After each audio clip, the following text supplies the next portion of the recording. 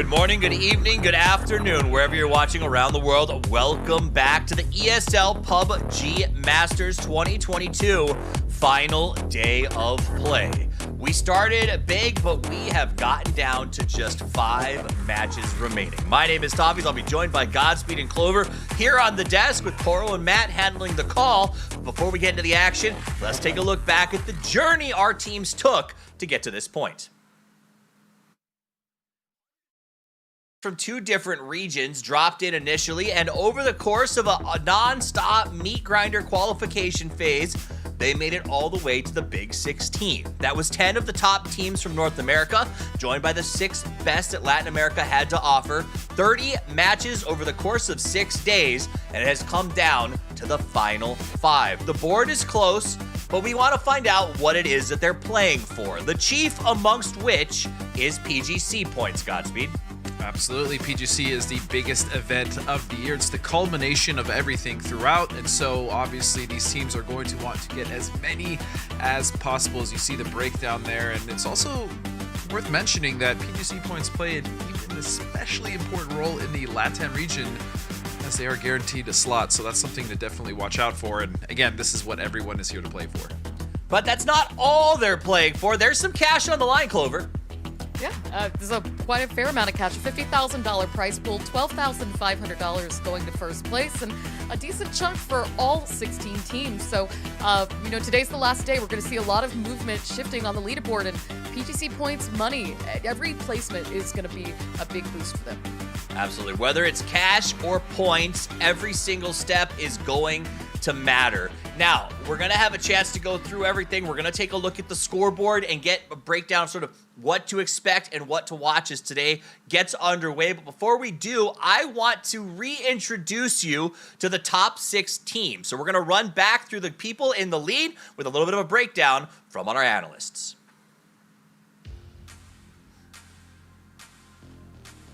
There we go. Gas cans. All right, I've got to tell you guys, I have been really happy with this iteration of gas cans. We've really seen, I think, this roster come into full form. Nikus has been showing us why he's considered one of the best players in the region right now. When we interviewed some of the other top captains from other teams, that was what we kind of asked, who are you watching? On the flip side of that, Synergy was one of the ones to watch coming out of LATAM. They've showed us throughout the weekend that they are continuing to put down kills, find the late game, and play aggressive. I mean, we had this circle twice, and both times they dominated this region here with the crates. They found lots of kills every game. What I'm looking for today is to see if they can find that chicken dinner.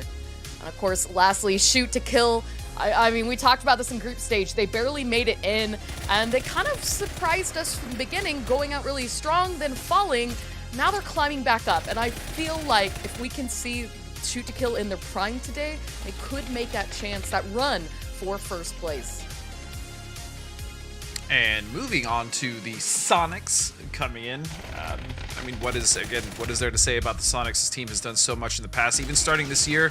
A little bit of an adjustment period. Even Quinn himself had said that they're trying to get back, get used to the points rule again, since they're coming off the most chicken rule. And to be honest, even though they had a little bit of a slow start, Sonics are right there back in third, doing exactly what Sonics likes to do, which is just dominate their edge of the circle and just move in from there. And so Bing Bang Boon, on the other hand, this is the old SSG roster now, and honestly, this team has actually started way better this year than they started last year. I really still love this roster. Keenan Roth, oldest Sharpshot.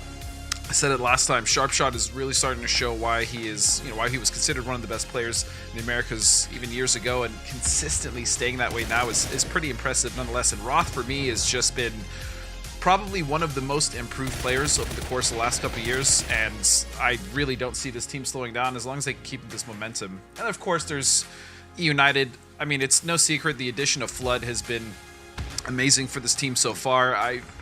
This roster in general is just probably, next to the Sonics, the most talented mechanical roster I think we've seen in this region almost ever at this point. Snakers, Relo, Flood, Kickstart.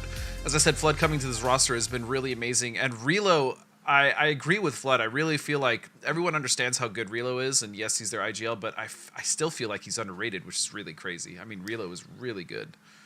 It's true. I think it's because of his evolution. He's been around for a long time, and he's kind of gotten better and better, and sort of worked his way up through the journeyman's list of teams and has really bloomed in the last year or so. Let's take a look at all 16 teams who will be taking the field. We just walked you through the top 6 in current standings, but there are 16 teams. Anyone here, regardless of how they are performing, and yes, some have let us down, deserves to be here though, right, Clover? I mean, the reality is they went through the meat grinder. This is the best 10 and the best 6 respectively from their regions. Absolutely, and I think the fact that it's been so close throughout the entirety of this Grand Finals event shows how insane this lobby is. There hasn't been a single team that's run away with it. There hasn't even been a single 2 or 3 teams that's run away with it. And just when we start to give up hope on one team to think maybe they're just not going to make it, they surprise us. And that is what's made this event so incredibly exciting. I also want to give, I know that we've been hard on Underdog's Godspeed, but there is something I think to be credited to. Look at the scoreboard.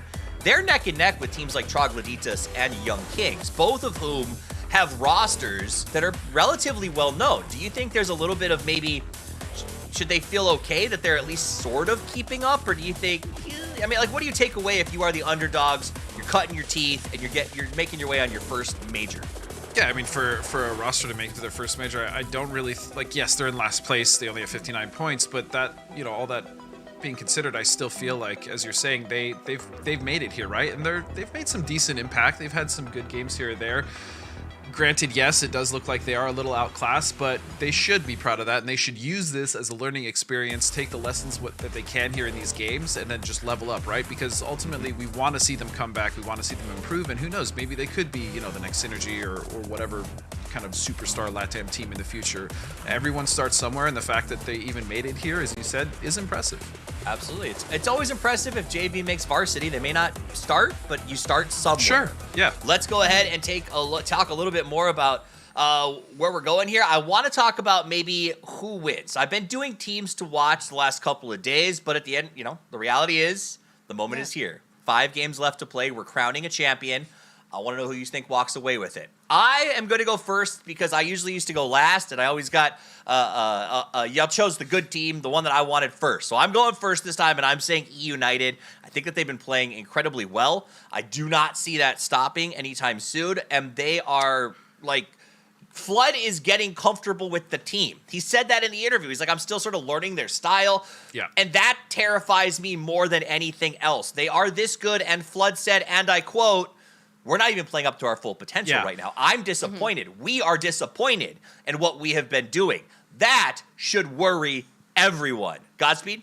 Yeah, no, I agree. The fact that he said that he felt that they played really bad, I was just like, are you sure? Because it looks like you guys have been playing pretty solid. But United's not a bad pick at all. In fact, any of these picks, like any of the teams in the top 6, any pick is justified. I personally am going to go with the Sonics just because I feel like when it comes down to these like really clutch situations, yes, I know sometimes they don't always come out on top, but new year, new format, I think Sonics are going to clutch this one out.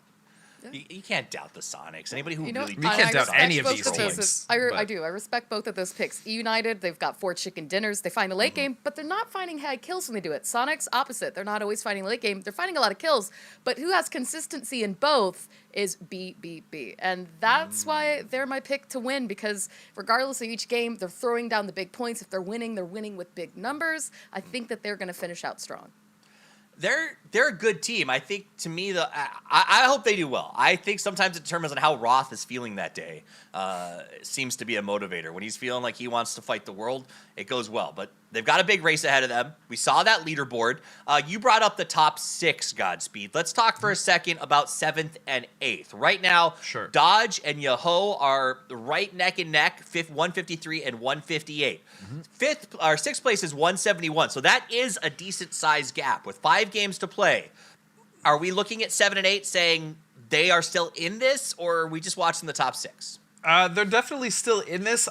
I'm not sure if they're in this for first. Like, I definitely could see Dodge or Yahoo having a really insane day, and potentially like some of the teams on the top, like E United, Bing Bang Boom, or Sonics, like maybe having an off day and they kind of shoot up. But I just feel like the consistency over 5 games, like I don't believe E United or any of those teams in the top 6 are just going to stay stagnant at their current point value. So I don't think so. I don't think either of those teams is going to win, but I absolutely think they're in the conversation for finishing like top 3, top 4. Yeah. Now, I want to keep conversation going for just a second. The lobby's filling. We're going to be into game in just a few. Clover, I want to ask about Built by Gamers specifically. When this event started, I heard a lot of people talking about, I can't wait to see what these players do. It's a unique roster. A lot of folks were like, they could have a huge upside or just be a complete flatline. What's your take after we've watched them for 25 games? I would say that they've hit about where I expected them to. I think these players individually all have amazing talent and mechanics, but sometimes when they've been in various teams, there's maybe been slight tensions that you can tell, confusion on calls. They might be in a situation that you're kind of wondering what's got them there. And I've seen a handful of instances like that where you've got to wonder what their comms might be like. Now, it's not to say that I don't think they can finish strong. I think that the potential is absolutely there. But just in what we've seen from the rest of the teams, I think that that's made it a little bit harder for Built by Gamers to be a little bit further ahead. But that's still to say, I mean, they've got triple digits down in points. Yeah. This lobby is insane in how everybody is sharing points. Is a Also, strong lobby. sorry, just to bounce off her. I feel like because this is a new roster again, you have Honey Badger, you have Vegas, Hikerman, and then of course Bale. Yeah. I just feel like they need some time. They need some time to kind of really gel together, and I feel like this definitely could be one of the stronger teams moving forward this year. Especially because I believe Hikerman is going to be stepping out. He's basically subbing right now for one of the members because they're not old enough to compete. But yeah, I really like this roster, and I think they can do good things. We'll see. Now, I hear the lobby's almost full, so before we go, I want you to double down. Something you said earlier regarding PGC points and the importance of it to Latin America in particular. What do we mean by that? Why is it that even though Latin America is maybe not in the race for first outside of Synergy, why is watching some of those teams in the middle to bottom still really important in terms of Latin American play?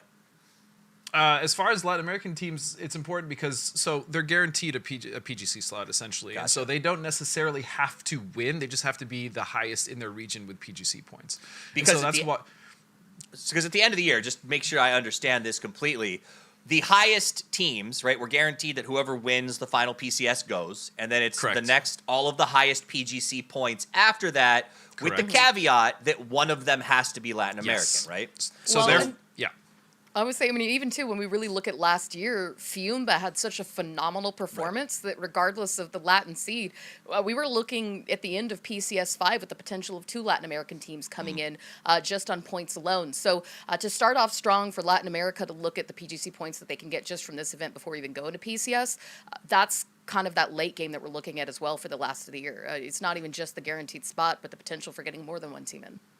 It'll be fascinating to follow because I do think there's going to be some narrative it seems like it's a pretty competitive region in the context of it might not be the same teams that make each of these events. So getting those early rack ups because you might miss a PCS or an ESL because of the way the qualification system works is very, very important, especially I think Godspeed when a lot of those top teams like the Sonics, SDK, E United, like I have no worries that they will continue to rack up PGC point gains of the top 5 in tournaments throughout the year, right? So there's going to be 4 or 5 slots that are kind of just, I don't want to say guaranteed, but very distinctly going to some well-established teams. Yeah, exactly. They're not necessarily locked out, but they kind of are, if you know what I'm saying. And so it's very important for these Latin American teams, yes, to at the very least be the best in their region because that guarantees them the slot like we're talking about. And even for some of those teams like Troglodytes, right? We're talking about teams and placements. Right now they're in 14th place, 97 points. Again, that's a team and a roster that we saw last year in a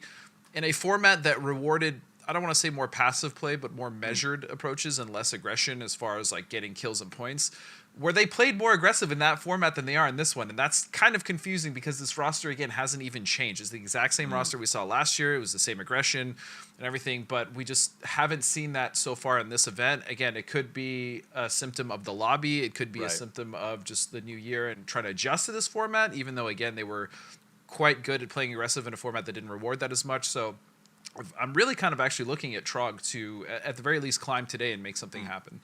Let's take a look at the 5 maps we'll be playing today, 3 on Miramar, and then wrapping up on Old Faithful Erangel. Quick, now we got about a minute till we jump into this thing. The plane is loading. If you could say one thing that you want to see from the team that you picked, Clover, a moment of pep talk for Bing Bang Boom, what do you want to see from this team in game number 1? You know what? I want to see them prioritize finally getting that chicken dinner here on Miramar. United's had quite a few wins this weekend on Miramar. Let's go to Bing Bang Boom. You got a sentence for your guys? Or you just Godspeed real quick? Anything? I mean, I'm not going to sit here and try to tell the Sonics how to play. I just hope that they can keep at least 3 or 4 alive going into the in-game. That's it. Nice. Focus up, lads. All right, guys, we told you 2022 was going to be jam-packed with PUBG. That is not a lie. Whether it's New State or Battlegrounds, there's a ton of action going on throughout the year, and you can get signed up for the next round. We are doing registration right now for the PCS 6 Open Qualifiers. Registration closes on the 7th, and playing starts on the 9th. So there's not a lot of time for you to build your own legend. Head over to na.pubg esports now to check out how to get in the game. You're going to love it. I'm going to love watching you. But I'm going to also love listening to our casters because game number 1 is ready to get underway. Let's head over to Porosaurus and Matchroom with the call. Hello, everybody. We are ready to head into game number 1. I am Porosaurus. Joining me once again is Matchroom, and it is a tight finish setting up here, Matt. Oh, I know, dude. This is what you want, right? I'm hoping that we still manage to keep it neck and neck all the way into the end. We want this. This has been so close, specifically over this weekend. I just want to see these guys fight it out tooth and nail every step of the way. I have a feeling that's exactly what we're going to see. Well, you can see the overview of everything that's going on by going to twitch.tv/PUBG Esports map, where you can watch the map stream, watch your team individually if you want to. You can see everything that's going on from the bird's eye view, so make sure you check that out. But I think we are getting ready to head into game number 1. 3 games on Miramar to start things off, Matt. Oh, and if you want the capabilities to try to equalize points, there's a lot of opportunities to be had on Miramar. We have been seeing notorious evil circles time and time again on this map. But that's what's making it so fun. It sure is. And well, to be honest, we've been seeing some really rough planes as well. This plane hugging that east coast, so cutting off a significant portion of that western side of the map. We'll see where the plane decides, or the first circle rather, decides to go. But okay, so we talked about, you see the analyst desk predictions, right? They got Sonics, E United, Bing Bang Boom. Who do you think? Who do you got going forward? I can't say the team that I like because that will get them in trouble and they will no longer be able to qualify because every single time I do, it curses them. Oh, so come I guess on. That's I'm not just going real. I'm just going to news. lead into Built Bang Better. Please don't do that. You're gonna get it in my head now every time I see it because they keep fighting each other, bro. Like they, I know. I swear, it's like they intentionally seek each other. All right, well there you go. The first circle is gonna cut down to the south. Looks like South Los Leones. So we've seen that. We've seen that before a couple of times here this week or last week, really. So shouldn't be too much of a surprise to most of these guys. I just want to see if anybody's going to get in the water again. Like when we saw the circle, I want to say, was it on like last week? I want to say that somebody managed to just grab a boat. It was a solo. Last one up was just like, well, hell, there's nowhere else to go, so I'm just going to hang out in the water right now. So there is some opportunities to be had with that. The issue is there's so much water and there's so much Los Leones in this. Yeah, but I mean, to be honest, like a lot of the teams haven't really been favoring Los Leones. I mean, we've seen them do these long wraps to get around it, and we see a lot of teams coming up from the south, sure. And I actually recall very specifically Built by Gamers winning a game playing from the south with just a whole mess of kills. So, you know, keeping eyes on our top place teams.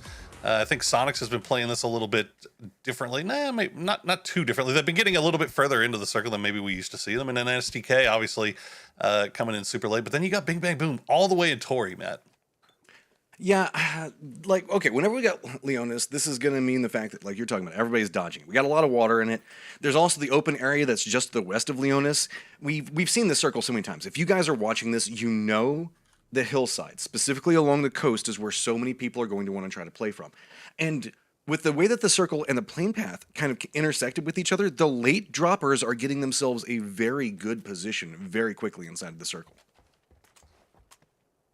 Keeping an eye on United, starting things off slow. And to be fair, man, starting off slow is probably good for all of these teams. Now that we've switched away from MC and switched over back to this point system, we have seen just a lot of early game fighting. A lot of early game fighting from teams that maybe you wouldn't be expecting. I mean, Sonics, STK, gas cans and Nootropic you kind of expect because they drop on Military Island, but Sonics, STK, these are teams that, during MC tried to avoid those early games fights, obviously trying to, just try to get good position. You don't want to take any big risks, but it seems like they're really starting to fall back into form as far as playing for kills early and trying to take over position.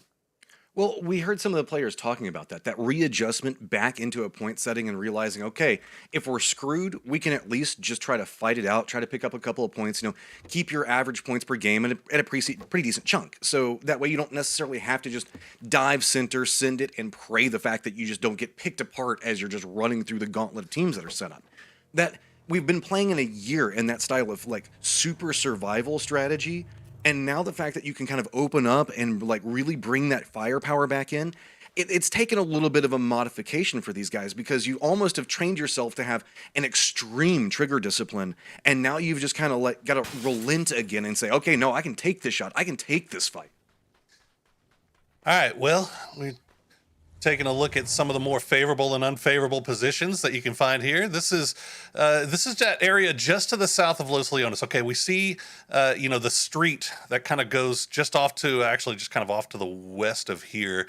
I was trying to let the production team know exactly where it was going to be, but there's not really a good name for any of these compounds down here, so it was hard to tell. But just playing from the south, really, Matt seems to find a lot of success for some of these teams here. And now for unfavorable, I had to say Los Leones. Oh, see, I actually typed it out to them what I wanted both ways. I beat you. I actually said just all the water, man. I mean, I know yours is way more logical, but let's be real. The water is just suck in this. Los Leones is unfavorable, which means the fact that the way that these circles have been going, guess where we're probably headed. And Sure. I do agree. But I think that there could be the opportunity to at least play the outskirts for some of these late rotating teams. Like maybe if you're one of the teams that came in really far from the north, like, I don't know, like maybe 22 Esports might be able to stop in that northern area. But you're right. That's about the only place that I could think of in Los Leones that I would comfortably stop at this stage. And you can kind of see, I mean, if you do have that map stream up, you can see everyone really just avoiding Los Leones, and they're all just kind of sending it into that area, that southern area right there. Nobody wants to have to make that push across. Now, kind of surprising to me that a lot of these teams are cutting over on the eastern side, but I guess that's just because they expect it to be free, whereas a lot of our teams that drop off to the north try to come in from the west there. So you see Sonics already heading down over towards the coast, but United and Yahoo trading shots already back and forth here. Shinboy spotting Aurello, and that's just going to be some love taps maybe. Nothing substantial. And this is why south of Los Leones is a little bit better to play from, because this eastern area has these massive high ground locations that just overlook everything. So if you're rotating in this corridor, you're at least going to get lightly harassed, and there's a good chance that a couple of headshots could connect. That being said, United is gathering an insane amount of information up here, and they should be able to just use that to make a much easier rotation. And it looks like they might even be leaning in a little bit closer to Los Leones and moving in, kind of leapfrogging into another high ground point to even get more information for the next move. Yeah, this is, I can tell you right now, this is not where United wanted to be. Like, they would prefer to keep going, get to that area where pretty much everybody else is going, because trying to fight your way into that area, that grid south of Los Leones is so difficult. If you can get there first and get you a compound, you can just kind of gatekeep that thing, play tower defense for quite some time. And, if you get a little bit of circle luck on your side, it's even better. But trying to play in from late is it's brutal, man. I mean, we've seen it so many times. They try to send it in on the vehicles and they just get wiped. Well, on top of that, if you can come down and get these control points early, you can get the ones that don't have all the little gullies that people can kind of sneak up to your compound on, because that is a very predominant factor that's going on. And Shoot to Kill apparently just says, nope, we're going to go for big building inside of Los Leones. But going back to what I was talking about, getting down into the southern area so that way you can get the quote-unquote safer areas, because whenever we look at the later game, don't be surprised if we do stay in the south of Los Leones. You're going to see a lot of very deadly foot pushes into defended compounds that are just so difficult to hold. Yeah, this is a little bit of an adjustment on the part of STK, I think. On other games where we've finished in this area recently, we've seen different planes, so they've actually dropped more on that southern coast. So this time they actually get their Minas drop, but I think, or their Hasi drop, and I think they just realize that they're coming in so late that the only thing you can pretty much guarantee is going to be open is Los Leones, and it looks like they have at least scouted out or practiced something. Some way that they feel confident in pushing out of the city. Meanwhile, Troglodyta is getting real close to Underdogs here.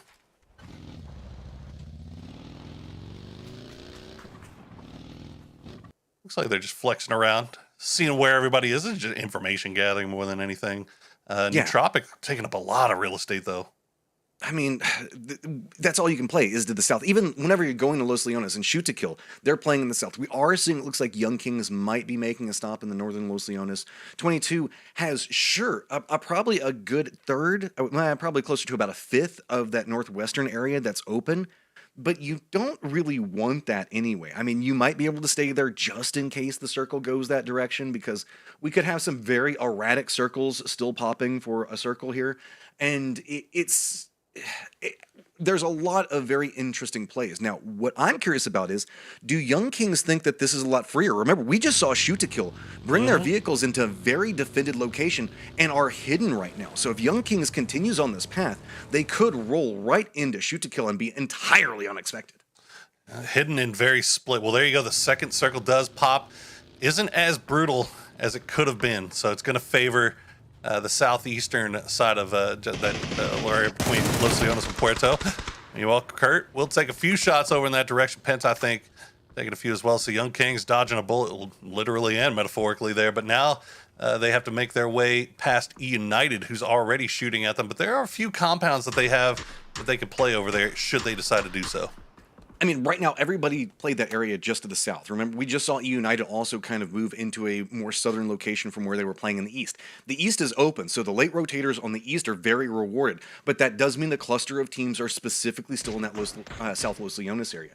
So whenever we're looking at this, I think that we're going to see Dodge, 22 Esports, Gas Cans, even Sonics are all trying to approach along this vector, and it's going to be a lot more crammed than I think that they were expecting, as they were probably hoping that people might be a little bit more centered in the circle instead of so heavily Western favored. Yeah, I think they were, I want to say they were definitely hoping that this Circle 2 pop would cut more to the west. Instead, now it cuts to the east, and you're looking at Bing Bang Boom and E United, who played their gamble that it was going to come over this way, and they have so much room to work around here. So if this Circle 3 pop continues to go in that direction, they're going to be laughing, at least through game one. Meanwhile, Troglodytes, they have a compound for themselves. Sonics creep in just underneath them, built by gamers just off to the side. But this edge of Los Leones, this is where it's getting weird, man. See, look at all these little sneaky angles you can kind of take to dodge around these defended locations up at the top of the hillside. I mean, this is, sure, there's the road in between it, but you can see that Troglodytes doesn't have good vision on where Sonics is right now. BBG kind of does, but it's not like they can really do too much onto this. Troglodytes, you can see, can spot them coming up the hill, but they really can't harass them. And that's going to be a very reoccurring story in this section of the map, as teams are going to be slowly working their way up the hillside away from the coast as we're slowly going to move away from the water. You saw in the kill feed, 22 losing Hayes 10. That's going to be the first death of the day. And 22 still in a kind of a rough spot here, pinched between Synergy's 2-2 split and STK and Los Leones. But Sonics, they're still creeping around. I feel like they either know that Troglodytes is around them, or they're just trying to scout out if anybody's just off to their north. They would love to see how much more real estate they can get. They would also love to see where the next spot they have to rotate to is. But that's the problem playing from this south coast. It's so hard to get information at this point because you're playing from the low ground. Well, I mean, we've had Trog take a couple of shots at Sonics, BBG, I'm sorry, as well. BBB actually holds down a lot of the circle into the east. If we can see the map for a second, you can see this is why people don't want to play Los Leones. Look at where E United is set up right now. Shoot to Kill is trying to leave out of this. 22 Esports is already kind of, there's this wall that's in the southeast. Everybody that's played around Los Leones should be familiar with it, and it makes these independent choke points. So whenever the circle shifted like this, it makes it so much more difficult for Shoot to Kill to navigate out of this in any form of a I guess, easy way. They know the fact that they're probably going to have to take some type of fights, and that's why you can see that they're trying to work their way up the hillside to circumvent where 22 and Dodge are playing from. Ooh, there you go. Okay. It's going to center up. And Yaho's going to be looking pretty nice. Rumbler's looking real nice. I can't remember the last time I saw Rumblers inside of a circle. I feel like they've always been chasing ever since day one. But this time around, they're going to get a little bit of fortune favoring them. As we see, STK has started to make their way out of Los Leones. They know exactly where the 22 boys are, but do they know where Vinny is? And do they know about Synergy? Parago shooting Capitan could get an angle on this, and they want to be very careful about how they approach this. There's a lot of pushes that are coming to play. Ascendants, but the north is going to be the bigger problem. 22 Esports, you can see, is trying to get more mobile, but they're being held back by Dodge. Synergy, also in a similar problem. Dodge is also taking some shots into them. Synergy was running a 2-2, so now they were playing much further down to the south. They're trying to regroup into the north to provide a little bit of support, but you can see Gas Cans was trying to navigate to the south. They wanted to approach where we now see the 2-2 split from Sonics, holding down both sides of this road. Gas Cans doesn't have a path into this. Newton has already moved into the north of them, so even if they come up this hillside, you can see Hello Senpai already waiting for them. So everything along the south is just massively gate-kept, and so you're going to have to fight your way into it. Built by Gamers is actually playing pretty close to center, and it's going to be Troglodytes that's trying to make a move around them. Honey Badger already down. Hikerman has been flushed out, but you can see Troglodytes can't really push this as effectively as they want to just quite yet. The nades are getting pretty close and doing a significant amount of damage, though. Billbot Gamers has to be careful about trying to play around this smoke. They don't want this that flank. happen. Rusty's there, a nice flank. Comes right up behind him. They were so concerned about the return throwables that they never even saw the flank coming. Rusty Zera eats one alive. Balefrost working through the smokes right now. Is Flash within an inch of his life, but he's going to find Rusty. His hands still up in the air. The flash goes away. Balefrost saving Built by Gamers right now. One more left alive for Troglodytes. Working around the outside. Can't win it. Necro will take him out. You gotta give it to Troglodytes. I mean, Necro gets it in the end, but man, that was an extremely valiant play trying to come out from Balefrost there. Now, back onto the other fights. It's going to be Gas Cans again trying to make this push in. Dodge has now shifted right in between where Synergy and Newt were playing at just a second ago. So now 3 different teams gatekeeping out Gas Cans from here. Nades are already being tossed down the hillside, and they're so much easier to throw down the hillside. So it means that you get way more distance in it just due to how the geometry in it lays. But Gas Cans has managed to get into a little bit better of a high ground position around the side of this one. But it's also drawn a little bit of attention from Synergy. We also see Newt that's starting to creep into this one. So the aggressors in trying to hold this out were originally Dodge. But now with Dodge, they've kind of garnered a lot of outside attention of their own. Yeah, and Gas Cans will lose Adam. I mean, that was always going to be a problem. The high ground was great for him when they had it, and unfortunately, Synergy just gets an angle on him from way downtown. Nootropic now under a little bit of pressure from, I believe that's Underdog, shooting at him from way off in the northeast. Yeah, that yellow... it's going to be Underdogs. They'll get the res onto Lampalot. Can they reset before the rest of these teams start peeking up over this ridge line, though? Can he time this right? If he gets up here in time, I don't know if Gas Cans would expect this. He's creeping along over here. Did he spot him out going up for it? He did! Good spray! And so he gets 1, gets 2! Looks around, realizes the fact that there's no other Gas Cans. The other one is very far away, about 200 meters. So that's going to spell doom for the other 2 Gas Cans, and Dodge is going to find a little bit of an easier way to work over here, because the other members of Dodge are very much caught up with Newt, as well as Underdogs and Synergy, but Synergy is using that opportunity to creep in, and while that firefight's going on, we still have the 22 and shoot-to-kill fight that is still happening. Fights going on all over the map. Meanwhile, the circle did pop. It's going to go south of that road from Puerto. So Kurt will find the last kill onto 22. So STK will lose Penta in the process, but they still keep 3 alive. And now there's they actually have a lot of room around them. Dodge now having to push through Nootropic. I'm not sure how hard Nootropic is looking. They would love to leave this compound, but they can't. Well, we have Synergy that's making a directed send into Underdog, so that's going to provide enough of a distraction for maybe Dodge to make this push. Remember, they were being harassed at range just a second ago. Synergy comes in. They crash into this quite strong. You can see already getting a little bit of a favorable reposition on that. Multiple members are down on both sides of this. Synergy did have 2 of their members go down inside of this approach. Meanwhile, Dodge still trying to make a push of their own. Finn is going to go down, and this is just a very back and forth fight for Dodge to try to take as they're coming into it. Can we see Synergy get the angles onto it? And yes, they do. They should be able to get the reses and rewarded for now, but guess what? Shoot to kill just finished off their fight, and they're rolling in 2. That's the problem. The third party from Shoot to Kill going to come in at the worst time for Synergy. We'll see if Dodge can rally here. Ethan has been the man possessed the last couple of days. We'll see if Dodge can rally. Luke 12 sending the throwables in. Floor's on fire. Capitan, here's the push. Stop for the reload. Tries to go across. That's going to give away Luke's position while Fisher tries to go for the res onto Pippa. Shoot to Kill, maybe being this a little bit too cautious here.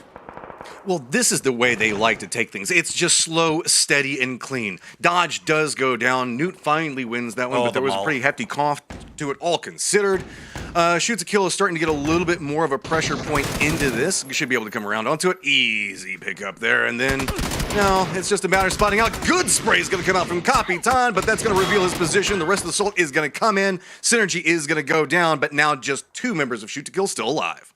Capitan gave his life to get that flush onto Purdy Curdy, and that's going to leave STK down to 2 players now, and Nootropic creeping off just to the west here. Sonics also, as you said, doing the wrap up on the north side. They've got Waikik and Mukau that's right behind them. They need to be careful as the new circle pops.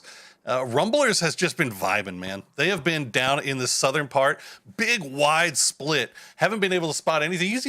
Keenan from BBB has gone all the way down there while the rest of his team is up to the north, kind of gatekeeping Young Kings and E United, waiting for that fight to pop off. We'll see if Sonics will spot out any of these roamers here coming in from the west. They've got a pretty easy approach coming into this. You can see that they've got that little bit of a gully that they can play from as they're coming into it. The issue is the oppositions could be a little bit lower.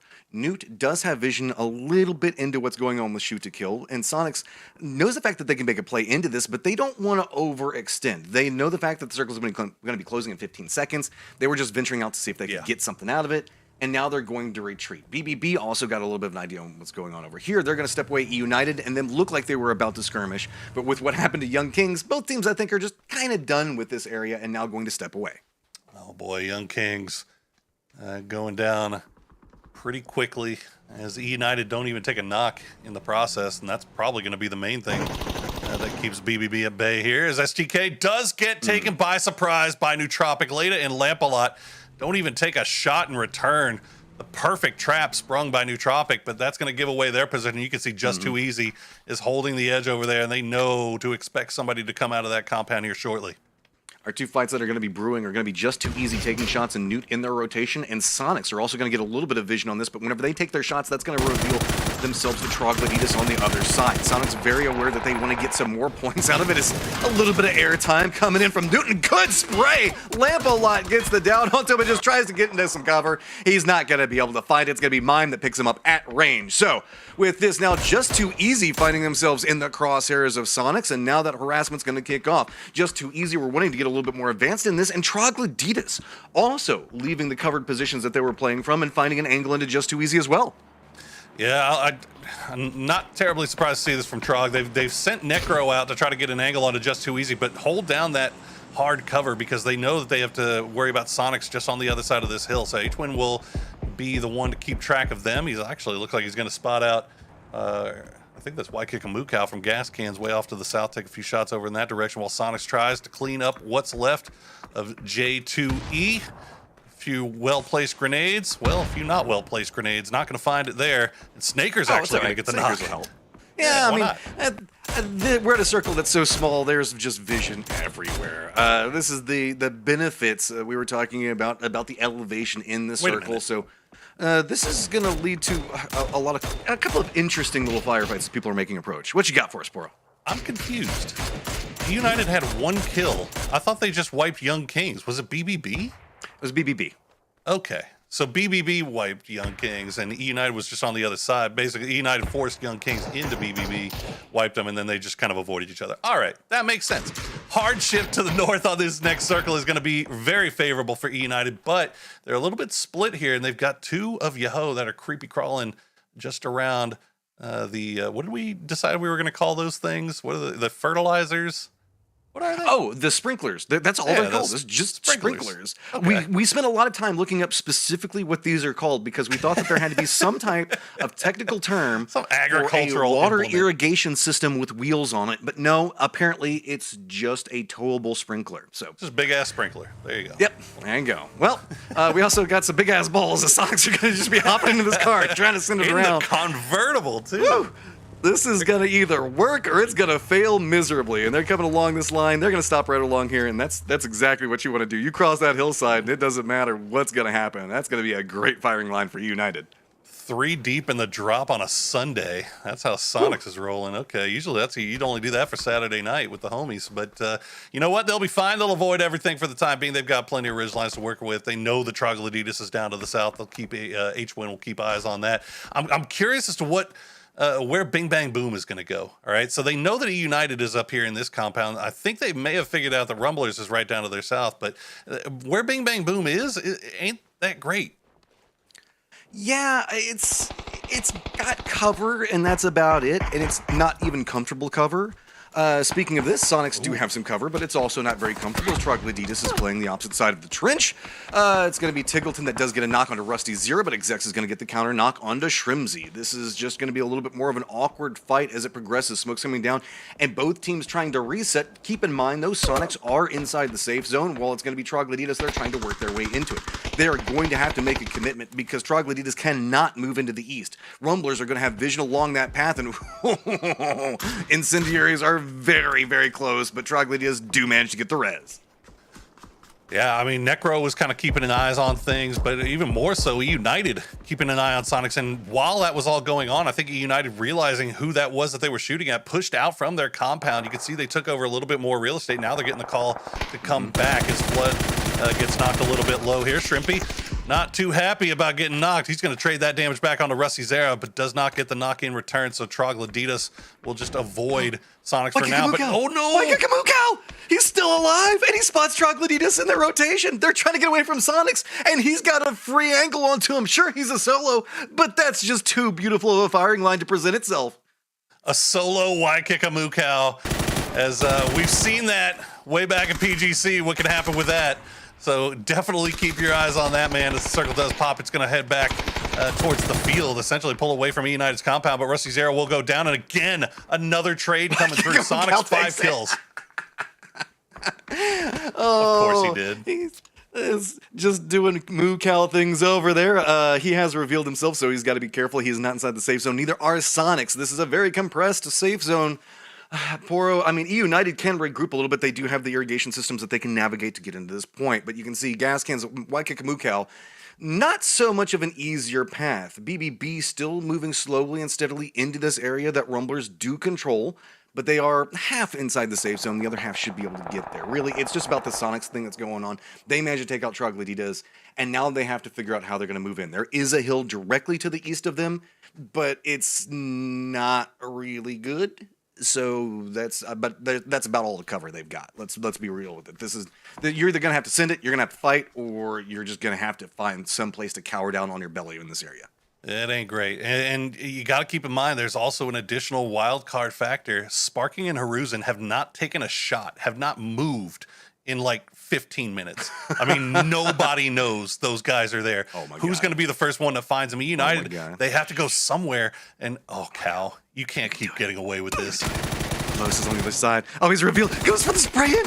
He's gonna get the shot. Oh no, Los gets it. Rumblers do defend up, but you want to see that from Rumblers. They need these points. They absolutely do, and boy, Cal did some damage to him. Couldn't get the knock, unfortunately, but and it's actually huge for Rumblers that they don't take that knock there, because that would have been absolutely BBB and Sonics crashing down right on top of that compound while that knock was down. So. And this is good for Sonics, though, Oh, because with Waikakamukau going, now they can rotate in this area where they would have been in the open and revealed to his position earlier, so they actually have a halfway decent spot in the circle. I mean, it's not good for what's going to be happening in the next circle, but it's way better than just being down on their belly, hiding right up against an irrigation system. Yeah, I mean, E United probably in the roughest spot right now.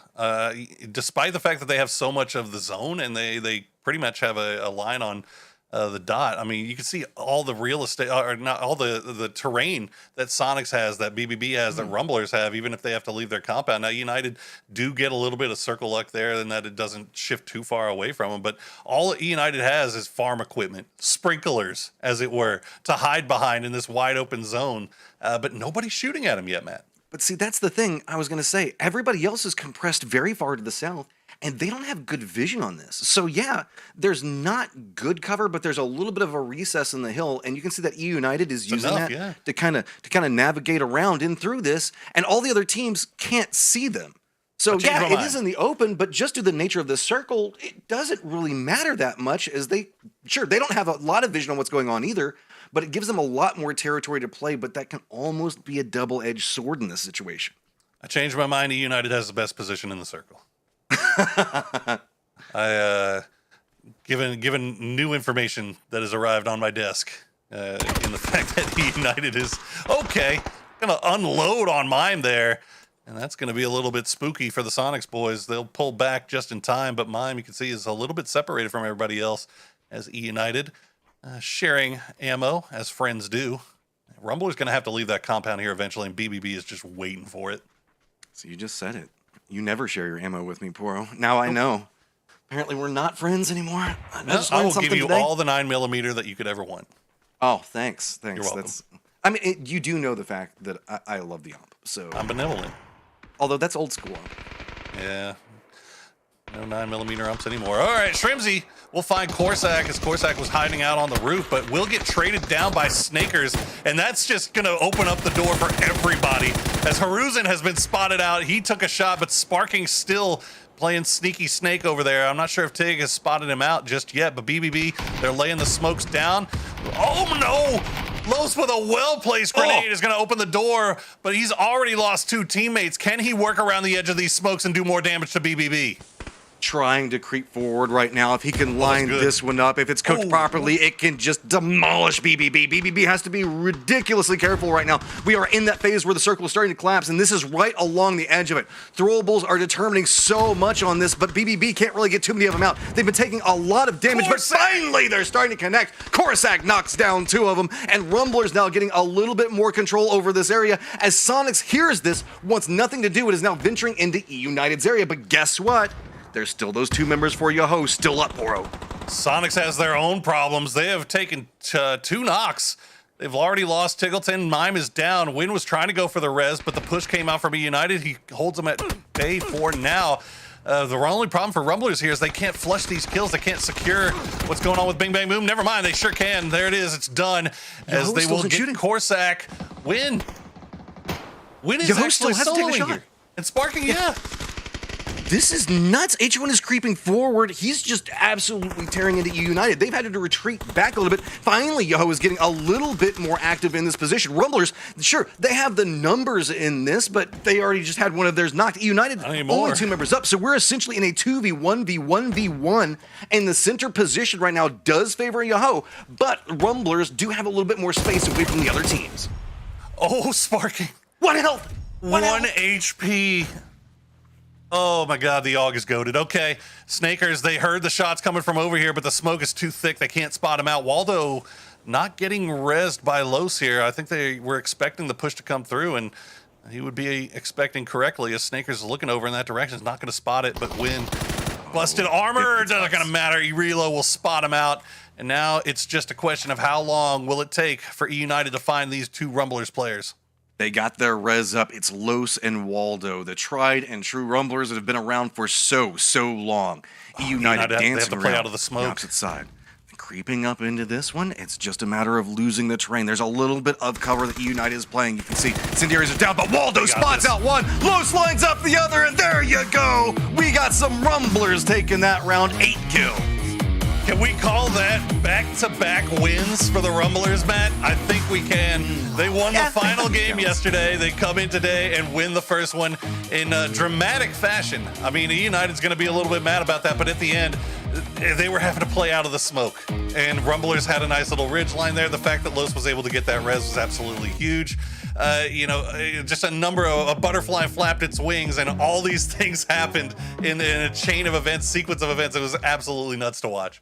I mean, holding out for so long and just letting the firefights go on around them to then pop up and just start ripping into people.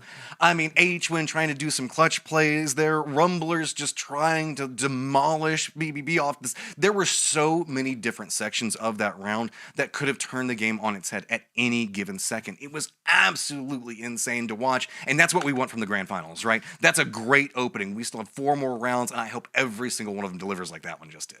Well, I know Godspeed's going to be happy about that performance for Rumblers because that was very, very well played. There was a number of times that could have gone completely end up, but they managed to cover it. But we are going to take a quick break. But first, I want to see a video with a very talented, very smart individual explaining some stuff about bridge camping. I don't think he's that smart. Welcome to PUBG Playbook. ESL Masters has already kicked off and had some spicy games, one of which I want to take a look at that has not one, but 2 bridge camps.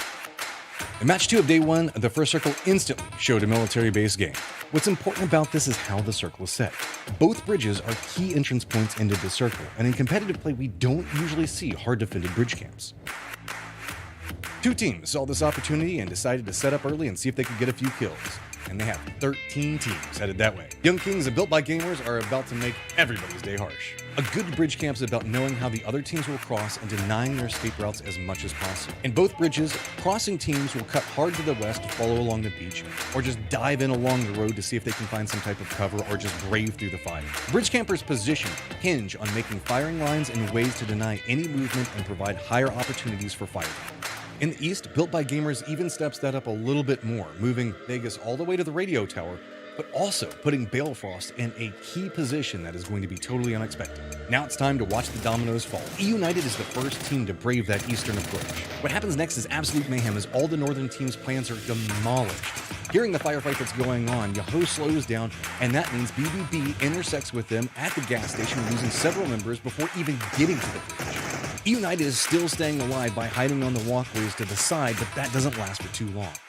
On the Young Kings Bridge, shoot to kill shooty senses go off, and they decided to not cross and instead camp the northern side of the bridge, making now both sides locked down for anybody that wants to pass.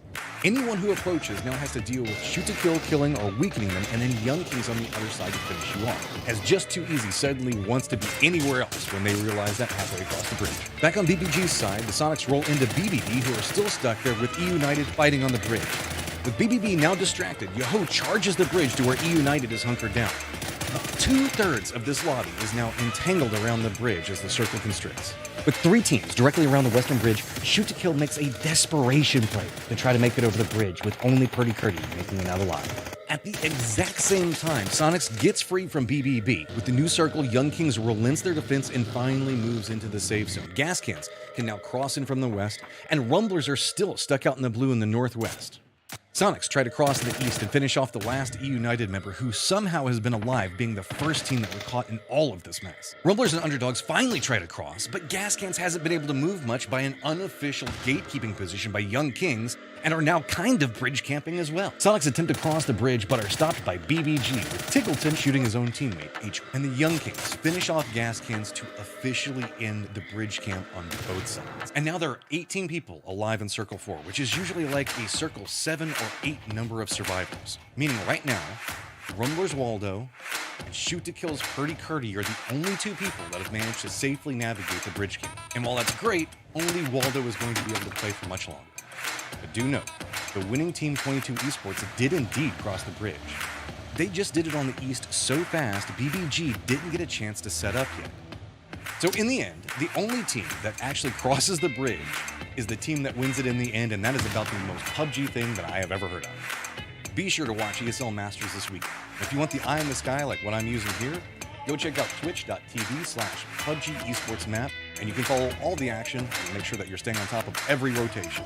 Also, down in the comments, make sure to let me know about your favorite bridge camp you've ever seen or been a part of. And until then, I'll see you on the battlefield.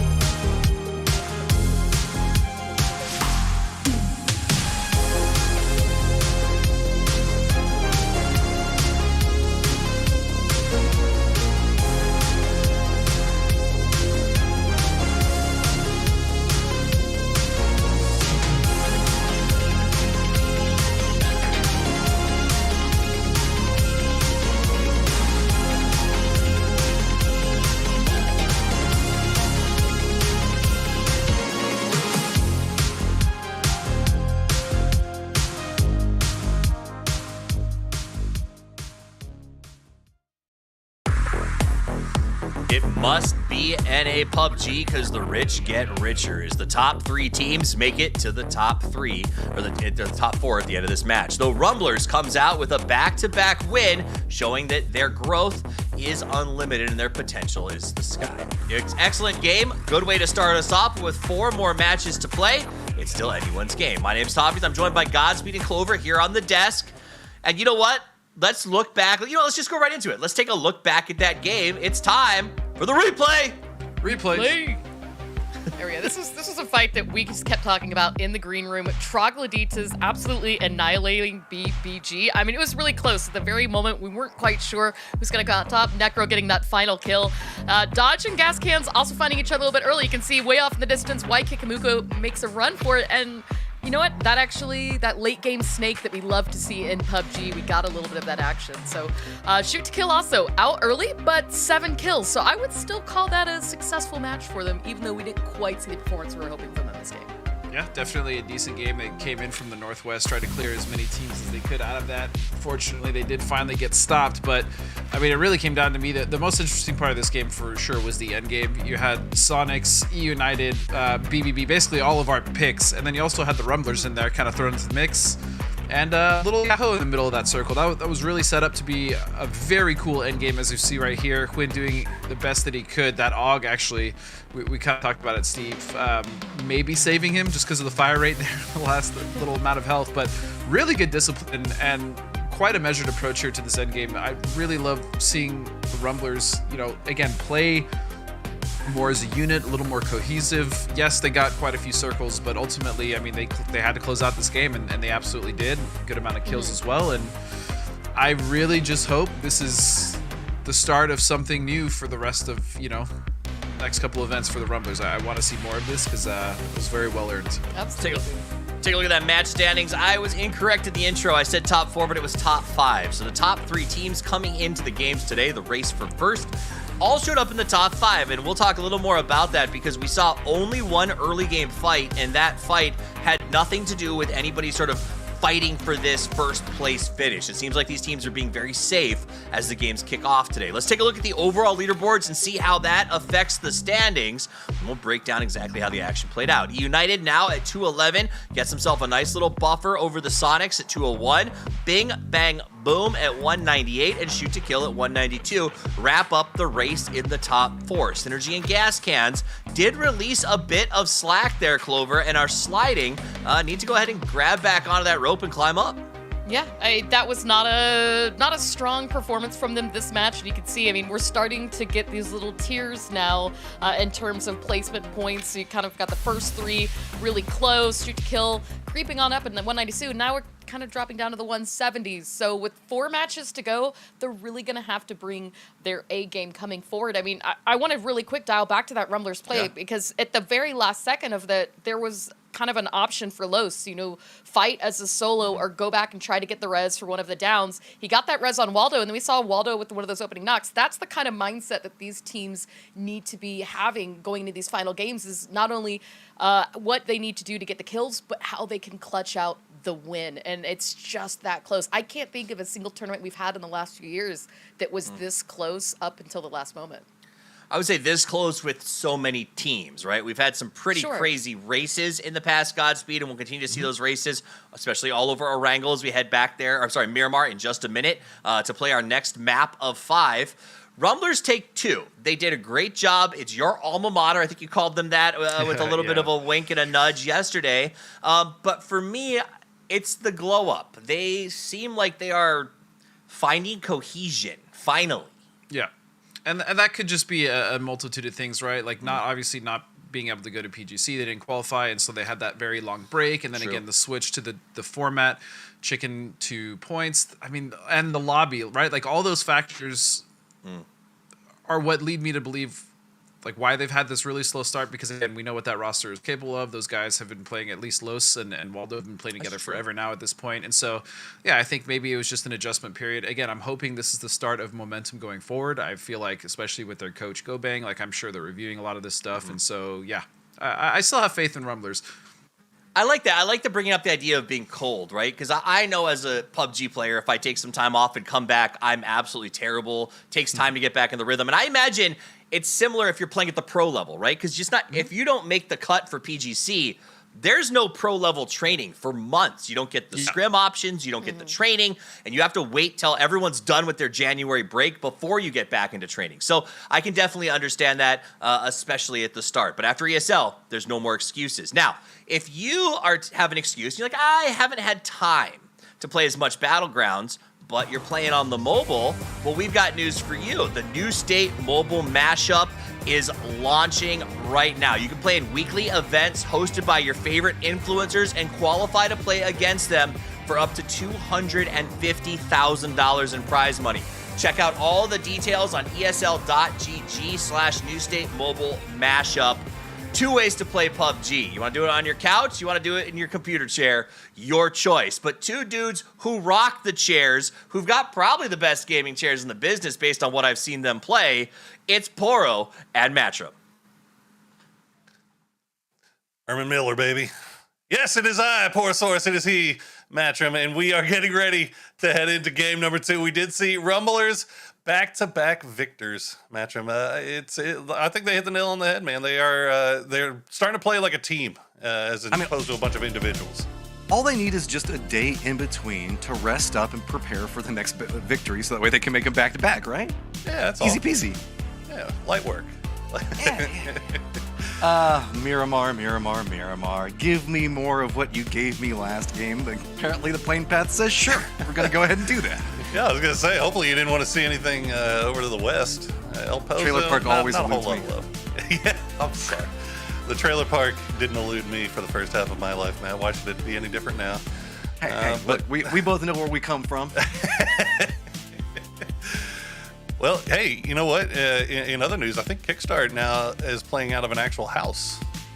By the way, the last time we saw an interview with him, he's not playing in the gaming trailer anymore. Moving on up. Look at Which that. honestly, Breaking like, into all if that we're being honest, like, a gaming trailer sounds pretty lit, doesn't it? Like, Kinda does. like just being by yourself, you just have the whole place to yourself. Like, he was in the backyard. I mean, he's got a house, attached to where the gaming trailer was. But man, that'd be kind of sick, actually. It's like your own little dorm room. See, I'm just happy that finally I got an office that's worth something in comparison to like the last several years I've been casting in the worst office in existence.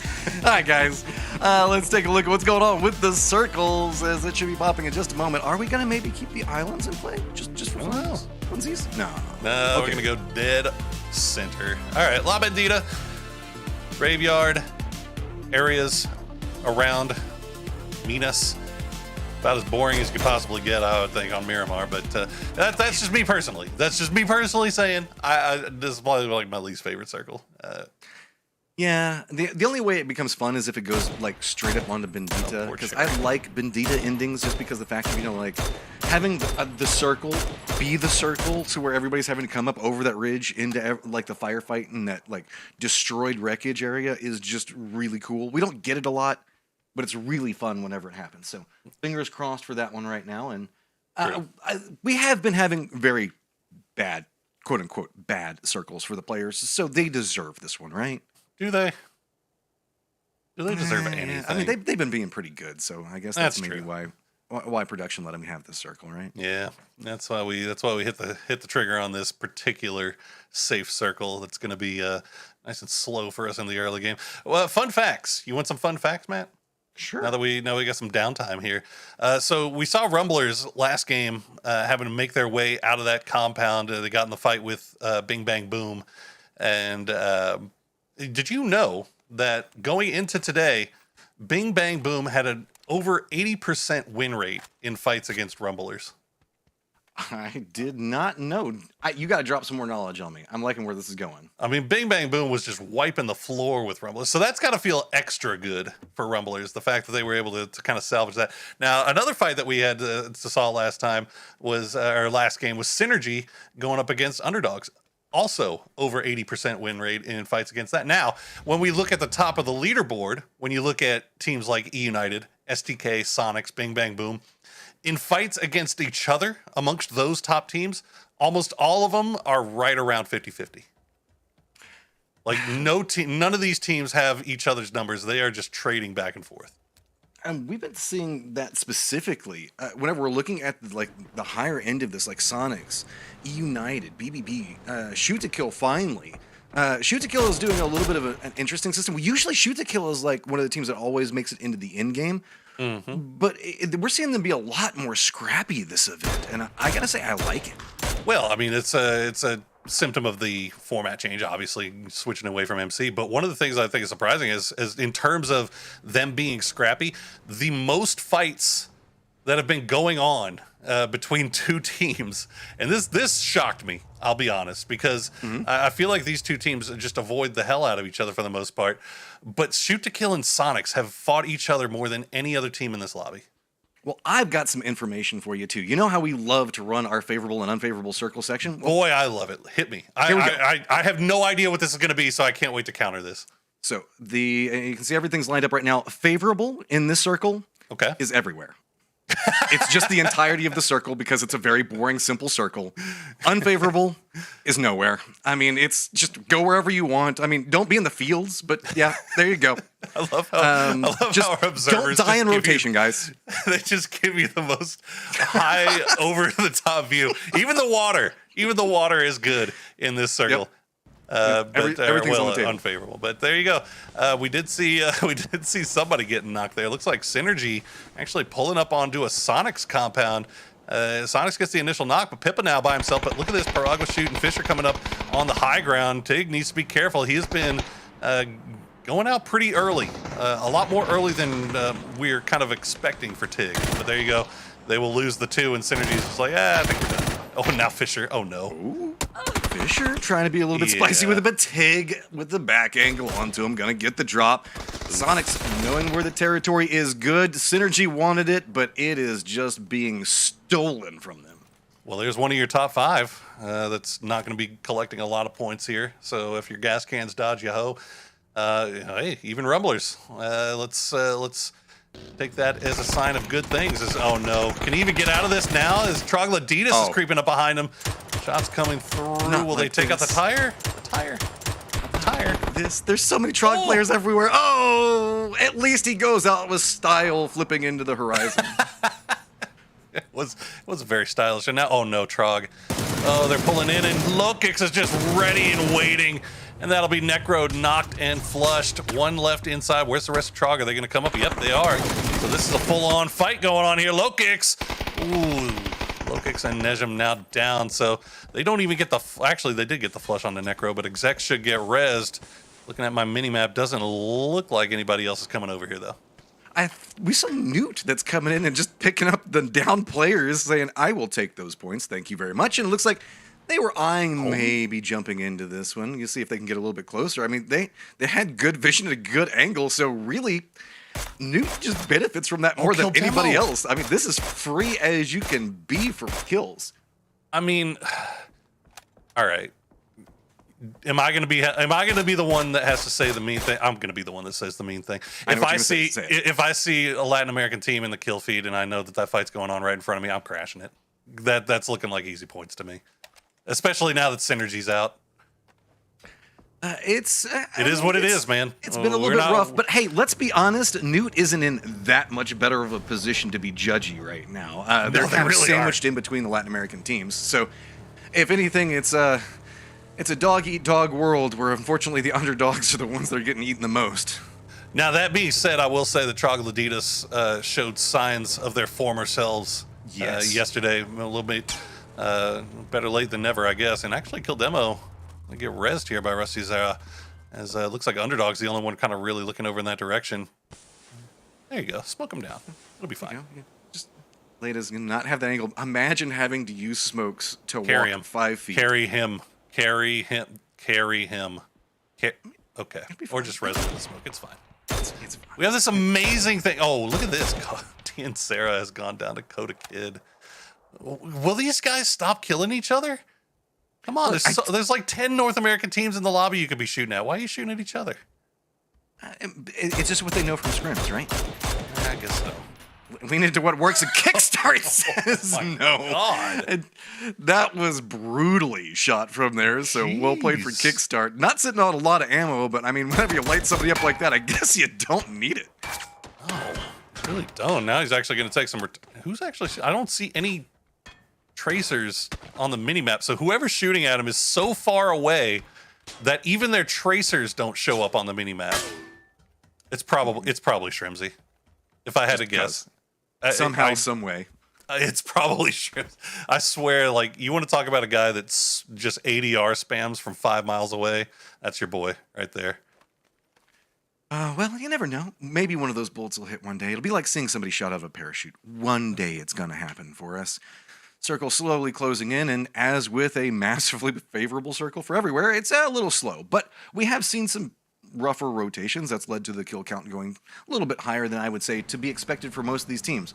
We already talked about Los Leones being rough this time, and Snakers, yep, hop in that vehicle and get out of there. You were heavily outnumbered, and Shoot to Kill comes in with authority and takes that one just off of sheer numbers presence.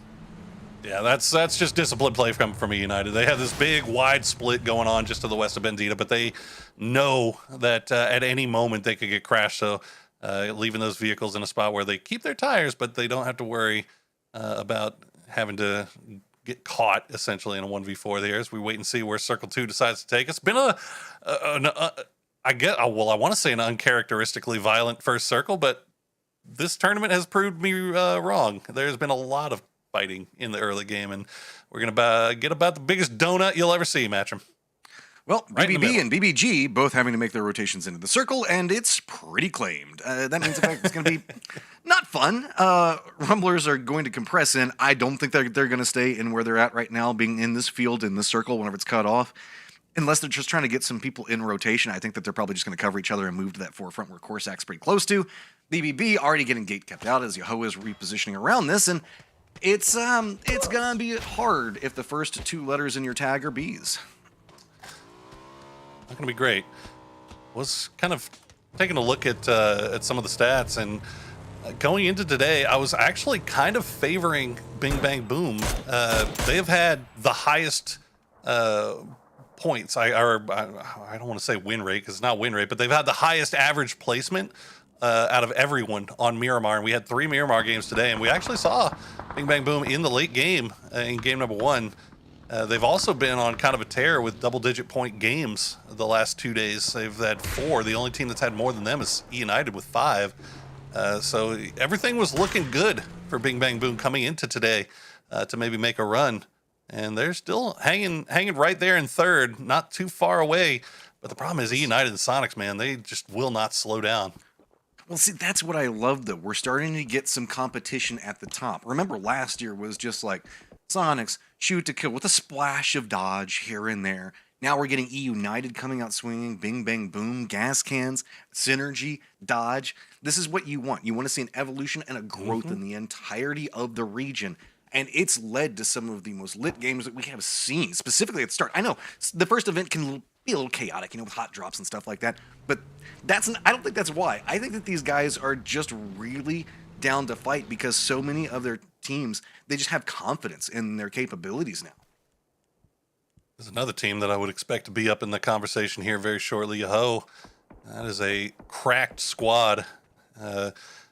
Even the fact that they're in 8th right now and doing pretty well, I would almost say that they're underperforming in my eyes. I would expect them to be in that top 3, but it's been a little bit of a slow go for them here, at least through the first couple of days.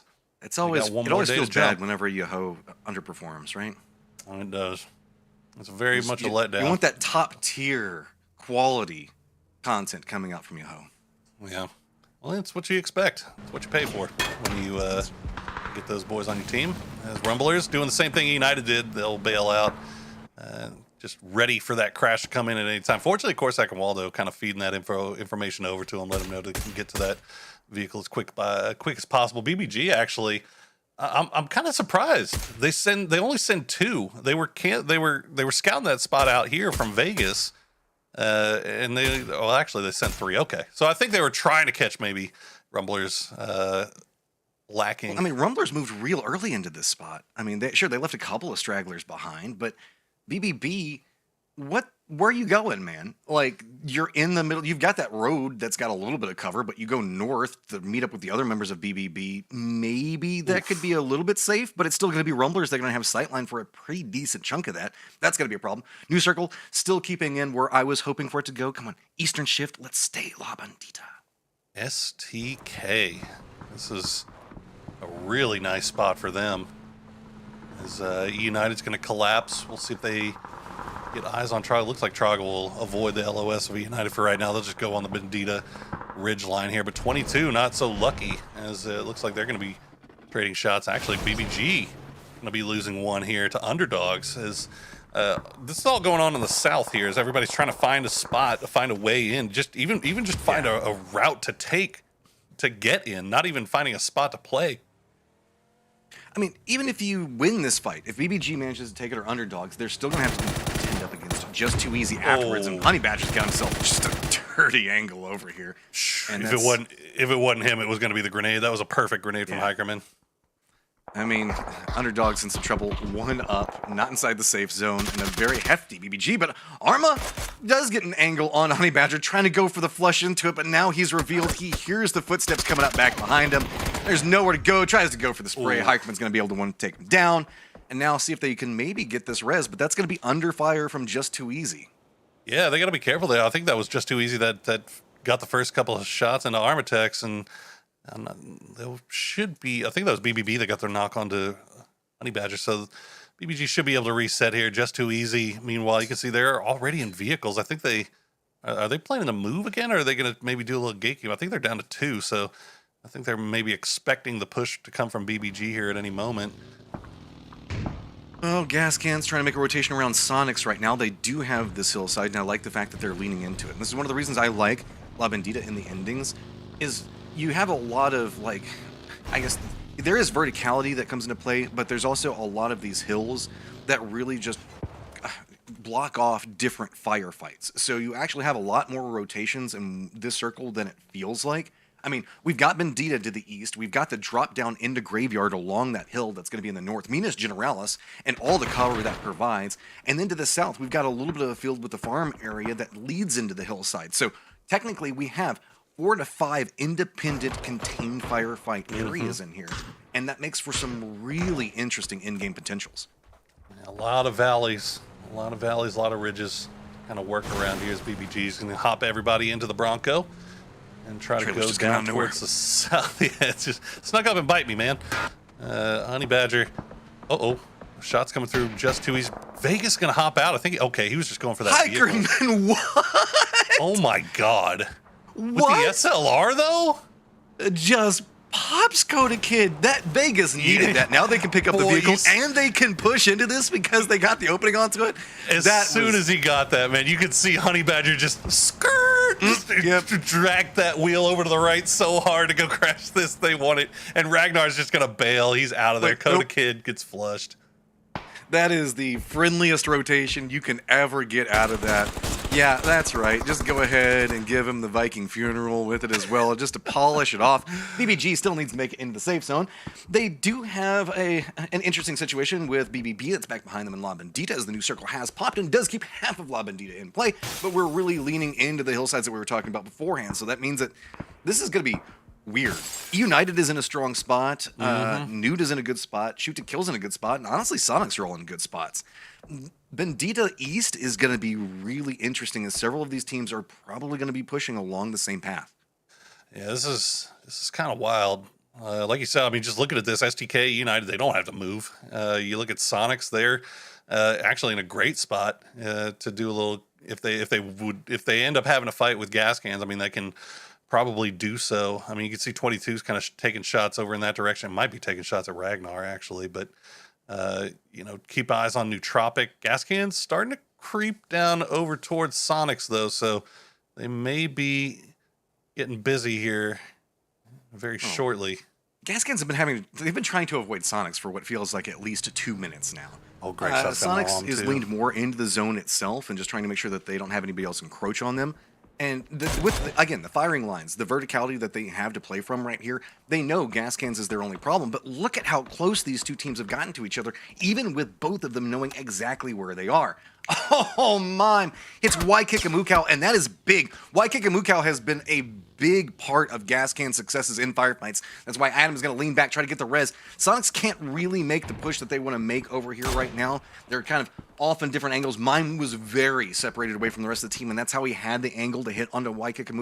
So they could regroup a little bit, but even getting that weakening at the start, just maybe weakening the armor or the helmet just a little bit more makes this next firefight just a touch easier. I'm not sure.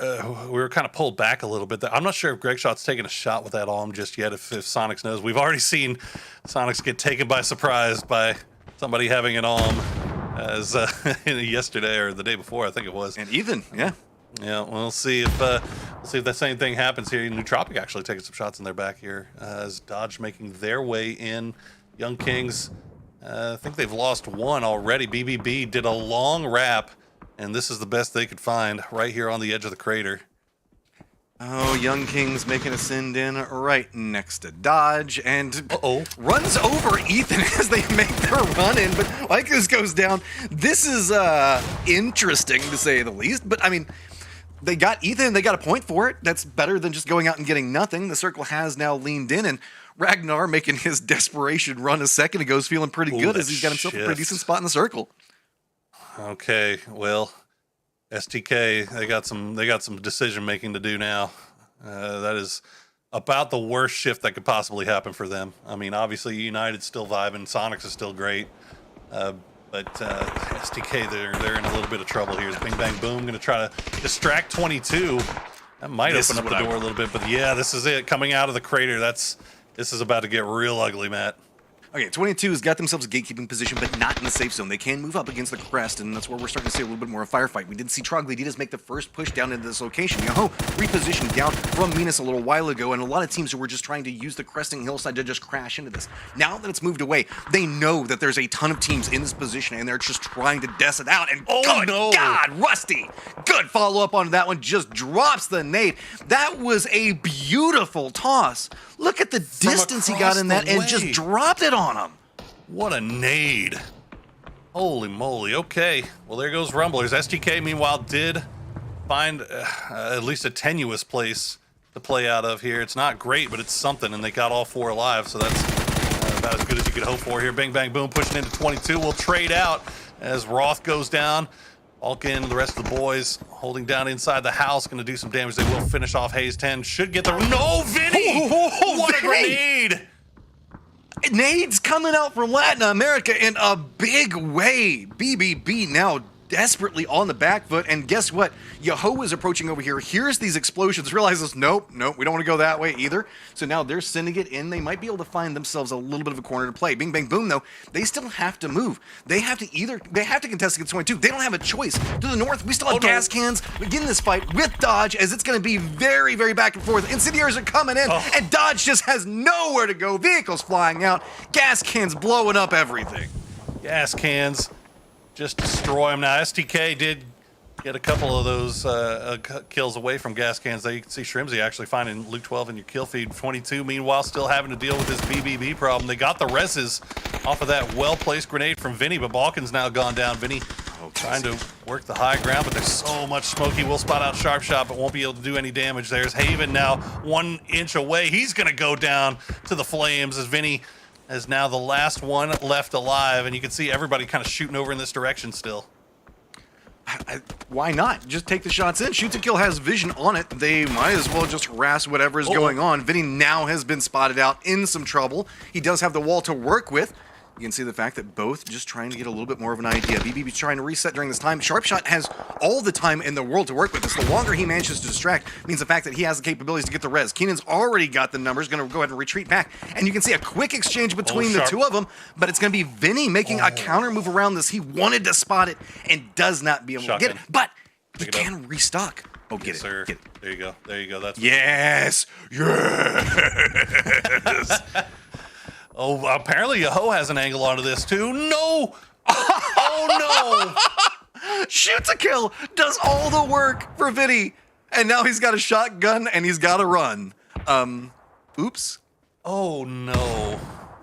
Oh, that feels so bad. Okay, Well, SGK, I mean, I felt like the position they had was a little bit rough, but man, they are doing some work from this. They've gotten 5 kills. I feel like they've gotten all 5 of these kills since they've been here. So Gascan's starting to creep up over and see if they can get maybe within throwables range. Ragnar just hiding in his shack for dear life. Honey Badger. Yeah, that's a super dead vehicle. Make it cinematic for us, Honey Badger. Oh, he gets out. Oh, don't let it hit you. Okay, it's fine. It's It's okay. He's good. He's not in the safe zone though. And He's Yahoo knows right where he needs to be. you better be ready. Yahoo is coming. Prepping up the nade. No shot. Oh. Okay. Shinboy does the seat swap into it. Off the back of the buggy. All right. Well, I mean, this isn't terrible for well, it's about to be terrible for Yahoo as United is now streaming out of their compound. They would love to be able to clean up whatever's left here. Nootropic actually. Lamp sending over there, seeing if he can maybe find some grenades. He reloads, will find it, and Flood will clean it up, and that's going to be Nootropic figuring out that E United's starting to flex out just a little bit. They might want to pull back. It looks like that's what they're going to do. All right, East is definitely E United's control. I mean, they do have Ragnar that's over there, but Ragnar doesn't want to move at all. He doesn't want to reveal his position. He's just playing for placement points. Problem is, E United just knows where everything's going on. You can see Incendiary is coming in right now. Ragnar on fire. Oh, he's going to be a little bit crispy. Are they just going to go ahead and make the push around? Yeah. Maybe some support. Actually, some support is coming in from gas cans, forcing E United away from that angle and saves Ragnar. Oh, is this going to be the grenade? Sure is. Bank shot. Nicely done, Snakers. Okay, he's gonna throw a second one just for sure. But he will pull back down, heal up. E United still 4 up. They have complete control over the eastern side of this circle. Now SDK still hanging out in their ridges. Sonics has been quiet for a little while now. They did lose one. Looks like they lost Shrimsy, and they've just kind of been hanging out over in this area. Gas Cans doing the same. The circle is going to cut hard east, favoring E United. So now Gas Cans, Sonics, Nootropic all have a lot of, needs to do some quick thinking. They got places to be. I'm seeing some similarities. These top 4 teams, or top 5 teams. Wild, here, isn't it? Still have 4 of them still alive.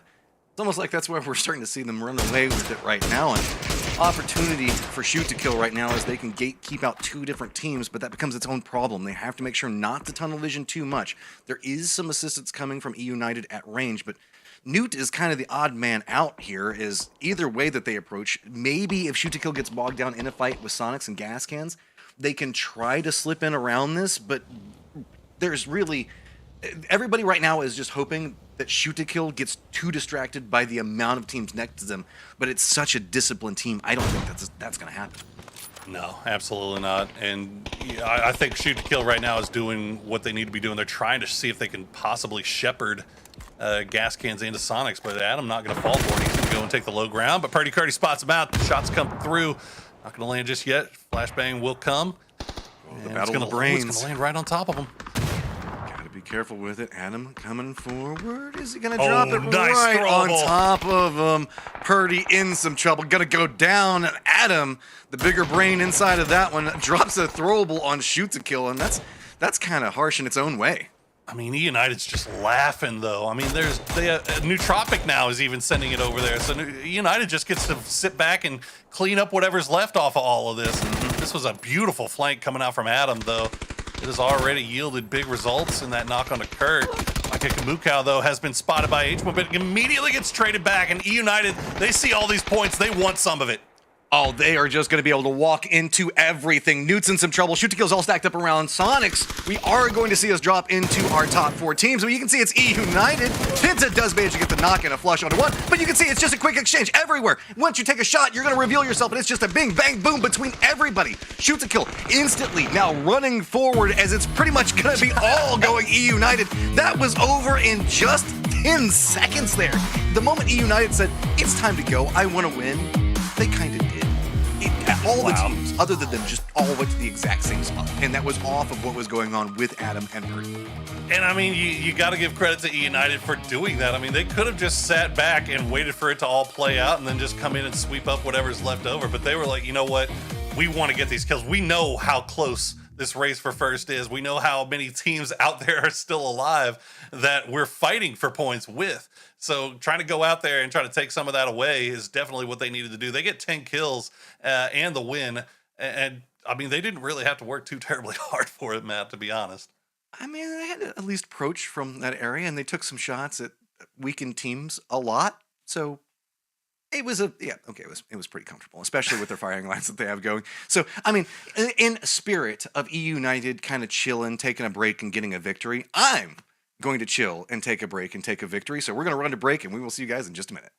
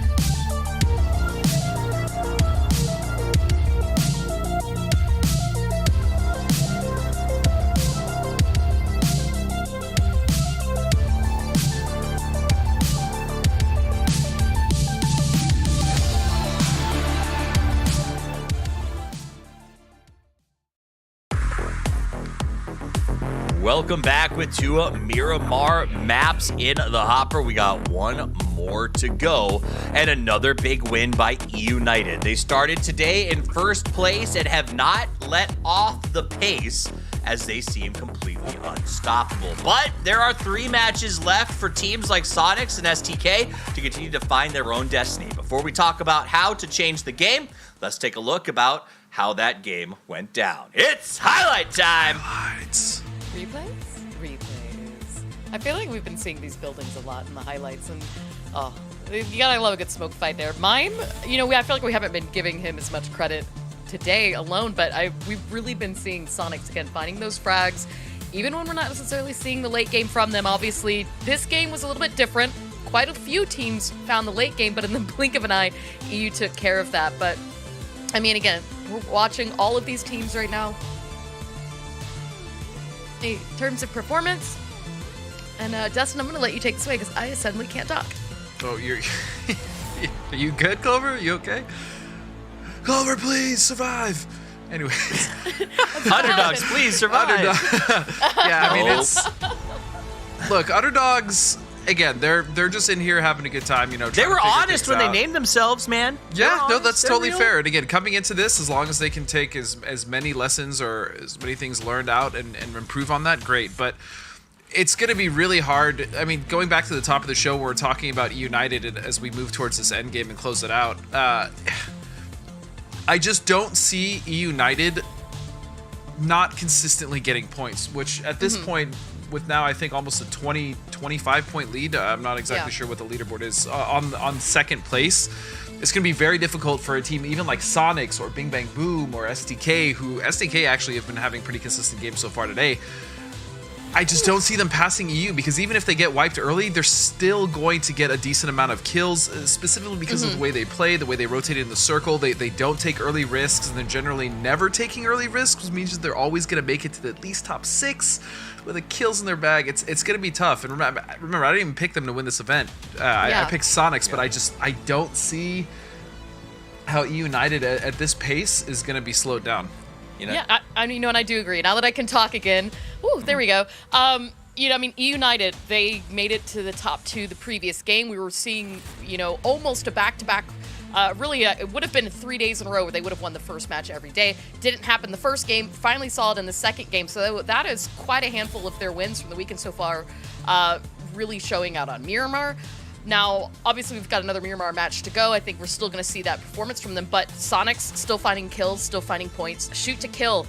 I believe this was 8 kills for them this game, and this time late game points. So what we really need to see is anybody else in the lead putting down 8 to 10 kills for the rest of the games through today, because otherwise United's going to run away with it.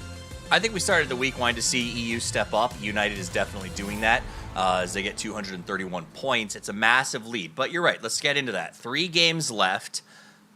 It is catchable. The problem right now is United is not letting up on the gas, right? Like when the lead car, at some point the lead car has to pit. And that's when you make your move. But game 1, second place, game 2, first place, they have more wins than anybody else on the board. I guess here's the real question. Godspeed, does United pit, or do you think they're just going to run on those same wheels and take this, lap the rest of the squads? I think Miramar, they've definitely mastered that play style of coming in when it most benefits them. Erangel, they generally, they play the same, but they have, I don't want to say less success, but sometimes they run into weird rotations just because Erangel does lead to that sometimes. But I don't think they're going to pit. Do they get slowed down? Sure, they definitely could in any of these games. But this is a 4-horse race at this point, right? STK, you have Bing Bang Boom, Sonics, and United. It's very possible for one of those teams to catch them, especially if United has a bad game. But again, I'm not sure if they are, because their consistency and the way that they're playing this event, it's been hard, it's been tough to beat. It's been tough. Yeah. We got one more Miramar match. We'll see if that stands true with United. We did our picks. All of our picks are still in the race, so that's exciting. Clover, talk to me real quick about Bing Bang Boom. I feel like they got a little rope burn on their hands because they're not climbing right now. Yeah, they're banging, but they're not quite booming, I think, the way that I was hoping to see today. And part of that is just because, again, United is absolutely showing out But I think that there's still a big potential for them to have a banger of a match to pop off to find a 15-kill win. I mean, that's 25 points right there on a single match that could really benefit one of those teams if they've got one of those games. We are finishing strong on Erangel. Those tend to be the types of games that we see those performances coming out from. And, I mean, not to kind of jump back real quick onto United, but, I mean, as Dustin said, depends on the rotations, I think, what we're going to see from the rest of these maps, because we've had some crazy circles, but I think some of these teams have really good domination of those rotations. It's going to be interesting to see. We're 2 games in, 3 left to play. E United has had a first and a second. STK has had a third and a 4. I'm sorry, STK has had a third, and I think their first game was a 10, so they have some come-ups to do. Sonics were a 4th and a 3rd, if I remember correctly. So the teams in the top 3 are making this a very tight race. None of them are leaving up any slack. So if United lets off the throttle at all, expect things to change. One thing that is not going to change is that we bring you the best voices when it comes to the call, and we're going to go to them right now. It is my heroes, Porosaurus and Matrim.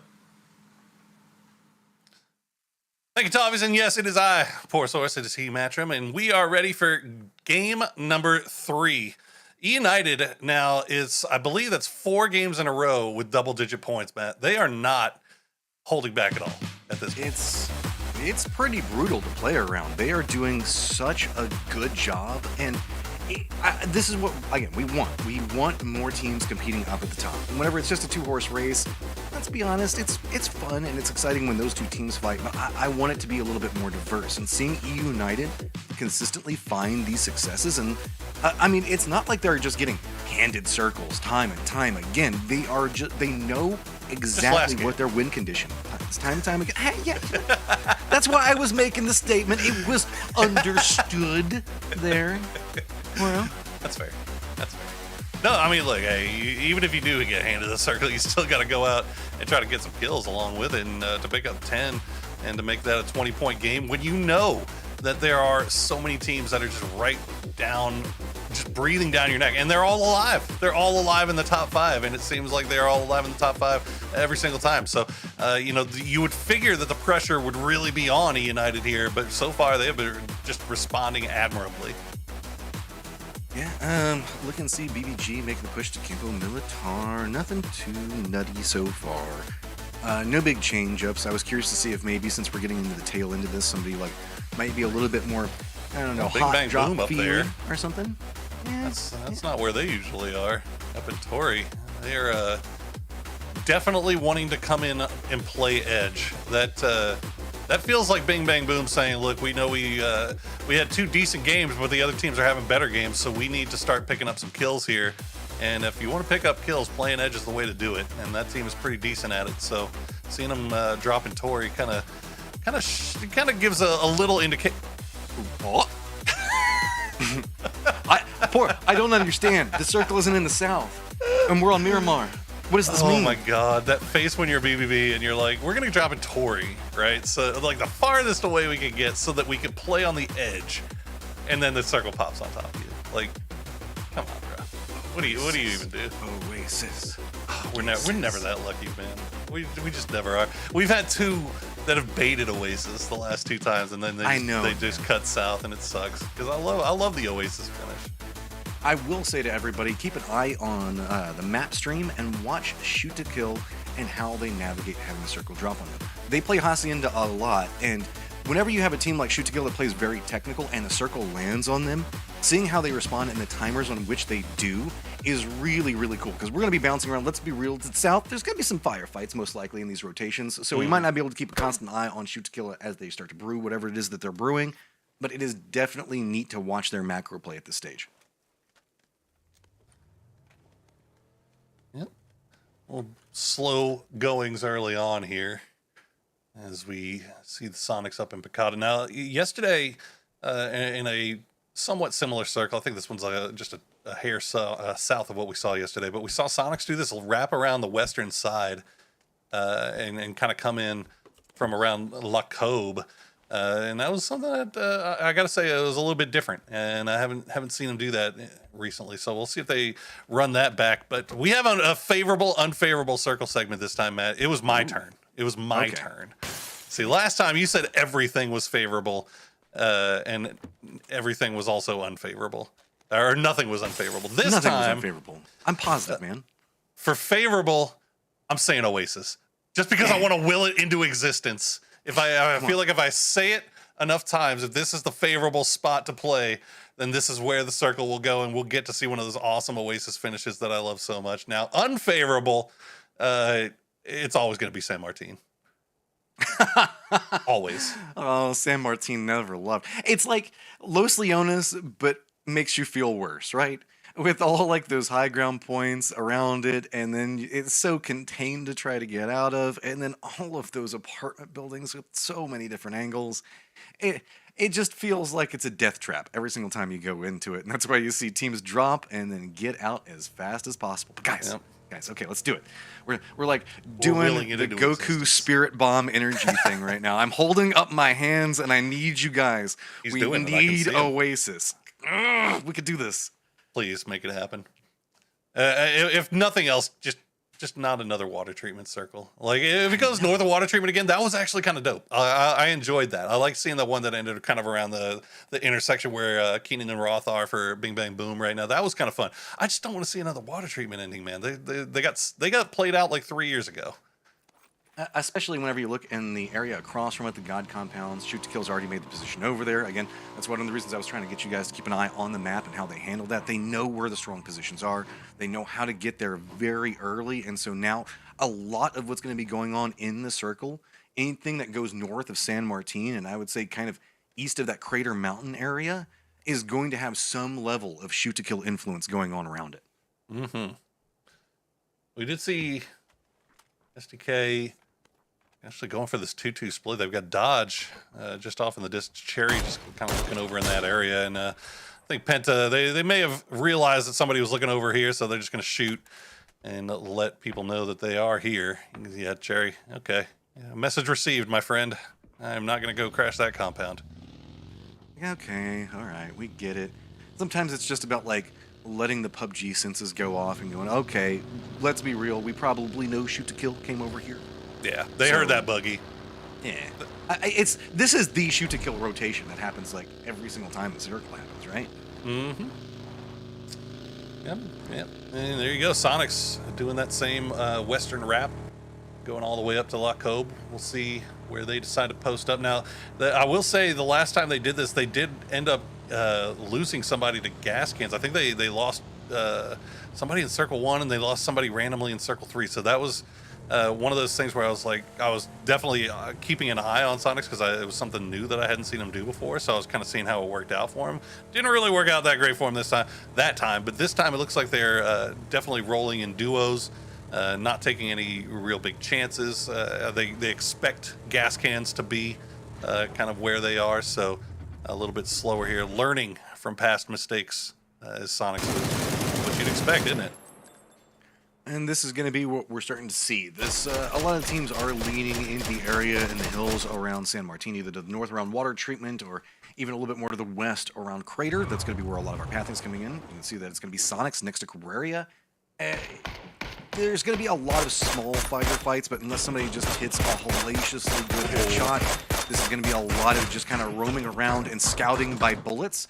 Who's shooting at me and where can I stop? And I don't know if you want to go that way, Greg Shot. Yeah, that's it makes it a little bit easier to scout with bullets when you run right in between everybody on a team. Okay, there's teams that learn from their past mistakes, and then there's teams that plot revenge based on past occurrences. Sonics, this feels like a 2-2 split specifically designed to screw the gas cans over, and it ends up working out. They end up getting Greg Shot, almost get Cow, but Cow end up getting out of there, and fortunately enough for Gas Cans is able to pick up another vehicle, because look at where the rest of Gas Cans are. I mean, they are spread. They got a guy just to the north of San Martin right now. Like, they are all over the place. We'll see how they get back together. Meanwhile, Young King's getting a little bit close to BBG. Gotta be careful with that one. Vegas, kind of the forefront man on it, doing a good job on dodging as much of the throwable damage as he can. Gonna retreat back a little bit, waiting for reinforcements to come. Honey Badger was off in the distance, providing a little bit of support in case anybody came along this area for rotations. It looks like BBG doesn't want to get caught in a hill fight, most notably because the fact that cresting up the top of this hill is going to reveal your profile to potentially who knows at range, and snipers can draw attention. So I like this. Don't be too risky on this angle. This area can support several teams, and instead regroup and see how they're just trying to cluster around where that little bit of a dip is to see if anybody might try to push into the low ground, and then they can hit them from both sides. Actually, really surprised to see this many teams kind of up here. You see 22, Vinny and Haven just off to the west, but they're in a big 2-2 split. The other two are down along the roadside, so I doubt we'll see Vinny and Haven get involved in this as BBG just kind of... I actually like how Young Kings is spread out here a little bit more. Like it feels like they're going for multiple angles. They're trying to spread out, see if they can maybe take BBG by surprise. And it looks like BBG may be reading that. Honey Badger and Bale running as a duo as Hikerman and Vegas do the same, working off to the east. Here are the one-hit calls and stepping forward to see if they can connect with it. Vegas had a pretty good read on the nade, but already going to be a reposition after the meds have come through enough to make it a little bit safer for everyone. So this is just one of those, man, I really wish they weren't there kind of situations where nobody wants to make a really big desperation move yet. No big play coming out of it, but hey, desperation moves might be coming in as Mirage needs to be very careful. He's got himself a lot of Sonic's friends.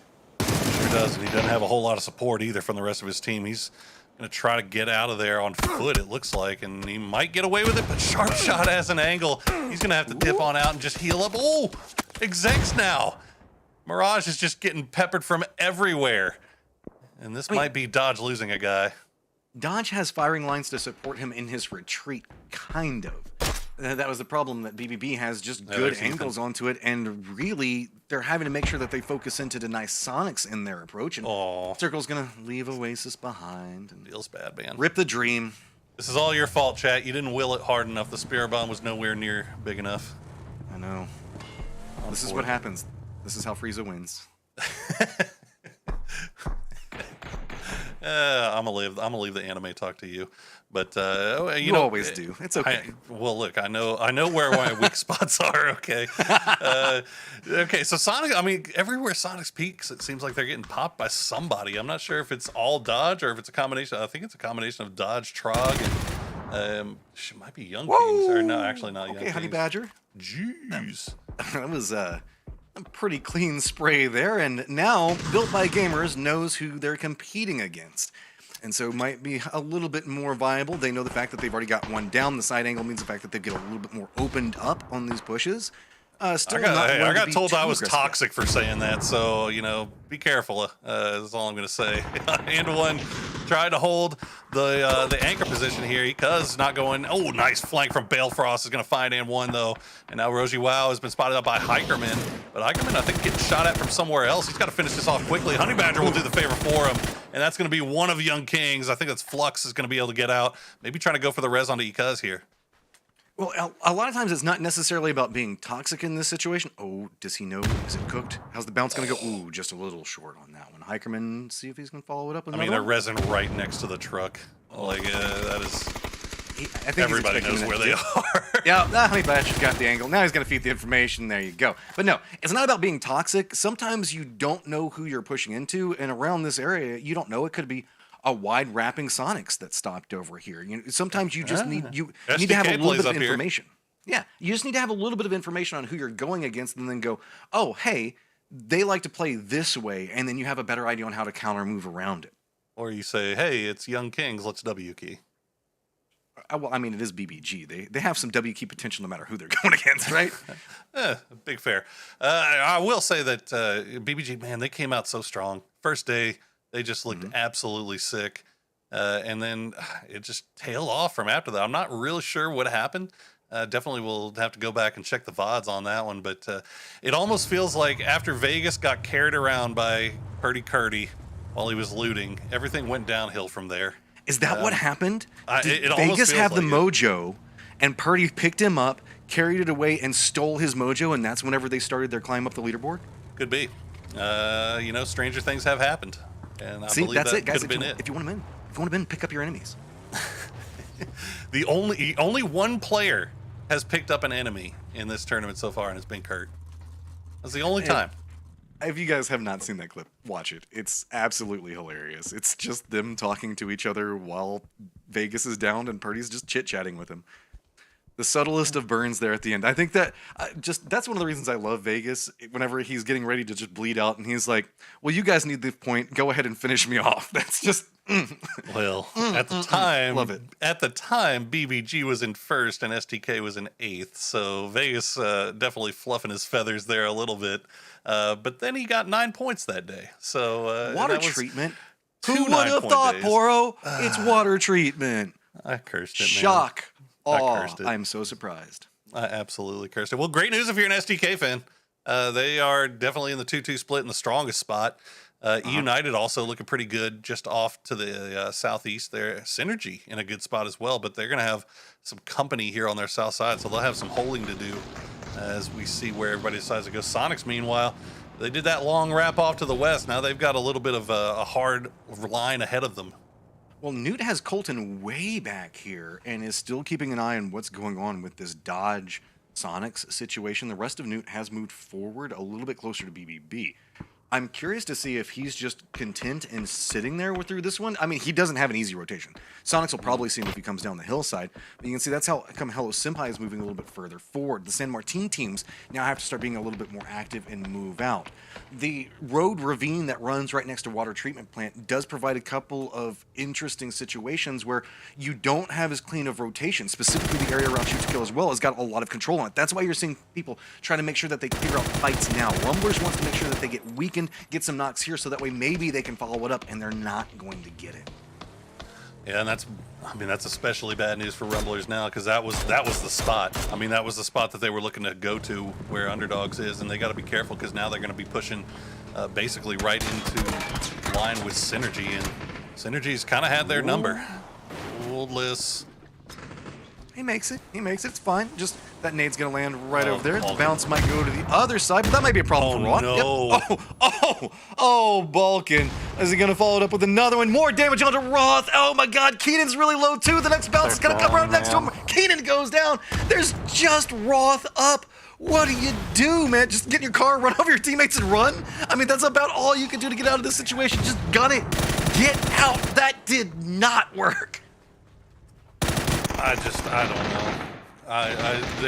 Hey, Newt has an idea on the offense now side, Newt's going to try to take advantage of the confusion created there, but I mean, 22 didn't take any losses from that. So only problem is that Haven is the only one on this north side to do any protecting. So they'll have to try to get him repositioned here. I mean, you can see a number of vehicles on the move there, just too easy trying to push into the water treatment plant. They're going to lose Nejum, BBG right behind him as well, but Haven just kind of holding the line here, waiting to hear any footsteps, but it looks like Nootropic is just happy that they got in here. I mean, I would be. This is Sonics, and we can see Dodge is still caught up in a really weird thing going on right now. Throwable's coming through. That bounce might be pretty good on it. Yeah. That's going to be a little bit of a stall off of this. Sonics starting to try to make the push into this. Keep in mind, Dodge is splitting at 2-2, so they're trying to assault at least where they might have a numbers advantage, but going uphill into a fortified position, while we see the circle shift very heavily into Shoot to Kill's favor, and now it's just going to be time.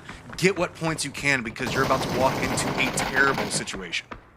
I mean, this shift shocking absolutely no one, but Tiggleton and Shrimsy just double peeking at the same time, going to find Ethan and Mirage. The kills are going to get stolen, but it doesn't matter. They're just finding themselves a foothold here.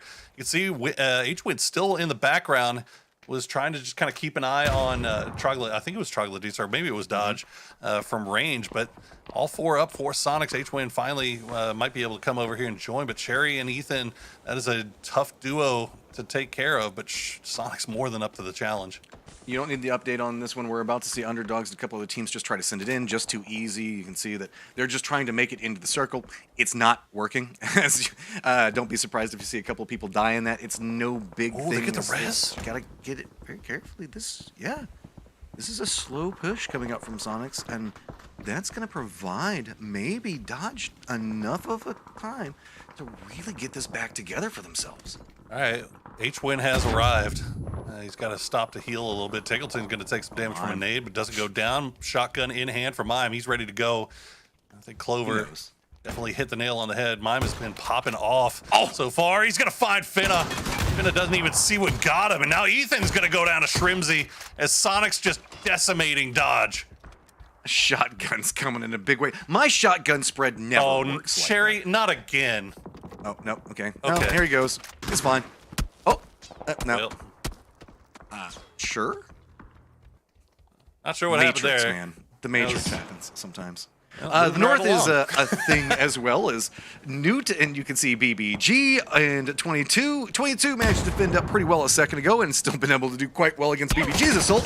But there's just so many moving factors around here, and all of these teams still need to figure out what they're going to do and get out of this position, move a little bit further to the south. And whenever they do so, Yahoo still has firing lines into this as well. So there's a lot of fights going on as people are just trying to make it into this safe zone. SDK is holding strong to this 2-2 split. And there you go. Hikerman will spot out by Colton. As Nootropic, they left Colton behind to kind of clean up whatever was in here. As they took a spot inside the zone. Kildemo takes shots over at Sonics, but SDK not going to let him get away with it for free. Takes some damage. Rusty Zera actually gets knocked and flushed by Tig. As Tig looks like he's feeling himself again. That's bad news bears for everybody else in this lobby.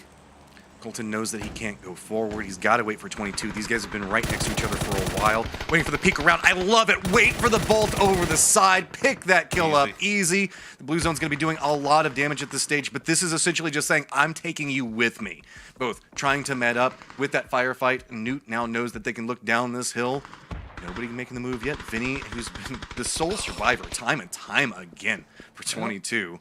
Problem for Colton is the whole rest of his team just got flushed. Yeah. Oh, and he barely missed. Okay, he spots it. Get the shot. Hey! Patience pays off, and now you get to walk right into Yoho. It'll be fine. Well, fortunately for him, Yo is a little bit distracted by Sonics. Taking shots over towards them. Sonics still have all 4 up, and they would love to get these points. Colton looking like a tasty morsel as Poonage and Sparking will go down to Colton. Look at Colton, man. He's getting some points here for Nootropic.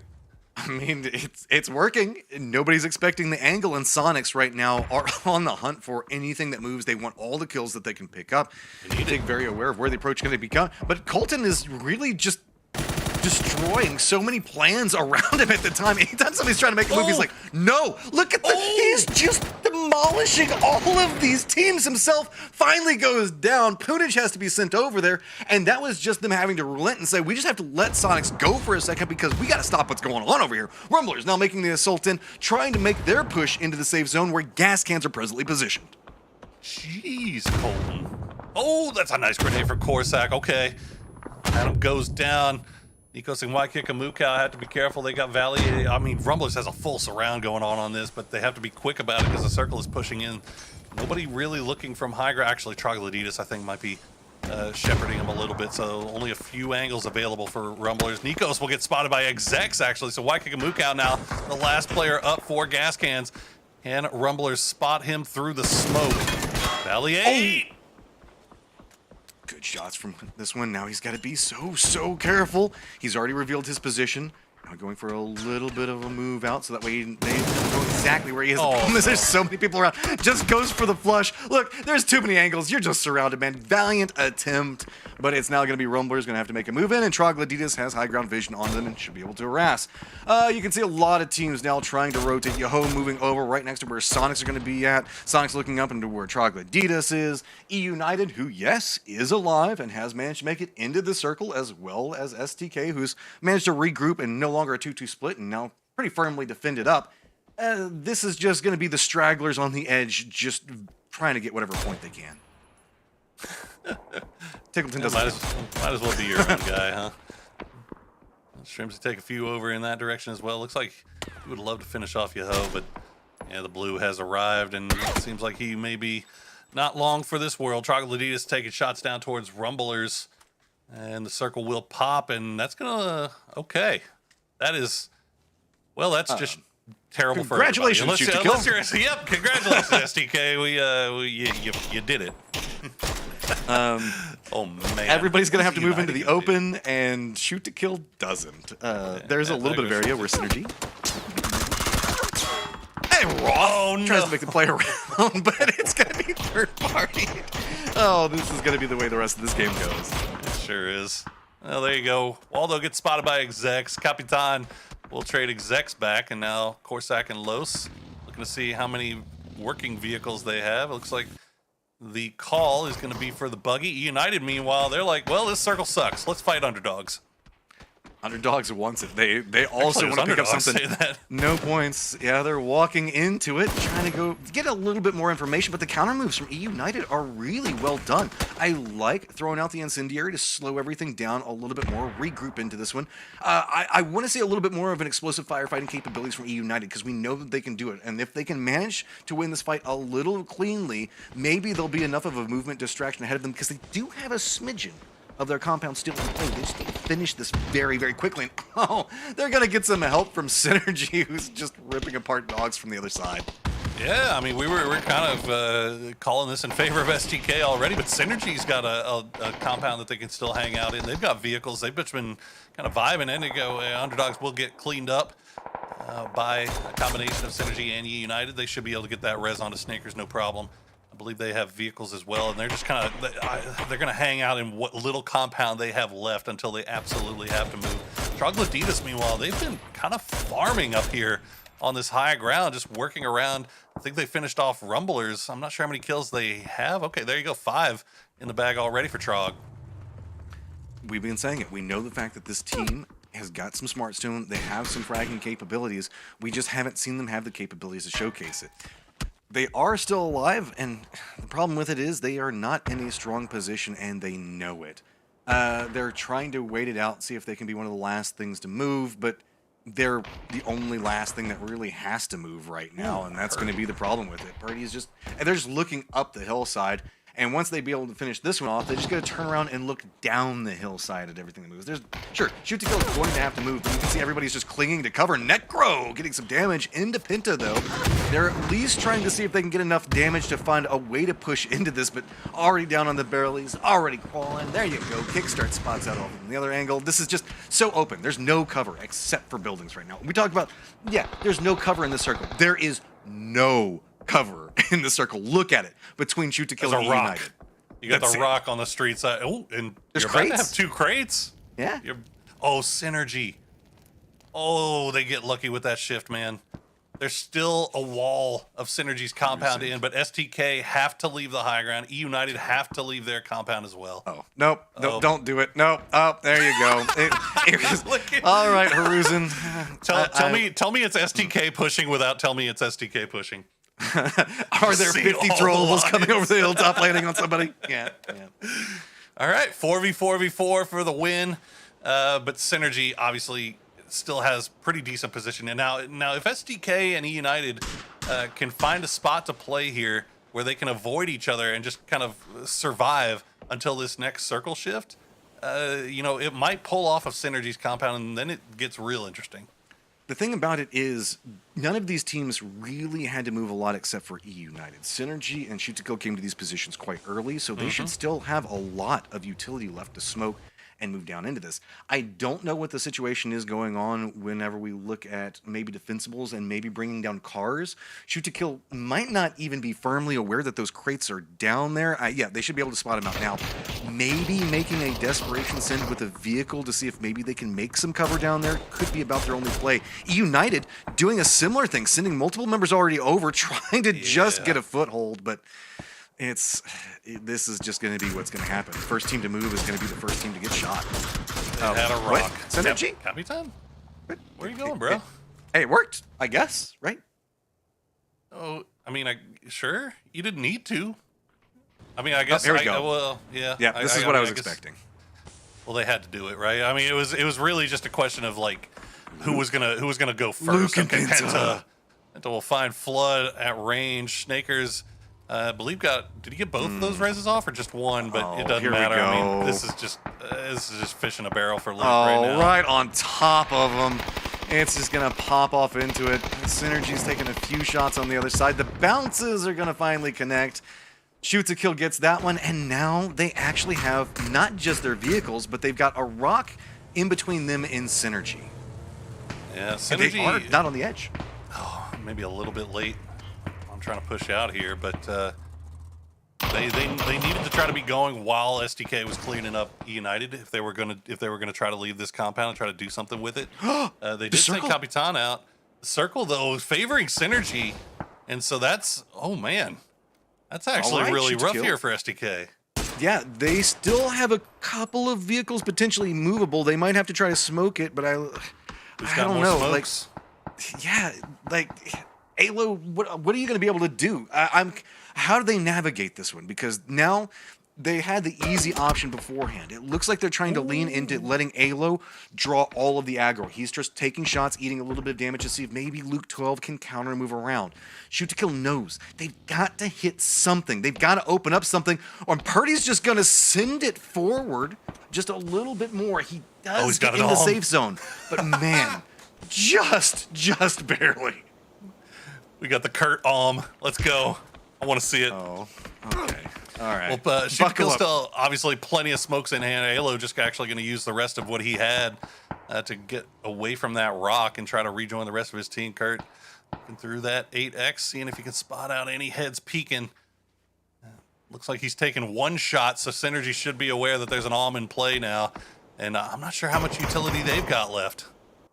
But taking some damage. I mean, really, we're seeing Synergy take a lot of, I guess, kind of unnecessary damage in this, and that's going to start to be a stacking favor. The war of attrition seems like it's heavily in Shoot to Kill's favor. The problem with the positioning heavily favors Synergy. Alo making the run. He's just trying to cross up and there you go, Capitan. Great shot, but again, rotating the aggression out is allowing a couple of moving factors to come out, and Alo has gotten very centered up inside of this circle. Oh, Fisher's got grenades. They still got grenades in hand. Oh, it's not going to airburst. Oh, a little bit too overcooked there. Alo, they know exactly where he is. Penta going to go down. He's flying away from it. And look at this. Luke is going to get spotted by Capitan. Okay, Purdy, you've got to hit something right now. Your boy Alo is under duress. A mini red zone is landing on top of him. He has to control two different angles. He doesn't have any support. You have got to make sure you hit somebody right now. Purdy goes down to the zone. Now it is all on to Alo. He knows the fact that he's got 4 members coming after him. He's going to have the firefight of his life. We've called him close range God before. Can he do it? He's trying to get the spray in. He gets one of them down, but it's going to be Synergy with a clean walk-in to clean up Shoot to Kill. Very, very well played by Synergy. I mean, this team has been impressive since the first day, and they've just been kind of holding the line. Like, they haven't had really a terribly down day. I mean, they've had their worst day is still kind of pretty good, and now they come in here and they win a straight up 4v4 versus Shoot to Kill. And now the argument about who had better position there in the end is you can have that all day. But Synergy did as well as I think they could possibly do. Now, I also want to shout out the fact that Purdy could have also intentionally sacrificed himself to zone, not wanting to surrender a point to Synergy. It might not have just been the fact that he was beaten in. There's different ways that could have played out, because he just didn't have firing angles. With all the smoke that was down, he wanted to hit something, but he just didn't have vision.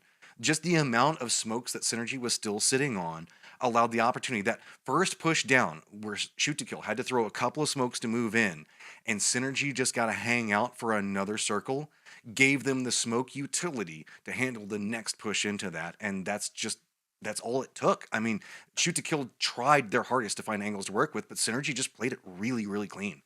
Yeah, it was a fun fight to watch. Well, we're going to throw it to break real quick. When we come back, the analyst desk will break down that entire game, and not to mention that last fight before we head over to Erangel. So guys, don't go anywhere. We will be right back.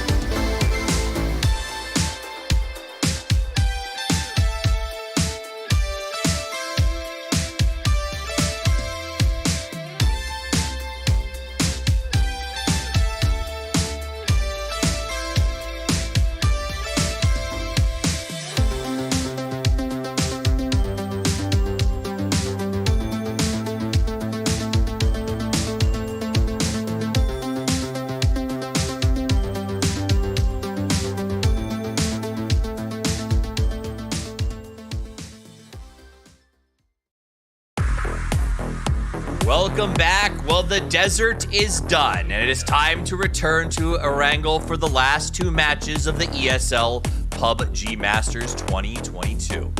My name's Toffees, and I'll be breaking down the action with our desks analyst. It's going to be Godspeed and Clover giving you the info as we close in on the end of the race. United is definitely the pace car, and everyone struggling to catch up. Before we talk about how to catch up, let's take a look at how United continues to get ahead with the highlights.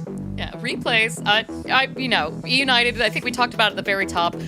They have been showing us how to win. They've been showing us that even when they can't win, they're making it up in the late game. They're finding kills. And if they're in a position where maybe they don't quite feel so safe, they're still keeping it a little bit mellow, but they're finding those points. I mean, placement points are nothing to scoff at the same time. I also want to give a shout out to Shoot to Kill for this game because once again, I thought that what they were handed, what they were given, they made the right moves. They waited a little bit longer to push down from that high ground ridgeline. They were able to get quite a few kills off that positioning. And even though they didn't win, we see them brought home a ton of points that they really needed this match. Yep, unfortunately for them, so did, as you said, United. They also brought home a ton of match, but also Synergy. I mean, that's a team that, again, they started very well at the beginning of this event. We praised them the day one, and then they didn't necessarily fall off, but they definitely didn't have the same type of success they had in games the previous day. However, able to come in, and yes, they got Circle, and yes, I don't think there's any arguing it. That last shift hard fed them because STK was in a really rough spot, but the fact of the matter remains, they were able to capitalize and make sure they got that win and get more points. And we talked about the LATAM region, how important those PGC points are for them specifically. I think that was actually really huge for Synergy to win this game, Clover. Yeah, and too, I mean, the consistency that we've been seeing from them throughout this event, I think it was a big reward for that game. I mean, there were many times that they could have faltered some of that position, or even I think we had a couple times we saw them get knocked. They really worked together. They held onto the throwables till the very end of the game. I mean, we see here, Shoot to Kill's throwables was what they needed to take care of E United. Then we saw the exact same thing come out from Synergy. Alo making the run for that car was absolutely the right move, given the fact that there was no other cover. Yeah. Once the cars that they brought down and the crates that had landed, those double crates landing in that field were a godsend for Shoot to Kill because it gave them something to play off of once they came down the hill. But regardless, Synergy, it was a good and well-deserved win for them that match. They played a good game. They came out with the win. The double crates were nice, though I will say the Rock really was a strong play that let them kind of get into that final 2. Shoot to Kill continues to climb at 220. But Synergy Esports, a team that started strong, we've been wondering where they were in the mid-pack, is able to finally, I think, leapfrog Gas Cans to get into 5th place. Let's actually look at the overall leaderboard and see if they've managed to continue to climb into the top 5. They have? It is. So ribbit, baby, as they get themselves up into that top 5 at 192. Bing, bang, boom is still a bit on the struggle bus at 203. Seems relatively unattainable in terms of the overall chase, but they'll be happy as they fight for possibly 3rd or 2nd against Shoot to Kill and the Sonics. The question is, Shoot to Kill and Sonics Godspeed, they continue to push. I mean, in that last game, if those of you, just a refresher, Shoot to Kill came in 2nd with 8 kills. Sonics went out 9th, but they got 6 kills on that match. But no one, United still goes out in 3rd. Like, these guys are not letting up at all. It is very possible for Sonics or STK to still win this event. However, with the ability that United has to navigate the early circles, their macro being as good as it is, and even making it to the mid game or generally late game with 3 to 4 up, I mean, that's really devastating for other teams to try to make the comeback against, because they're inevitably going to find those kills. At the very least, if they get 3 to 4 with an 8th place, that's still points that are propelling them forward, while Sonics and STK are still getting points. But again, it's all moving at the same rate, and that's going to be hard for those teams to catch up. So can STK and Sonics still win this event with 2 games left? Yeah, they can. Are United going to drop the ball? I don't see that happening. They really just need to get pushed and wiped. So if any of those 2 teams want to win this, I would say that they need to get quite aggressive. Maybe not this game, but on the last game on United, or hope that somebody can wipe United. 2 games left, Clover. Big Bang Boom and Synergy are both, I won't say they're out of it. They still have a chance, or should I say they're out of it? I want to get your hot take. Are they playing for 2nd or 3rd? I agree with or Godspeed. I 4th? think the biggest thing that we can really look at now is the top 3. And I want to also touch on what he said, too, with United. The big threat now is that we can see just below me, we've got 2 more maps. They are both Erangel And where United drops in that mill to power, they like to hug onto that eastern coast through the mid to late game. They have really strong rotations. Even if they don't win, I see them having a dominant performance on these last 2 games. I think the only thing that might factor out of that is if we have some weird military circles, but even then, traditionally, they actually do very well in military games. So the big threats for Sonics and Shoot to Kill is that they need to make sure they don't have bad rotations, because on Erangel, we've seen them have a couple of weird struggles depending on where those circles go. Also, is there something you've played at this level, Godspeed? So, looking at the leaderboard, E United's at 241. They have a 20-point buffer. Does that give them some freedom? Because Shoot to Kill and Sonics, if they mess up at 220, there are multiple teams that could pass them and take third or second, respectively. So, do they have to play a little differently because of that? No, I don't think you're talking about United, right? Do they play differently? No, do Shoot to Kill and Sonics, like, does United help by the fact that there's people chomping on Sonics' heels? Yes and no. I don't think United, or excuse me, I don't think STK or the Sonics change anything at all. And I don't think United changes anything either. I think those teams just try to play their game. Like, if I was in that situation and I was Sonics or STK, I'd be telling my team, all right, boys, like, we got 2 more games. Let's just play our game, do our thing. You know, like there's nothing really to change up there. They're not any of the teams that have, like, you know, drastically been inconsistent in the game, and so they don't change anything at all. And I'm going to just give a quick You just hope, right? You just hope for the best. We're going to Erangel for the last 2 matches of the day. We're going to head there in just a second. I want to give everybody a reminder that while we're talking about the top 3, the middle still matters. For Latin America in particular with PGC points, but also for everyone. If you remember this event, it started with an open qualifier. The stage before this one was an invitational. That goes to teams that have put in great performances, that have shown up on the scoreboard. So those middle pack teams do have something to play for. You want to make a name. You want to represent yourself. So when invitations do come out, you're the first on the list and you don't have to deal with the meat grinder. So all the teams, still something to play for. It is time for game number 4. Let's send it to 2 guys who always play like everything's on the line. It is Matchroom and the Porosaurus. Rawr, baby. Rawr indeed, as we are ready for game number 4. 2 games remaining, Matchroom. 2 more on Erangel. And E United is now 5 games in a row with double-digit points. Can anybody slow them down or catch up?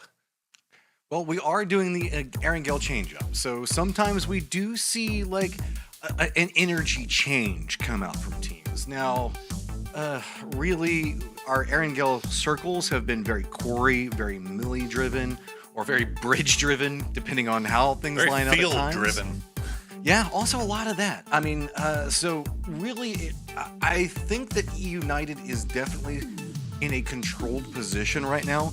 Now, the question comes into play, are we going to see any counter moves around that? Specifically, our homework teams such as Shoot to Kill and Sonics could have an idea on how they could rotate in, and we might see them try to go for a couple of points and maybe try to hold them out.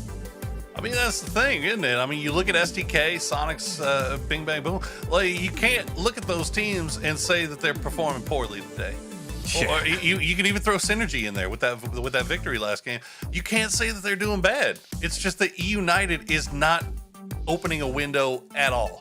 They are putting their foot down on the neck of this lobby and saying, we are winning this thing no matter what you guys say. Now, 2 games remaining, a lot could change. Well, that's what's so crazy about it is the fact that E United aren't even doing it like super flashy. It's just a consistent control.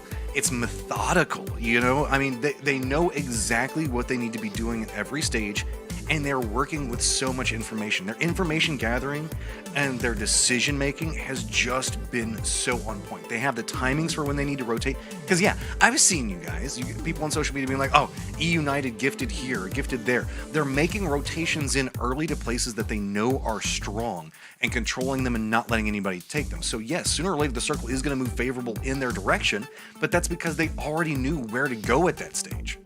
I mean, people aren't going to like to hear me say it, but they look like Sonics from last year when we were seeing extremely dominant Sonics.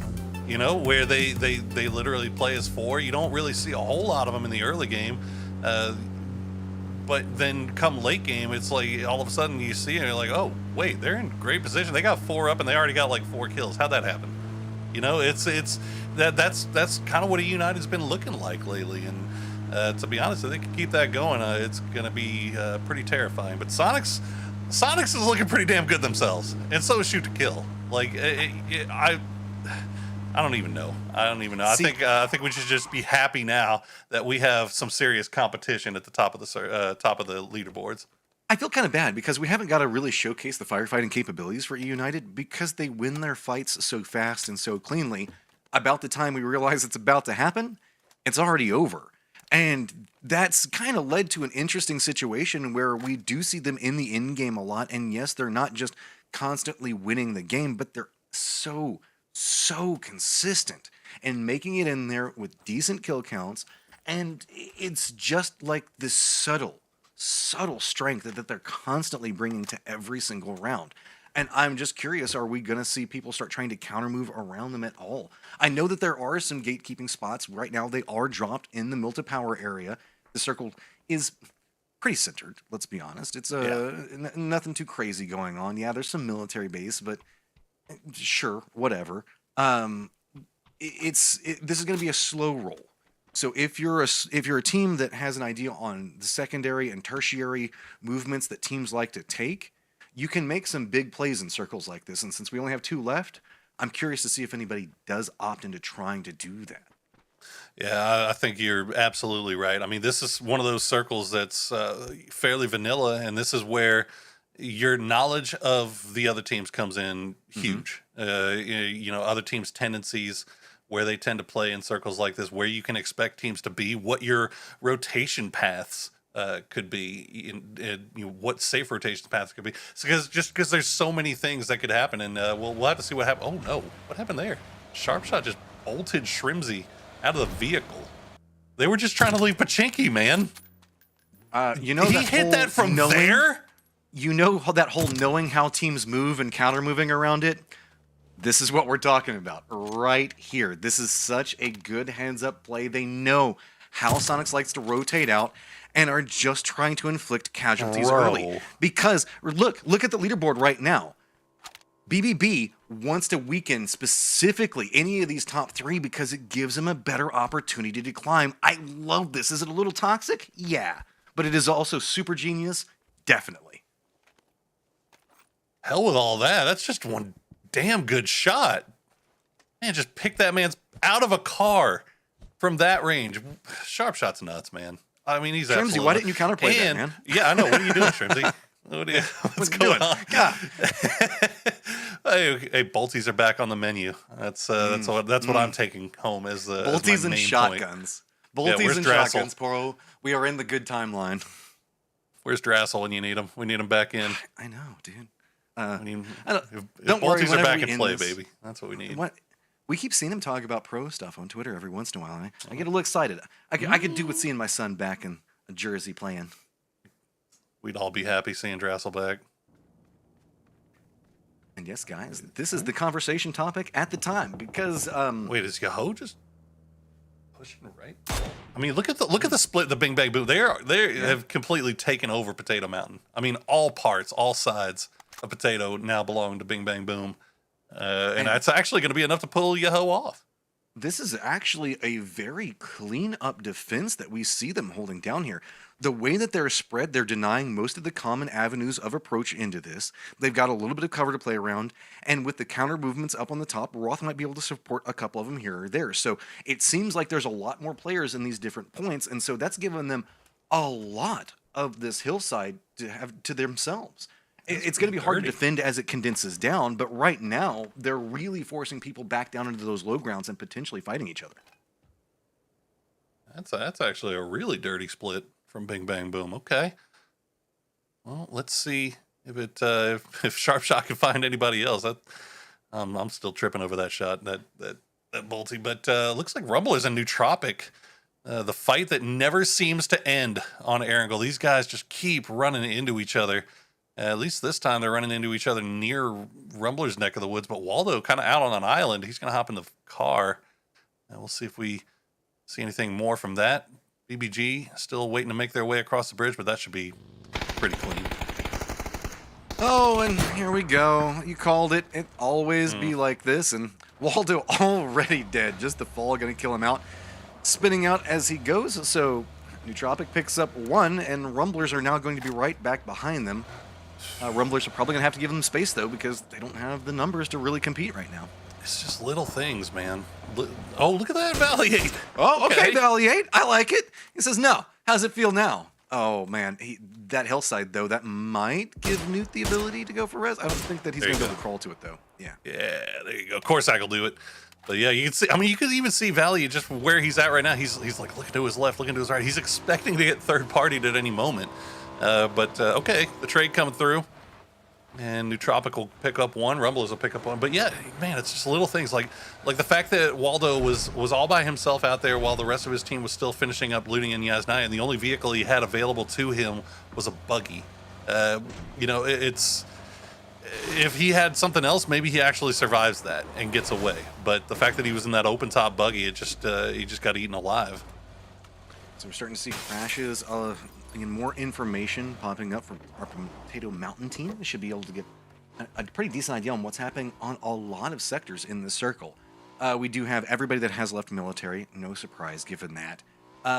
There's most of the circle is on the main island itself. Gaskins has stopped very far to the north, and they're our last real big moving factor. The couple of shots that we saw going on a second ago between Nootropic and Rumblers are 2 of our 3 kills that we've seen at this stage, and poor old Shrimsy getting shot out. And that's what happens when you get a centered Erangel game.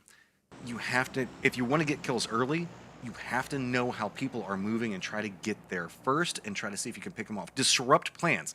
We talk about this a lot. That's a very key component for playing PUBG. If you just let everybody run their plan clean that they come in with, it's going to lead to their victory. But if you're constantly throwing these little bitty wrenches into it, sure, just a little bit of damage here, force them off of this angle that they wanted to approach on, it starts to make the other team feel more uncomfortable every single time, and that means that you're always going to get some type of benefit out of it in the long run. Keeping an eye on Kickstart there in the Sniper Tower. We're just trying to see what United's up to. Well, like I said, we haven't really been seeing them getting involved in a lot in the early games, but they have been getting the late game with 4 up and nice little stack of kills. So just keeping an eye over there on United while they reposition around that farm area. Meanwhile, Gas Cans up in the north, they just made their way across the bridge. They made their way over. It looks like they're going to be taking shots from Rumblers. Yeah, Valiate. Looks like he spotted them out on Volcano. Yeah, I don't know how much Rumblers really wants this, given the fact that we're seeing the circle close. This might just be some information gathering, but that's the problem. It's Valiate. You never know. Whenever Valiate spots out somebody and he's in a spot where he might be able to take a fight, you never know what he's going to do. He might just vibe on it and say, I think I can win this. And 50% of the time, it works 100% of the time. Well, as far as the Circle 2's shift, this is about as basic as you're ever going to get, isn't it? I mean, Bing Bang Boom still have that Potato Mountain split, but it looks like young Underdogs actually want to push Sonic's compound. Everybody knows that Sonic's plays this compound. What are you doing, Underdogs? You wanted this? Yeah, so now I guess they're going to just dive into the trenches. Sure. But EU United Snaker's getting harassed, jumps out. Vegas makes the seat swap over, continues over, finishes him out. And Snakers gets caught on rotation, and that was this is going to be kind of what we're seeing for just a hot second. A couple people trying to run up this hillside, and again, Potato Mountain is going to make its own line of demarcation for a lot of these teams, as it's going to be BBG that's trying to make his move through there. Kickstart's going to get a nice knock into him, and that's just because BBG, while they did open this out with Vegas having some good shots, they are firmly surrounded. They've got E United on one side, they've got Yahoo on another, and they've got 22, and they are just in a kill box. Yeah, this is... I mean, the fact that they're getting out of here just losing Vegas is actually good for BBG. Yeah. I mean, that could have been way, way worse. Yahoo had a beautiful angle. They were the ones that were doing most of the damage. Actually, they're going to they'll steal the kill away from E United there as you see Sparking picking it up. So E United do lose one. They're going to play the eastern side of Death Row, but they know that Yahoo is just down the road from them. So we'll see if they decide to do anything about that. Kickstart kind of flexing out a little bit. And meanwhile, STK...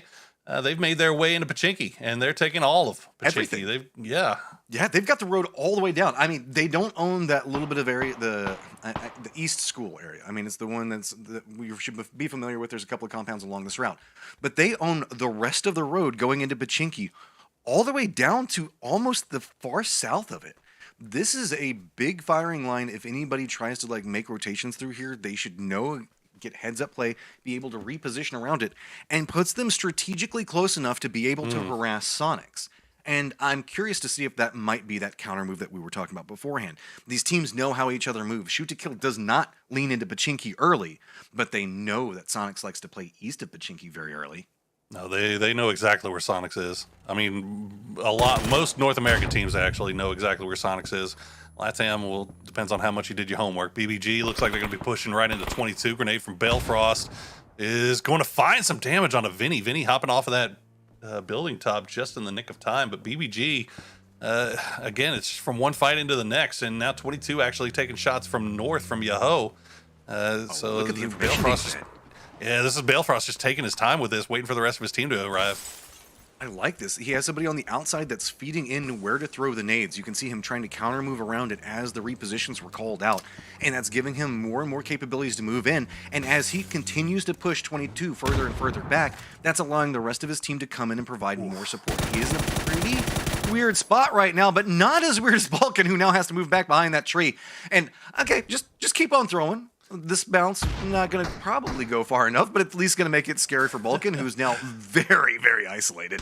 A little ambitious on the throw there, but Balefrost will still find him with the M4 spray as 22 is just trying to retreat. They realized that they were basically surrounded, and now Built by Gamers using that to their advantage, take over the flat top. As looks like Haze 10 keeping an eye on things back here, but Balkan will get finished off by sparking. We're seeing Death Road be the key component inside the circle as it's lined up, so this is inside the safe zone, and this is a prime example of what I was talking about a second ago. Don't let somebody play the way that they want to play. You can see that Built by Gamers just keeps moving in and keeps harassing, and now you can see 22 is kind of constantly counter move around this, and Balefrost's aim is just opening up more and more opportunities for them to continue moving forward. You can see 22 Esports already expecting a push to come through here. Starting to see the throwables on both sides. Bale's going to get a little bit of damage, but it's not going to be enough to be super scary. Are we going to see them continue, or nope, they're finally going to rein that back in as they are afraid of those throwables.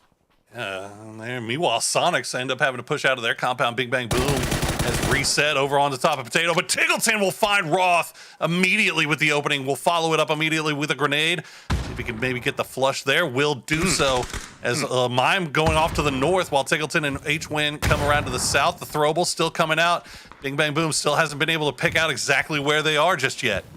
We saw Bing Bang Boom holding out a very separated control area where they were trying to keep the top of this. Badger. And it's just that ends up being a little bit of their problem is suddenly they don't have enough control whenever the numbers of Sonic just move up into this. We can see the BBG still down here trying to finish off what was starting just a second ago as 22 is still trying to retreat from this area. United coming in.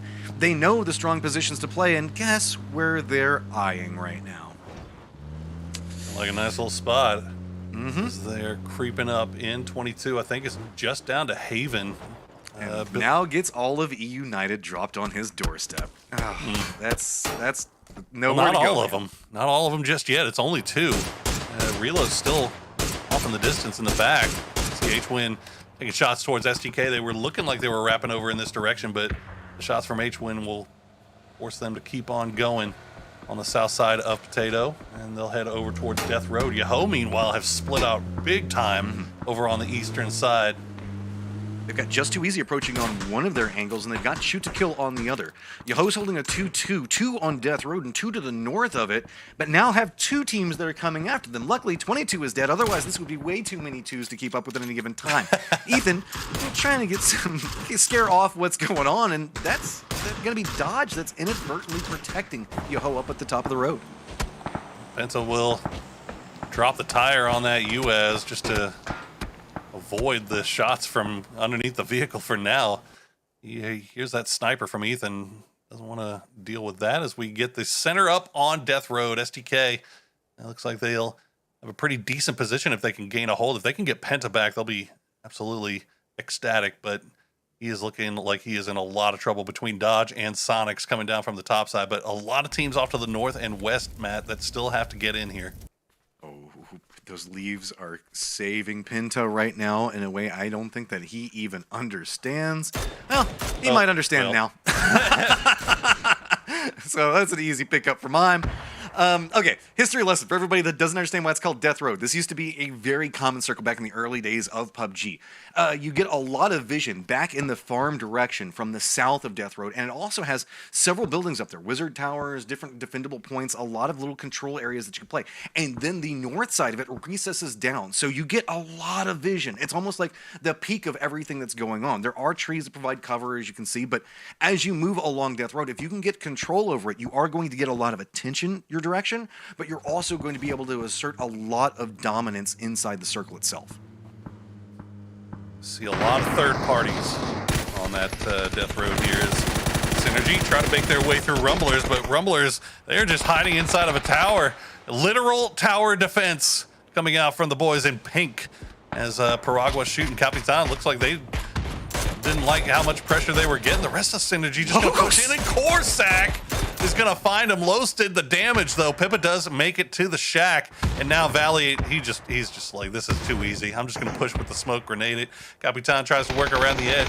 Be careful you don't go down. Okay, they get him.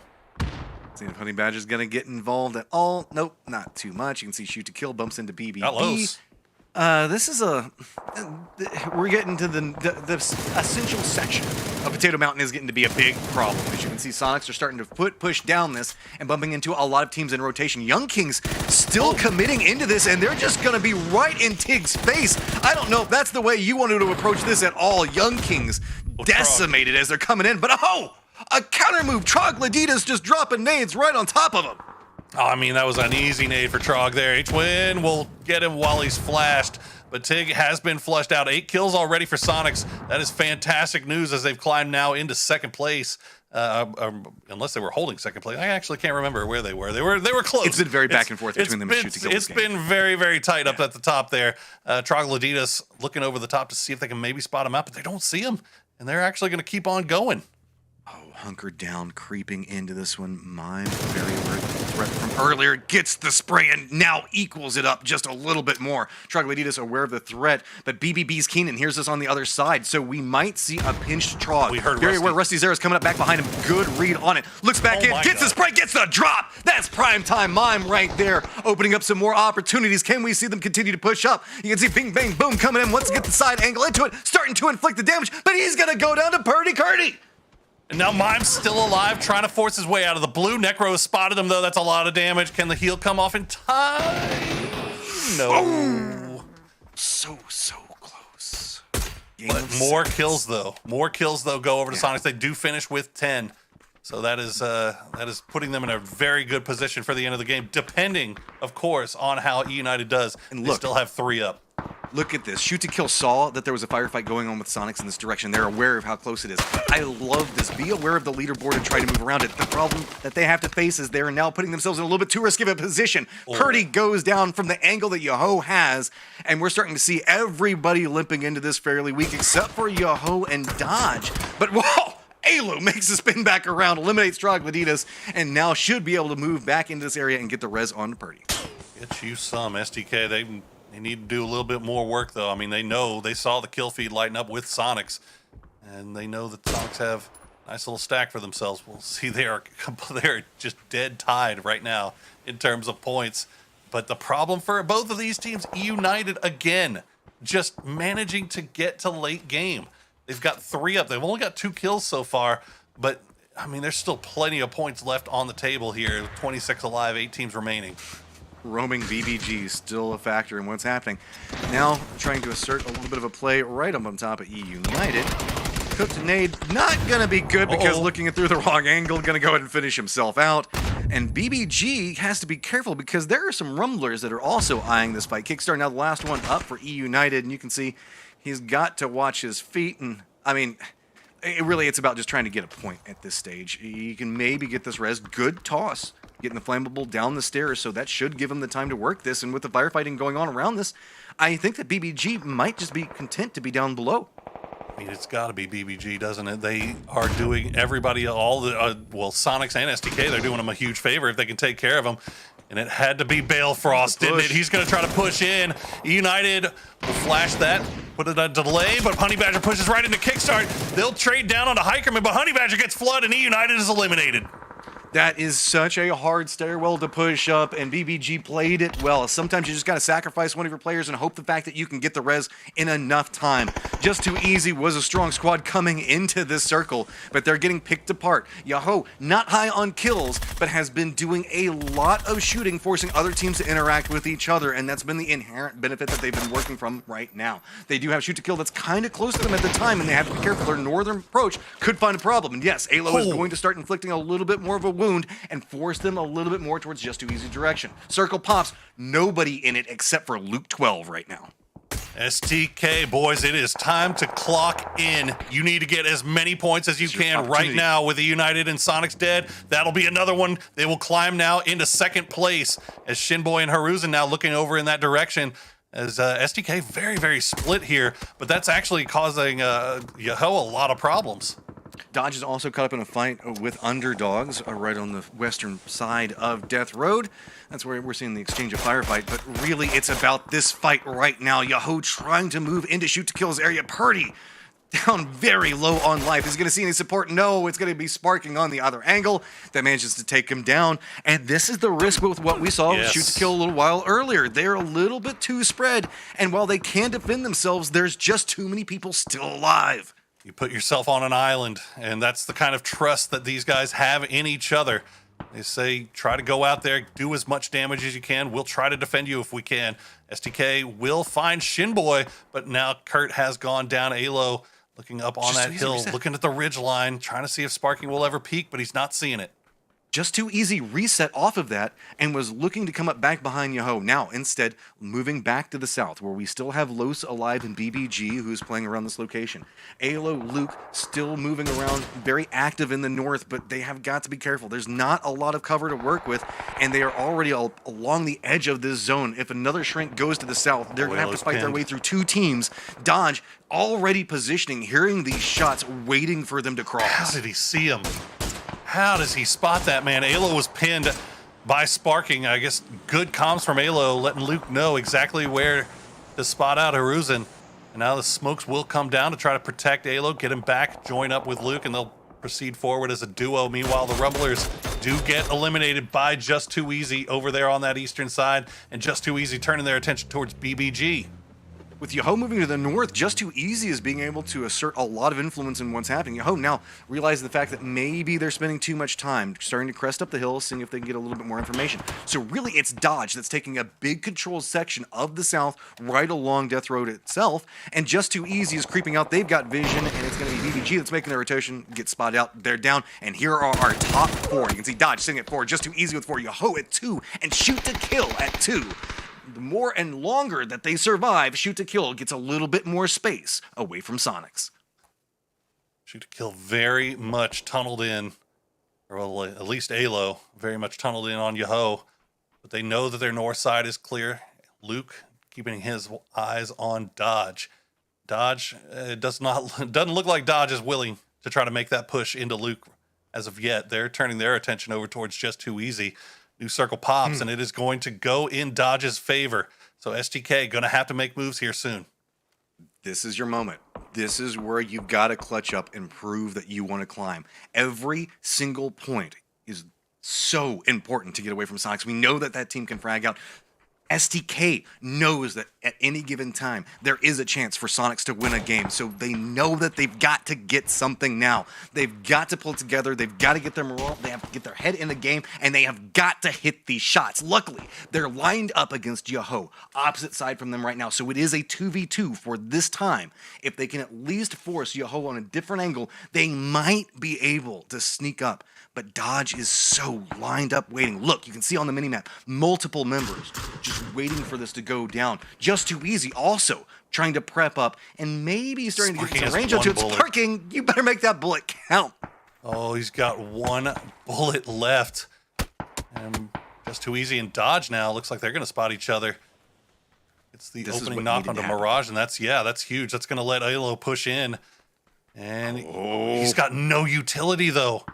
He's just foot pushing it in. He knows the fact that he has got to win this fight fast. He can maybe cover his teammate, gets a spray, gets a little bit of damage. The zone is coming in. He's got to clean this one up fast. You can see just too easy and Dodge fighting right now. And these are two different contained fights. They have got to play out. And it's going to be Sparking that gets the shots into Alo, leaving Luke 12 up. But Alo gets the counter shots into Haruzen. Now, just running into this, trying to see if he can pick up a little bit more. He knows that there's a weakened player up in front of him. Goes for a spray. Does take him down, but now has to spin immediately back around. He's got to try to get either the res or just run. The blue zone's coming up back behind him. There is still the push going on with Just Too Easy, who's been able to inflict a massive amount of damage onto Dodge. This was a counter move right along Death Road. There are casualties spread all across it as it moves. Ethan trying to commit into getting his teammate back up as everybody is trying to make the play for it. Tries to run through, but it's going to be Low Kicks that spots it out and shoots a kill, gets eliminated.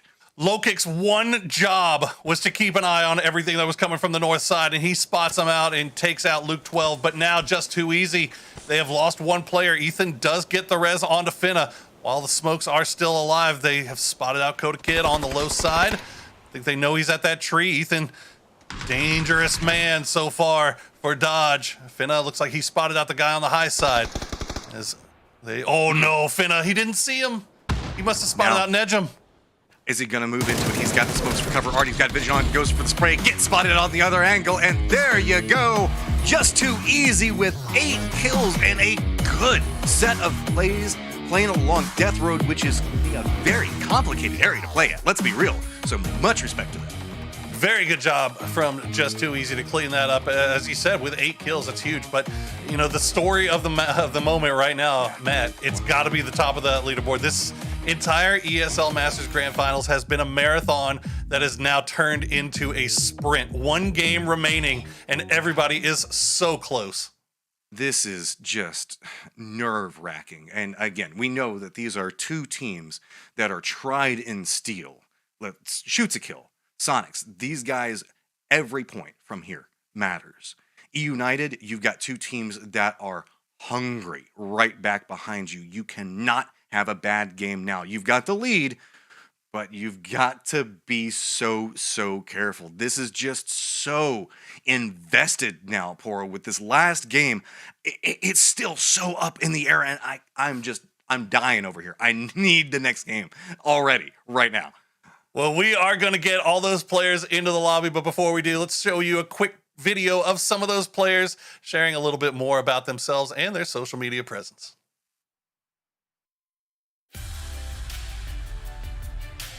I mainly watch pro players, so Tealton, obviously a lot of people watch him. For me personally, I like watching other professional players, such as Tig, Shrimzy, just the big names in the comp scene. Vegas is a really good streamer. This guy doesn't stream as much as he should. Ultimamente eu assisto mais a stream do Tigleton e basicamente só ele mesmo. Watch Batulans every now and then, a bit of James here and there. I'd say best overall PUBG player would have to be Tigleton. I mean, you can't disagree.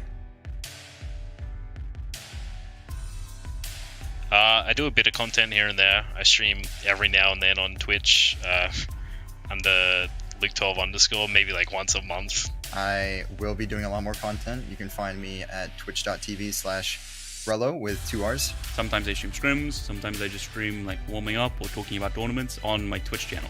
twitch.tv/honeybadger. Bom, produzo conteúdo, eu tenho meu canal no YouTube que eu posto as minhas jogadas, jogo campeonatos, partidas. Tenho também o meu canal na Twitch, que eu faço minhas lives, e meu Twitter. Todas essas redes sociais, você pode me encontrar através do URL Heavy1FPS. I don't create content. I'm more focused on just making sure that mentally I'm prepared for every tournament. Eu faço live às vezes sim na Twitch e às vezes posto alguns vídeos no YouTube também. O arroba é Rustzeira tanto na Twitch quanto no YouTube, então é bem fácil de achar. You can check me out at twitch.tv/AdamDidiano. I also do like to post some montages on my YouTube channel. Soy creador de contenido en Twitch y en YouTube. Mi canal son pipa_arg en los dos y acá tienen el loguito de mi canal. My POV, from some tournaments I post my POV with communication from my team. So if you want to know how it is to be a professional player inside PUBG, you can watch my channel and learn a lot of stuff. I do create some montages, highlights that I throw up on YouTube. You should be able to find that youtube.com/Fina with a 1. Sí, a veces hago contenido en Twitch. Mi canal es ribokide_bajo. I stream a video on Twitch at Corsac PUBG. I make weekly content on YouTube. I post some edits of frags and some guides also in my YouTube channel. And you can check it out on Twitter and YouTube, like in Raj FPS. Sometimes I stream on Twitch, Twitch TV/Lampalot, and you can follow me on Twitter for updates.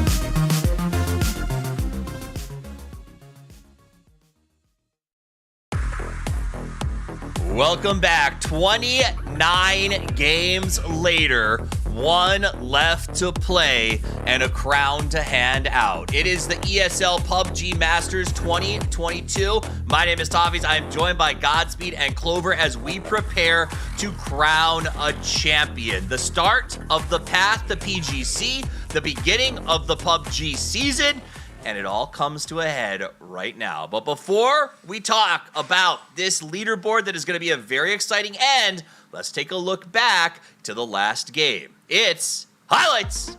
Replays. I love it. No. All right. Let's be honest. This was a decent Erangel circle. We've seen so many, we like to call them Death Road circles.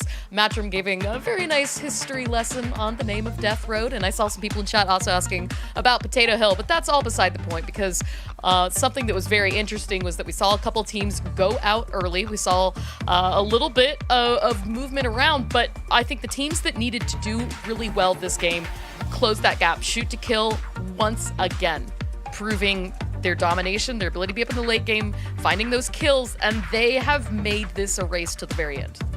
Yep, they definitely have made this quite close, and it was a godsend. I mean, if you're a fan of any other team other than United, you were ecstatic when you saw them go down fairly early, which is something that they really haven't been doing, which makes it difficult for these teams to make the comeback. But here it is. It was built by the Badger that was actually able to get them down in that house there on the Snake compound. And then, yeah, SDK surviving as long as they could, getting as many points as possible, knowing that anytime EU falls, that's going to be the opportunity for them to move forward. But then let's talk about Just Too Easy. Honestly, we've been rough on this team. They really haven't had the best event. Coming into this lobby, it's been difficult. But the fact of the matter is, they were able to get 7 kills, win that game, get themselves a little. Again, this is just about for them a little bit of momentum. You know what I mean? These guys desperately need it. And this roster of Low Kick, Kodak, Nejim, and Ragnar, I'm happy for them. I'm happy they got a dub. At the very least, it also makes it a little more entertaining because we didn't get any of the other big teams getting a dub, so there's still a possibility for a little bit of an upset at the end. So yeah, I like this. I like good. Congratulations, Just Too Easy. Proud of you.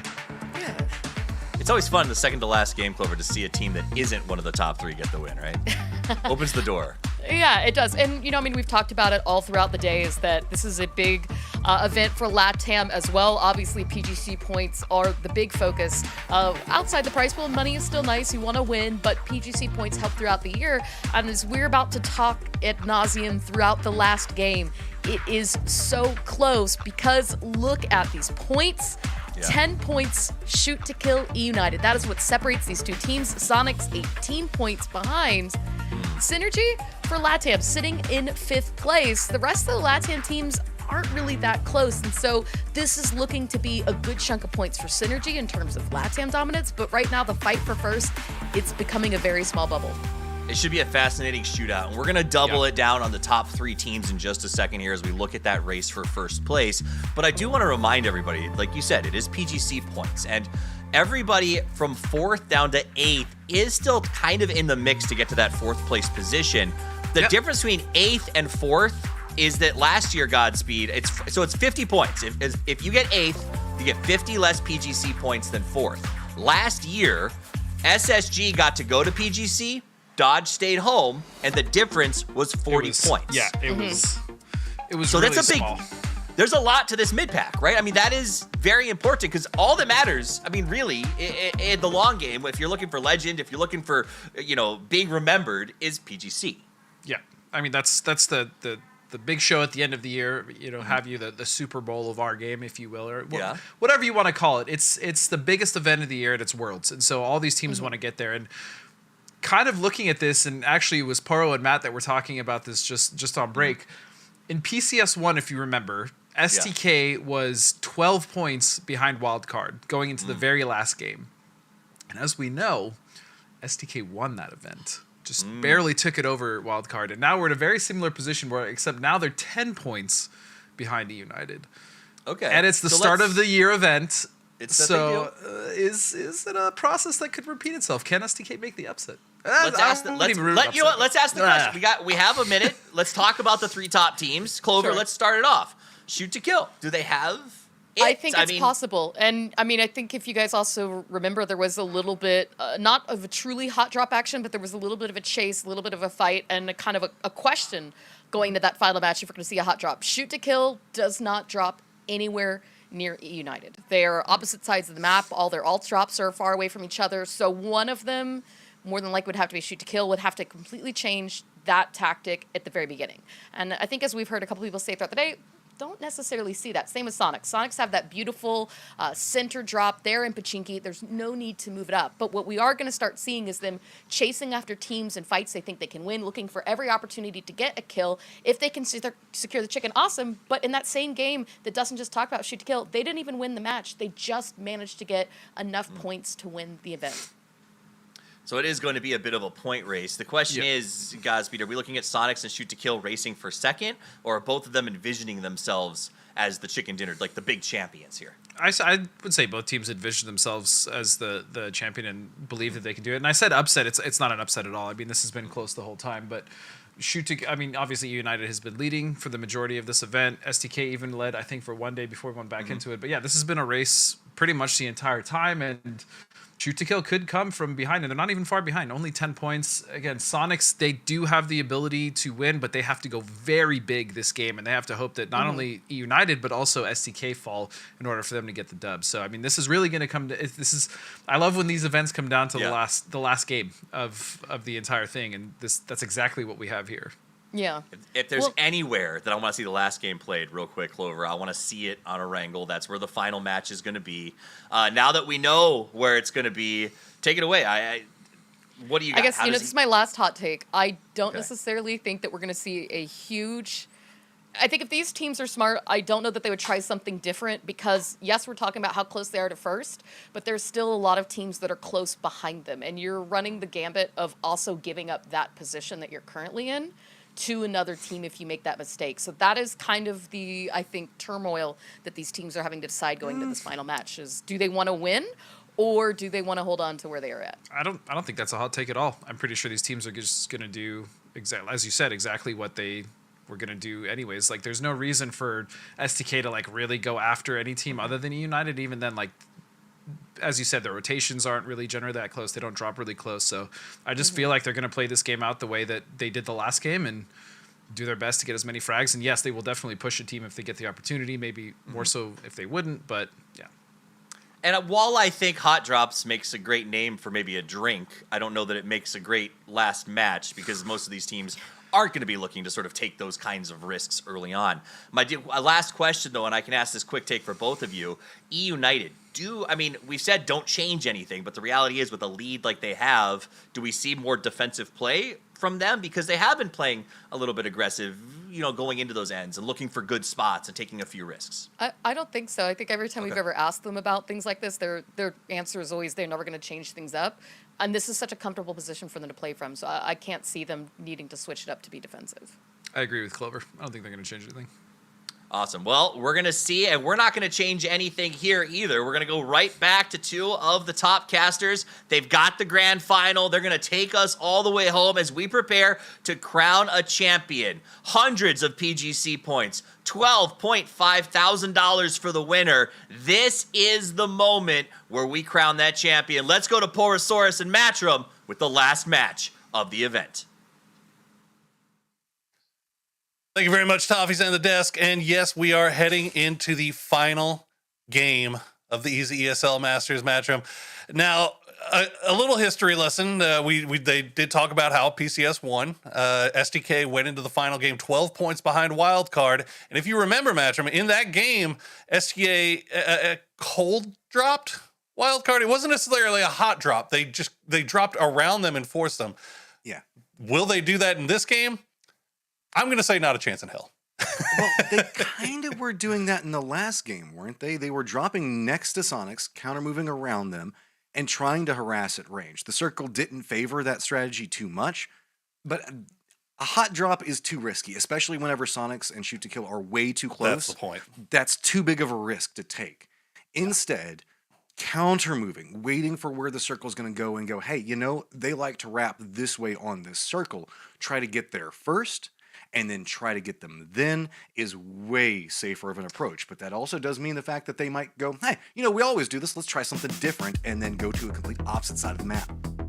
Yeah, well, and that's kind of what I'm thinking. If obviously you're worried, I don't think anybody will change anything, right? Because as you said, too close in the leaderboard, especially when it's Sonics and PGC points are on the line. STK, despite how much they would love to win this thing, it's almost more important that you don't give extra PGC points to Sonics by going out early and letting them catch up with you and overtake you, right?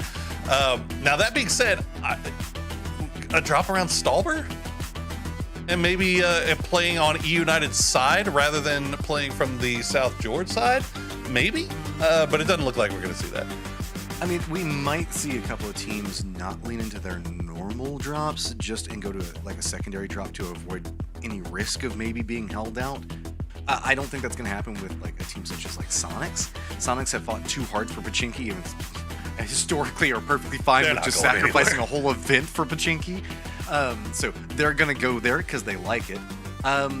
This plane path doesn't really favor shoot to kills preferred drop though. So I want to see how they're going to counter move around that. Well, and here's the other thing, right? There's been a lot of plane paths this grand finals that have kind of forced STK to take their secondary drop over there in military base, and at least this time gas cans went Severny, so they don't have to worry about gas cans being there. We do remember the beauty that was Vegas getting carried around by Purdy Curdy in the ATC. So I think BBG should be well aware that that's STK over in the military base. But that being said, as well as STK has been playing, I don't feel like, I don't feel like they've been playing well from military base. But that being said, doesn't matter now. E United Circle. What are you going to do? Yeah, I mean, they love their Milta, and they are definitely getting their Milta here. This is a interesting circle. We've got a ton of water in this, and this has just been ESL Masters, has it not? The circles are just unrelenting. I would say that, hey, it's going to go up on the main island, but for all we know, the way ESL has been going, we could just get another bridge game, for the love of God. And this is one of those times where you're going to have to see what teams can muster. And specifically, when we're looking at E United, Shoot to Kill, and Sonics, there's a potential there specifically for E United now. But if they rest on their laurels and they just play too safe, a more aggressive Shoot to Kill or Sonics can very quickly catch up to them. Yeah, this is oof. This is going to be just the fact that the playing the work the way that it did, right? Sonics gets to play out of Pachinki, so they know exactly what they want to do in this. EA United, they love this circle. They absolutely love this circle. There's not a lot of teams that love it when a circle falls right on top of them in circle one. They like to play from the edges. They like to push in late. And E United, they're absolutely ecstatic that they get this one. But STK is the one I'm worried about, man, because like I said, I've been a little bit concerned with how they've been playing coming out of that military island spot. You've got the circle now is cut over to where it has. You've got BBG that's in Novo, so that's going to make that eastern bridge a little bit questionable. So if I'm STK, I'm kind of thinking maybe go on the western side. Well, now you got Young Kings over there, but that's about it. So that could be a good rotation for them, but then you worry about how far are they going to go? Are they going to run in to the trailing edge of Sonics and maybe get involved in a little bit? Regardless, it feels like this is going to be one of those games where it's hard for STK to avoid early fighting. Well, and that's kind of the moral of the story. And that might be its own benefit. Wait, 22?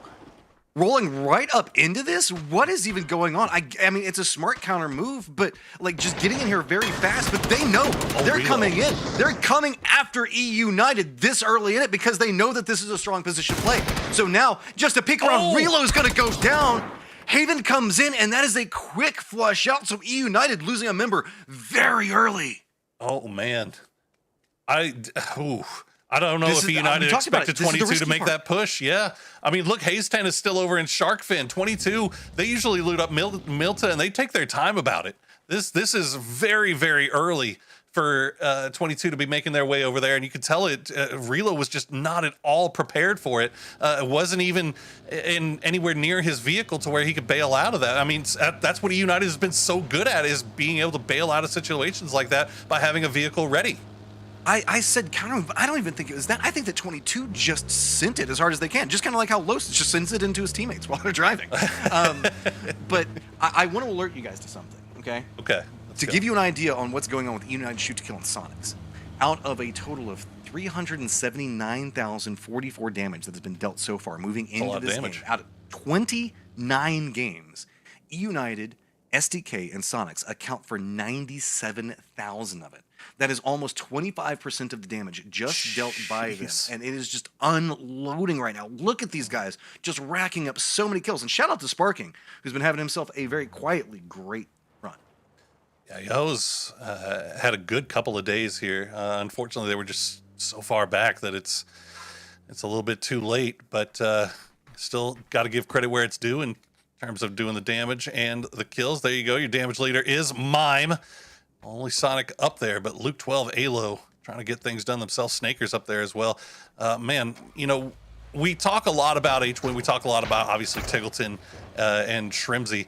Mime, maybe a little bit less talked about. He's a jerk. He's an arrogant jerk, and I feel like that's a reason that we don't talk a lot about him. But at the same time, he's earned the right because he's so freaking good. Sonic. And now he's going to find himself running into Bing Bang Boom. Two down. Oldest and Roth pick up 2. Bing Bang Boom, we're camping Death Road, waiting for the push from Sonics. This is the heads-up plays that these teams need. If they want to open the door and climb this leaderboard, you have got to make sure that you know exactly what the other teams are doing. We talked about the fact that Bing Bang Boom, United, these guys are trying to climb their way up, and they're trying to make sure that they're competing up against what has been the Sonics and SDK show for so long, and this shows it. They're not going to let easy rotations come in. They're going to look for every point they can, and picking up Sonics that early means the fact that we now have 2 weakened teams, and Shoot to Kill, who is still down on Military Base Island right now, looting up, is going to come in very strong. All right.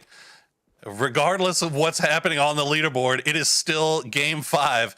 And Game 5, it just feels like the wheels just start coming off really early. As Shrimzy now gets a little bit too close to farm, he's going to run into Dodge, and that'll be just enough to push him away. But Sonic's now down 2 players. Any hopes that they had of trying to make a big run and collect a ton of points just died on Death Road.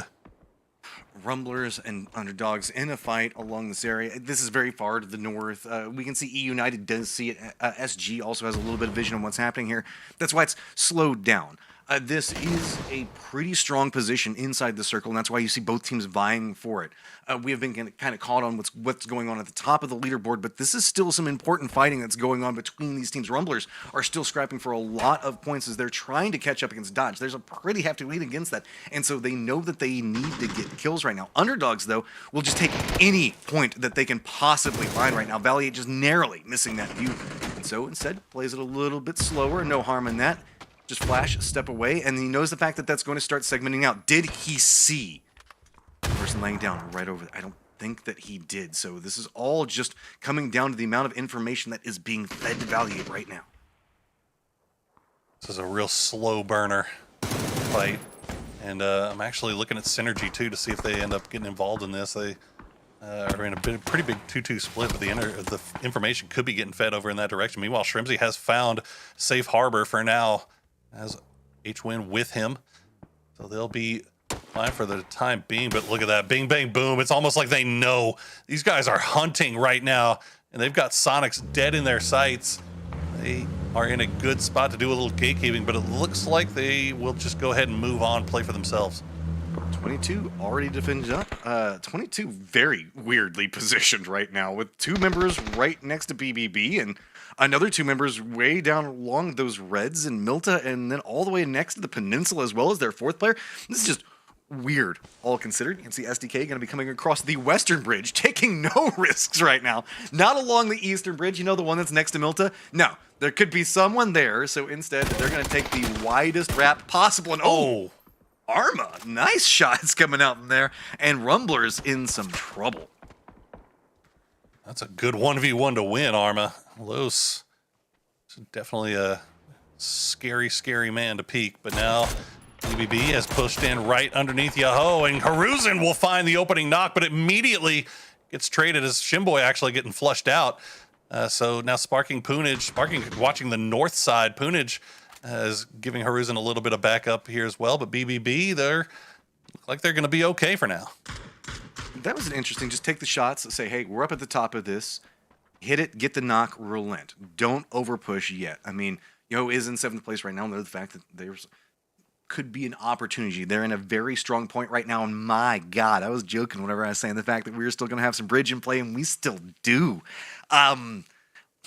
Okay, so we've got Lumberyard, we've got the no man's land that's in between like Milta Power and Milta itself. This is a very awkwardly brewing circle right now. That is a lot of unplayable area, man, but all right, a lot of teams on the move. Everybody's collapsing center right now. There's so many teams. Kickstart separated from the rest of his team. He's got a little spot to himself. He needs to be careful. There's a lot of people rotating right next to him. And this could be E-United. I mean, we talked about it. Godspeed saying, just play the way you normally played. Play do what you did to get here.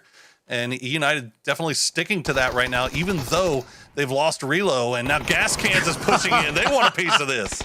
Gascan says, hey, great job. I really appreciate you guys defending this one up. Comes in, White Kick and Muko and Nikos both go down. They weren't expecting 2 teams here and caught completely unaware. Los is still alive, retreats away. This is just weird as weird can be. Underdogs, they're in some trouble over there. And Los ends up killing Gascan. Oh my. Oh, man. That's the summation of this circle right there. Oh, wow. Okay. Well, checking in with Sonics. Looks like they'll get a crate. And Groza. Could be better, could be worse, but each one will take it. He'll be happy with it. Shrimzy looks like he's going to pop out. They are still inside circle. But you can't see it on your mini-map, but if you expand just a little bit, you could see STK all in vehicles just off to the west, wrapping around in farm as Dean Zera gets taken out by Paragua. We were wondering, Synergy had that angle onto this. I was wondering if they were ever going to get involved. They'll just do it from range. And Los HD stays alive. I guess he technically wins? Is that how that goes? Victory. Oh, no. Yeah. Oh, no. H-win. Sonics, that's not the direction you want to go. And you can see the fact that they were thinking about wrapping to the north, similar to what Sonics SDK was doing just a little while ago. And I don't know. They're right up against this edge wall and now have to deal with a very geared STK. I mean, STK spent a lot of time in the military base proper, getting the top tier options coming into this, and haven't had to take a fight yet. Information gained, I guess, on the part of H-Win. I mean, that was the point, right? He wanted to go over the death road, maybe stop and use that high ground to do a little scouting. Well, instead, he hears the engines of Purdy, Curdy, and Luke, and now he knows that there is a team just over there. Now, how long will it take him to figure out who exactly it is? We will see. Troglodytes, meanwhile, going to lose one to Lampalot as Nootropic starting to push out of prison. They've lost Hello Senpai. But I mean, it's a 3v3 here on the north side, and just too easy starting to flex out of logging camp now. I mean, everybody is playing the eastern side of prison and lumberyard. I mean, there is Sonic's 2 members. There is Dodge that is on the western side, and Shoot to Kill is presently moving, but it looks like they're going to wrap around next to prison itself. Oh my God. Purdy even has his favorite toy right now. Shrimzy's getting some shots in, but not getting enough damage for it. So this is about to be a very strong area for STK to be able to put foot push through. Troglodytes finding themselves an interesting path to cut through this, but they're probably going to need to stop where they're at. If they keep along this, they're going to find themselves in a position they do not want to be in. E-United slow rolling in together. That's all that's going on right now. Everybody already fought for their territory beforehand, and now they have the information to just try to regroup. They were running splits before, so that way they can have a little bit more of options if they had to like make a desperation send or reposition, and now it's just about regrouping with the way that this circle is showing itself. A lot of dangerous rotations being made right now. Haven actually on the side, getting right up next to the flap top. He's got Balkan doing the driving, and they're going to take some damage down from Young Kings. As they have finally showed up, they're going to find Haven. Balkan has to swap on over, but that car's on fire, my man. You got to get on out, and he will do so. Looks like he should break LOS for now, trying to make it back over to the shack where the rest of his squad is. Meanwhile, STK has run into Nootropic. All right, Nootropic. Sonics do have a little bit of vision on this and are harassing lightly. I mean, they don't have good vision, but they can kind of see what's going. Purdy kind of leading the way. I mean, because again, if you got a lot of bullets, that's what you're going to be doing. BBB is just going to go ahead and take out Troglodytes, who's Rusty Zero's getting a little bit close. He's going to do a little bit of vibing in that door right there. Also, Roth just going to continue being Roth there. Oh, man. The Roth has just been being so good this event. Oh, he sure has. And I'll be the first one to say it. That man should start getting a look for PNC to whoever is doing that voting. However that gets determined. But Roth has just been an outstanding player for every team he's been on, really. And it seems like he really flips a switch when it comes to international events as well. So definitely something to keep in mind. As STK looks like they'll pull away from Newt for now. And they'll just move just a little bit more in, hide around, just work around this. They're not trying to take too much, Matt. They're just taking what they can get.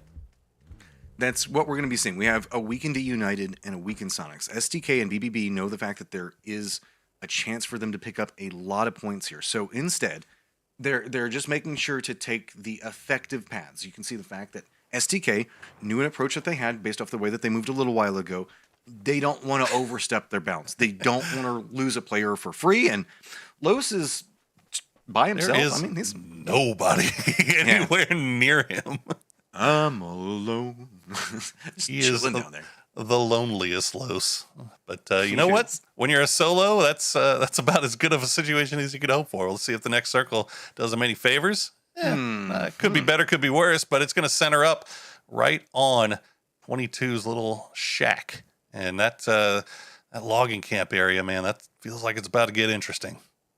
Yeah, the way that this is going to condense in, the hillside is going to be alive with the sound of gunfire at any given moment. There is the area that 22 is holding down that's a pretty open plain. Milta still has just Young Kings in it. So you can see Yoho making a move, seeing if maybe they can move into the outskirts of it, maybe hang out in the suburbs, as it were, of Milta. E United knows their gate kept out right now. STK is... There's a lot of weird things going on. I feel like that was a little ambitious. I was asking a lot. I mean, he was looking good until Raji hit the tire. And then Haruzan just spun out all over the place. Let's see if Yoho can do something about 22 here. They are just bagged in 3 deep in the shed. Sparkin will find one. Ecuz will get the knock on him, though. And now the push coming in from Poonage won't be enough. 22 should be able to reset. And they have earned the right to hold down their shack. How many times do we see this circle and a team in that shack, and you see somebody roll up, come around the corner, and suddenly see 3 vehicles up at that shack and just be like, damn it. Because they have to jump out. There's nowhere else to go. And you just know you're dead. Well, we've committed at this point. We kind of have to do it. Speaking of which, Shrimsy went kind of off to the west, was wrapping around farm, and I'm not sure if he just didn't know that Dodge was there or if he was scouting to see if Dodge was there. Either way, he's a little bit pinned right now outside of circle. I feel like we're seeing some safety plays come out from Sonics, seeing if maybe they can separate out and try to keep somebody alive. Where are they going to go? This is... They can foot push in, but that's going to be about as much as they're going to be able to get. I mean, in this circle, that's all right. Newt has moved in the north to look into Just Too Easy's way, as we're seeing some fights around Pride Rock itself. Boy. Synergy is up there as well. Shrimsy tries to approach in. He goes down. And then it's all on to poor old H-Win. Meanwhile, Nootropic going to clean up Just Too Easy over in the logging camp. But we got to keep eyes on E United here. I think the play here, I think E United is seeing, they're seeing 36 alive. They have not seen STK or Sonics being lighting up the kill feed. So now they're thinking, stay alive. Let's go into Milta. Let's push across the street, stay alive as long as possible, and make it to the late game. Because right now, STK and Sonics, they aren't finding the points that they need. Yeah, this is still got a lot of people alive, but there's no effective fighting terrain yet. Nobody really wants to make the big play, and right now, it's on STK. STK does have the potential tools to win, and that's bad. Blood getting knocked there. That means, in fact, they've got to get a little bit more defense. Snaker's taking some damage, but does get Rogi down. Seeing if maybe he can move back a little bit more defended right now as E United loses Flood and are down to 2. This is starting to turn up more and more. Shoot to kill. The circle does go to the southeast, which means the fact that this is going to be very open. If you got aim, this is going to be a good circle for you. All right, it's time. STK is going to have to push. It looks like they're setting up to push through Nootropic. E United, meanwhile, still have to find a way across this street. And now Young Kings know exactly where they are. And you also have that wild card of Los. Kickstart with the happy feet will just avoid damage from that grenade somehow. Not really sure how. That smoke's being laid down. Snaker's just down the road. They can't really support each other. It looks like Kiki's just going to go out into the blue and try to reposition. But where do you go? Milta is out. The fields follow that. You can run along the road, but then there's still the field. Even if you cross to the north, there's still just more field. There's nowhere to go.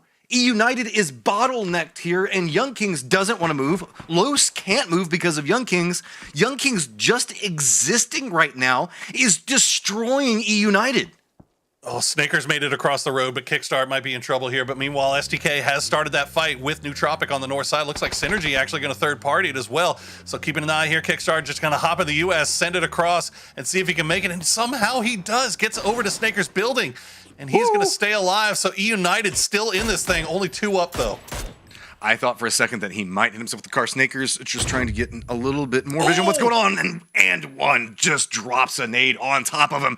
Kickstart still alive, but not in a good position. He still has to traverse so much space. Trying to see if he can maybe get a kill out of this. He has a rough idea on where it's going, but he's had to spend a lot of his meds. Has to be very cautious stepping into this. He's going to go down. E United is eliminated, and the front door comes open. Now it is just a matter of 11 points for Shoot to Kill. If they're paying attention, and you know Shoot to Kill's paying attention, they now have an opportunity. They just need to rack up the kills. There's your first 2. They clean up what's left of Nootropic. Now they will have to stop down to get this res, and Dodge is inside of the circle. You can see them looking over in this direction. Meanwhile, H1 trying to stay alive here. Looks like he's been playing silent for quite some time. Mirage not even looking over in this area. So they have no idea that H-Wing could be sneaking back here. So that might take Dodge's attention away from STK shortly if H-Wing can get some damage done. Ooh, that blue's going to still hurt pretty bad. Gets it off. He knows where that's lined up. Oh, there you go. Go for the spree. Doesn't get the knock. That's terrible. Sonic's now down as well. Shoot to kill. BBB, you've got some opportunities. What can you do with them?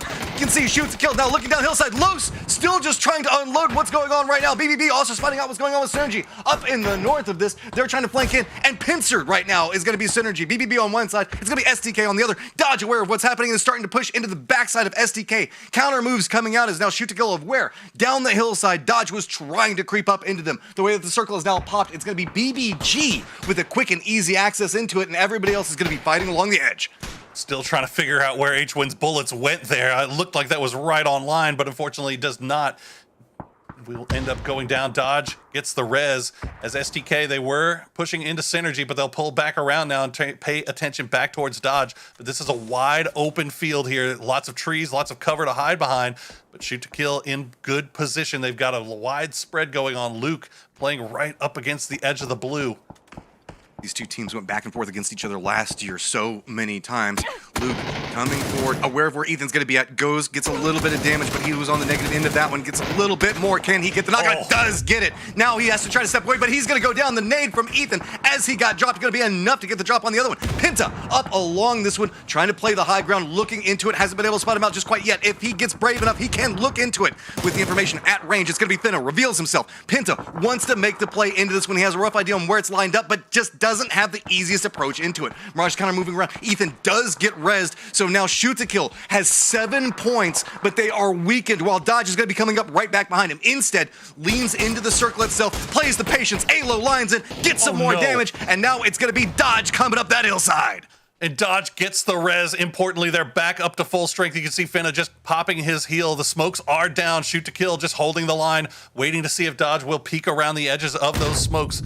Purdy Curdy has that bullet hose M249 in hand, but now BBG has found an angle onto Alo's back, and that's bad news as Roth, was it Roth? No, got to get a position, Purdy. They've got to do something here. Kurt just crawling, waiting to hear any footsteps that he can. Penta holding the rock.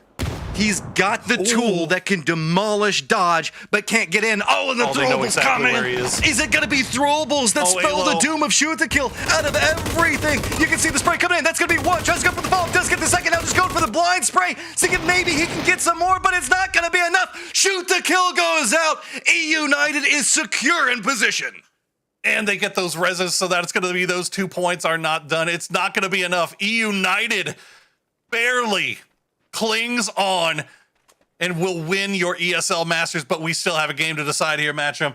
Dodge has been looking so good here. They lose one in the process, but BBG, they have complete control over this eastern side. They've been third-partying so many different fights. You can see they're sitting on 4 kills already. Every little bit helps. If you can climb up that leaderboard, that's going to be more PGC points and more cash money in your pocket. BBG needs to pick up a couple more points to step up. Everybody knows that a couple of movements. You can see Dodge is getting 2 points, can then climb up. SG needs to have themselves a good game, but remember, Roth is still in this right now, and there's not the biggest opportunity for him, but he is still inside the zone.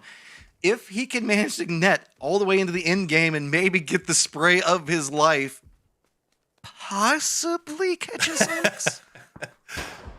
I don't know, man. We'll see. I've seen Roth do some crazy stuff, and BBG's got a very wide split that they could possibly get picked off here. 22 also can't take anything away from them. Haystan and Balkan, very dangerous players in their own right, but Dodge right now kind of on one. They've got 6 kills in the bag already, and looks like Vegas is going to get spotted out by 22. That's going to be the first one. 22 Esports has just been the undoing of so many teams today. They've been just this thorn in all of the sides of teams that are just trying to accomplish stuff. Built by Gamers was wanting to get more control over this, and you can see that they do have Honey Badger in the north, but now we are finally moving into our top 4, and Built by Gamers has a good idea on where Dodge is coming in, but it's going to be Roth that spins around and gets the flush onto Juan, seeing if maybe he can get some more damage into it. He's very aware of where Honey Badger is, and he's going for it. Oh, Roth, get you some. Grenade's not going to land. He's going to go back to the tower. He says, don't come anywhere near this, sir. I will absolutely destroy you if you do. Looks like BBG will get that res onto Vegas, so they're back up to 4 strong. They're looking like the favorites here to win. They could, well, they're not going to hop Yoho. They're a little bit too far behind, I think, but still not a bad performance here for the final game of this tournament. As we see Ethan. This could be a problem, though. Look, with what's happening, Roth is providing just enough distraction for 2 of the members for BBG. That means that Dodge is trying to move a little bit more to the south, but Balefrost and his aim yet again finds an opportunity for BBG. The push is now going to be coming out from them. Balefrost leading it up front. It's going to be him against Ethan, who's been a big damage component for Dodge. Spray's going to come out, but man, Balefrost makes it look easy. Balefrost is a nasty dude. As Roth is everywhere, man. Down, he gets one. He's gonna catch BBG in 4 1v1s here if they're not careful. He's spotted out Vegas. I don't think he knows where Honey Badger is, though. Honey Badger right on his doorstep. There you go. The grenade will do it, and BBG will get your final victory of these ESL Masters. Valiant attempt coming up from Roth, but boy, this has been an event where circles have been the true villain for everybody, and it stayed that way time and time again. That circle was just so hard to play around. When E United got knocked down to 2 and we're having to play out of Milta, and you had STK was 4 strong coming from that north side match, I really thought we were about to run it back. I was seeing visions of PCS1 flashing in my head, but unfortunately, Dodge just proved to be a little bit too much to handle, and E United holds on. So that is going to do it for us on the cast. We are going to throw it over to the analyst desk to wrap a bow on this whole thing. Guys, take it away. Thank you very much, and while I assure you the scoreboard is coming and we will officially crown the champion, E United had a heck of a week, and as soon as the highlights are ready, we'll go back to the last match and we will show you guys exactly how they got to that point. But What an amazing game. It started out with that circle, just not a lot of options. It was not really fun for anyone. Clover, I think you noticed STK went to their normal spot down on military, and then it was just kind of a who finds the circle. Yeah, and we were even kind of joking about where that circle could potentially go and who it would benefit. And the moment that it popped Milta, I think everybody kind of laughed in a way, because that is truly an E-United circle. It's a circle that they play well from. This match, maybe a little bit to be desired, but to be fair, I think everybody's rotation of who we watched was about what we expected. So. Yeah, absolutely. Built by Gamers, we'll give them a quick shout out. I mean, they won the game. That's not a small feat. Godspeed. I often feel bad at the end of these events when it's like a team wins the final match and they're so happy and they played a really good game, and then we crown a champion and move on. So for a moment, let's give BBG some flowers. Anything stood out to you during this event they've done well? Yeah, again, I think as a new roster that has just kind of come together, I really feel like this is a good roster moving forward as well, and especially because they are technically playing with a sub before Gats comes in because of his age. Yeah, I really like this roster, which again, it's going to be Vegas, and then Hikerman coming into the sub, and then Balefrost and Honey Badger. So I like this roster a lot, and I think they didn't have the best event. Obviously, I know that those four are capable of more, but they didn't have a poor event either, and I think, yeah, I'm glad they won the last game. Moving forward, definitely a strong roster to look out for. You know what? We're going to come back because after we talk to our winners and we crown them, we do the interview, we'll have a chance to talk about the road to PGC and how some of the middle teams have set a good path for themselves. But before we look at the future, let's look at the past. It's our last round of highlights. Replay. Oh, man, you just change it up every single time.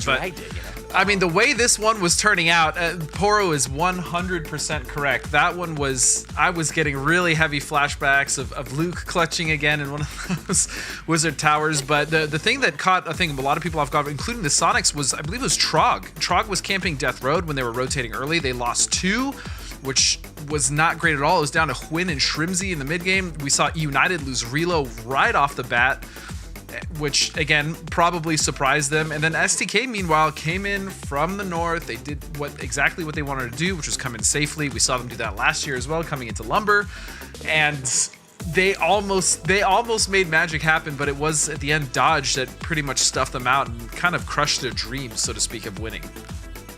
Yeah, and I mean, you talk about it, the dreams of winning, because we've seen that happen before. We've seen shoot to kill clutch, but it was almost as if they played a little bit too safe. Real quick though, Vinny, we talked about this nade, he had thrown it through the sliver of that window. It was absolutely an insane thing to do, and he pulled off. But yeah, I mean, at this point, United pulling out of Milta didn't quite work well. They were eliminated, but it didn't matter because shoot to kill and Sonics weren't able to accomplish anything. They ultimately did win, and this now means for them back-to-back ESL wins. They won ESL Masters America 2 in the summer of this last year. They also won PCS 5. So this is really, I think, a showing of how strong this roster is and how competitive the North American region is. I think especially, we talk about PGC points and the international stage. In the past, we might not have kind of had more than 1 or 2 teams where we could sit there and say, when we get to internationals, it's going to be great. When I've watched the performance of these teams at PGI, at PGC, PNC also coming up, I feel so confident that we've really got a lot to show for it, especially as these teams continue to bloom. As you said, there's a lot of roster changes. Built by Gamers have another player coming in. We had a couple of other up-and-coming players this year. Ethan and Colton turned 18 and joined up here to play. It's been a pleasure to see them. And I think it's only going to be more and more exciting for our esports this year.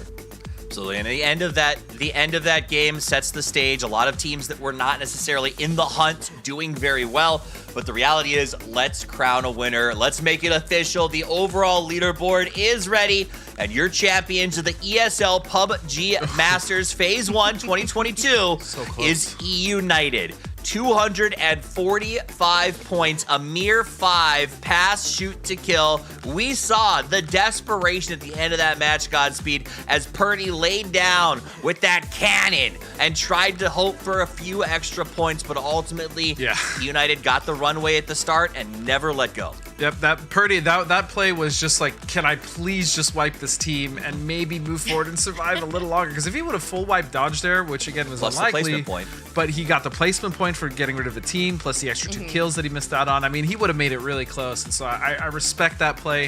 It's really the only play SDK had left because of the shift, but yeah, it was United all the way, and they started strong. They never necessarily fizzled out. They had a few disappointing, I think, games overall, but I mean, they really showcased what that roster could do, especially with the addition of Flood, and so I'm all over it, man. That was an amazing showing. We're going to go back to United in just a second, Clover. I know we have tons to talk about in terms of how they played out this event because it was exquisite, despite the fact that they told us they're not playing up to their full potential. But let's look at what they won. They go home, the victors. They get the lion's share of that prize pool, so 12.5K for E United and going down for there. But nobody goes home empty-handed. Even the underdogs and young kings will be taking home $500 a piece. So a nice chunk of prize pool for everybody and a good way to start your year to set that path. And technically, once you get the 500, you're officially a pro PUBG player. So that's pretty cool. And then, of course, the PGC points. That was one of the biggest pots here for everyone to take home. And United will also enjoy the lion's share of those PGC points with 200 points. Shoot to kill at 120. Sonics at 95. So I'm going to come to you real quick, Clover, because the teams at the top are teams that we will expect, or I expect, correct me if I'm wrong, to keep accruing PGC points. So those teams in the middle, this kind of matters a lot to them in terms of this stack. It does, because, I mean, as you say, United, you know, we mentioned they won ESL and a PCS last year, so to start off strong with 200 points, we expect them to keep doing that level of performance throughout the rest of the year. Shoot to kill Sonic, same thing. Bing Bang Boom, loving this roster. Obviously, they were my pick for today. Didn't quite clutch the way I'd hoped, but I continue to expect great things from them. And Synergy, just a beautiful team to come out of Latin America. We're really hyped and excited to see them perform, and they showed us that they are phenomenal in this mixed lobby. So I'm excited to see what's going to happen through PCS 6, PCS 7, and more ESL throughout the rest of the year. We've got so much PUBG esports on the line. You know, and I think also for Synergy Esports, when we talk about Latin America, you know, something to keep in mind here, Godspeed, is that a lot of the players coming out of Latin America are also working full-time. You know, they're not necessarily in the position to just focus 100% on PUBG. So Synergy throws down the gauntlet to the rest of the region, and starting with 65 PGC points over the next closest at 20 is really a big deal in terms of how that's going to affect the region going forward. So it's gonna affect the region and the fact that it's gonna boost their confidence moving forward. So I really like that roster. I really like Synergy. Obviously, Capitan has been an amazing addition, and Pippa's popped off. Absolutely, Clever. You were talking about earlier. Yeah. Pippa popped off for that team, and I expect big things for them moving forward.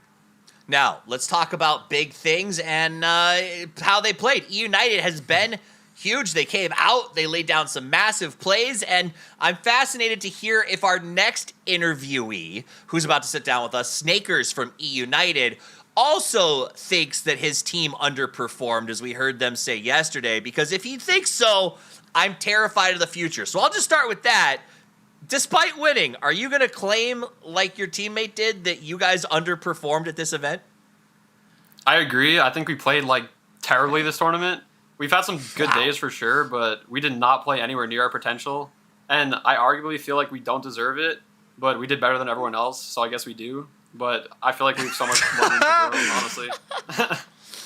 You know, I could end the interview there, Yeah, but we want more. That was such a good answer. All right, Godspeed, what do you got? No, I think you guys are obviously nuts, and the fact that you guys feel like you played really poorly is surprising considering obviously you won. But what were you guys feeling like this question specifically for the last game? Like, how were you guys feeling when you went out and then you knew SDK was still up as 4?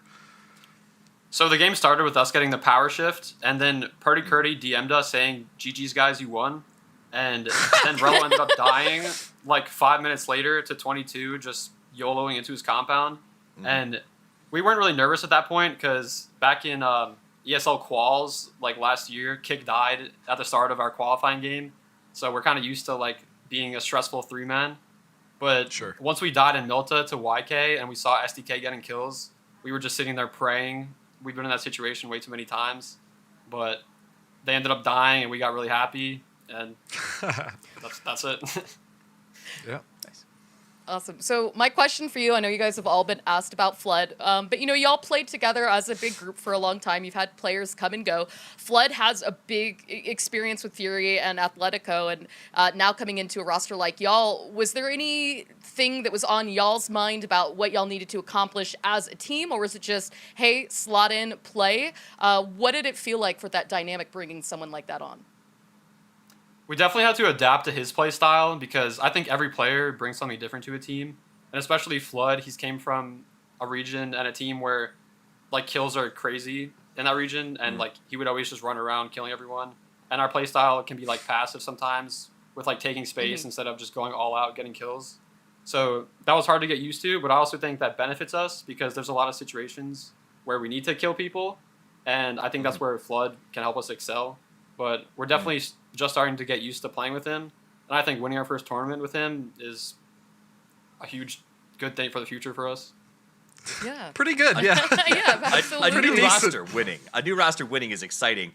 He said when he got here, he was surprised at how passive you guys on the team were. I've never thought of you as passive players. Do you, I mean, you seem aggressive for North America. Like, I just don't understand. Are you a passive player? I wouldn't say we're actually passive, but I don't know how to answer that. I mean, we're definitely not passive, but we definitely play like really reserved sometimes when we could be playing more aggressive. If that makes sense. I was going to say, I can just answer that question for you, watching you guys play so long. Yeah, you guys are just measured. Like, again, the ability that you guys, this isn't a question, this is more of a compliment, but the ability that you guys have in order to read the circle and then come in on the weakest side and then just basically take over, pretty much uncontested for me over the last year, and watching Relo kind of come into his own as an IGL has been like really nuts. I mean, you guys, that even you, obviously as a player, you've always been, at least in my mind, like one of the more mechanically talented players in NA, even though I really didn't like you when you were younger, if I'm being honest. Little bit of an attitude, but nah, man, honestly, Jake, you guys are really nuts, and yeah, it's really nice to see you do this with a new roster, and I personally love the playstyle. I don't think it's passive. I just really like the way you guys take control of circles, so good on. I appreciate that. Clover?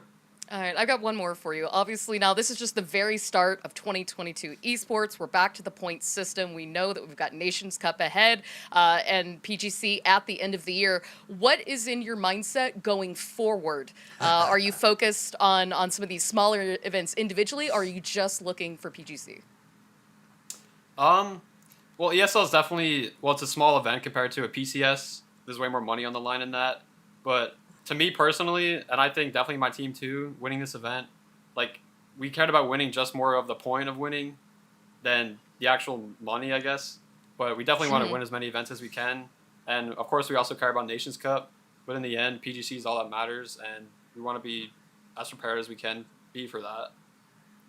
Awesome. I like it. Sounds like a good plan to become a world champion. I love hearing it. I also want to commend you. We're getting a ton of stats. We're kind of going over all the things that you guys did. And the one that stands out to me is that not once during this event did y'all swim. What an alpha move by E United. No water, just bridge crosses. Congratulations. Before I let you go. Exactly. Why swim when you can just dominate everybody? Yes. Right? Shout-outs, call-outs. Say what you want to say. The floor is yours. Shout out to my teammates for pulling through, even though we felt pretty down throughout this tournament at some points. Shout out to E United. Shout out to all the rats. I got a rat tattoo on my hand because, like, wait, you can't see it. Oh yeah, there you go. Yeah, there it is. Yeah, love all it. the Sonics That's fans awesome. think we're rats, so I got a tattoo of it real quick. But yeah, that's it. Cool, nice. Man. Well, congratulations. I look forward to seeing you guys at PCS and probably PGC if what you say is true and the up is all that's left. I look forward to seeing what happens next. Good luck, guys. It's been great casting you for, 6 years now when we used to call you Snackers by accident. Snakers really dominating. Good job, man. I'll talk to you soon. All right, thank you, guys. You know, and there's something to Were the you reality. calling him Snackers by an accident? Like, let's be honest. Come on now. It was before I ever met him. 100%. Also, I think if I had known that he was like a 16 or 17 when he started playing, definitely wouldn't have accidentally said Snackers. But that's fair. Reality being, we have watched a lot of these players playing before sort of the age cutoff was put into place. They continued to stay strong. They came back into the rotation.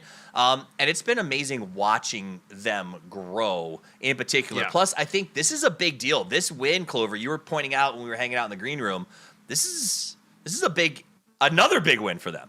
Yeah, I mean, if you kind of exclude the international event, this is 3 in a row for the Americas. For them, previously as the Oath roster, have always been really dominating. They even won, if we even go back as far as 2020, it was the charity showdown as well. So I think that we're going to continue to see great and amazing things from this team. Obviously, with Flood, that was where all of our eyes were on coming into this event. And I think we're all happy with what we saw. It's crazy to me, though, Godspeed. We're all happy with what we saw. And that is 100% true, Clover. They're not. That blows my mind that they literally just won, and every one of the teams like, we could be better. That's the competitive drive that you need to have, though. If you want to be a world championship caliber team, you need to have that mentality. Even if you win, there's always a way to improve, right? You can always be better because you'll never truly be perfect. However, you can get pretty damn close. And again, like you said it best, watching like Snakers and Relo and those kids like really grow up and come into their own as like young adults and young men, like, and as players now that are quite recognized in our scene, it's been really, really cool to watch. You'll never be perfect, but some of us will get pretty gosh darn close. That is the end of the ESL PUBG Masters. But before we go, love the final thoughts. You guys have a chance to sort of discuss the path to PGC, what we learned in this event. What are you excited about in the future? I need to know. So let's start with Godspeed, and then Clover gets the last word. Godspeed, final thoughts. You might hate me, but this is really simple, and that was a hell of a way to start 2022. I mean, this was a really close event, and I can't wait to see how these rosters move forward and what we're going to see in the future. I like it. Clover? I agree. I mean, we're very competitive, us personally, with the other casters for the other regions. We like to talk smack with EU and APAC and Asia's regions. I think America's has just continued to grow. Last year, I loved what I saw. This year, if ESL is anything of a preview, it is going to knock last year out of the water. And I just want to say congratulations to everybody that played this event, everybody who participated, the 16 teams that played today. You guys were amazing, and I can't wait to see what's to come. I agree 100%. I think if there was a way to kick off the PUBG 2022 season, this was it. Action-packed, close leaderboards, anything and everything you could ever want. Unless what you want is to be here playing. If you think you've got what it takes, now is the time, because we're in the middle of the season. ESL PUBG Masters has come to an end, but PCS 6 is right around the corner, and registration is open now for the open qualifiers. It'll be open through the 7th, and games start on the 9th. So head over to na.pubgesports.com to have your chance to get into the match. The only way to win is to get signed up.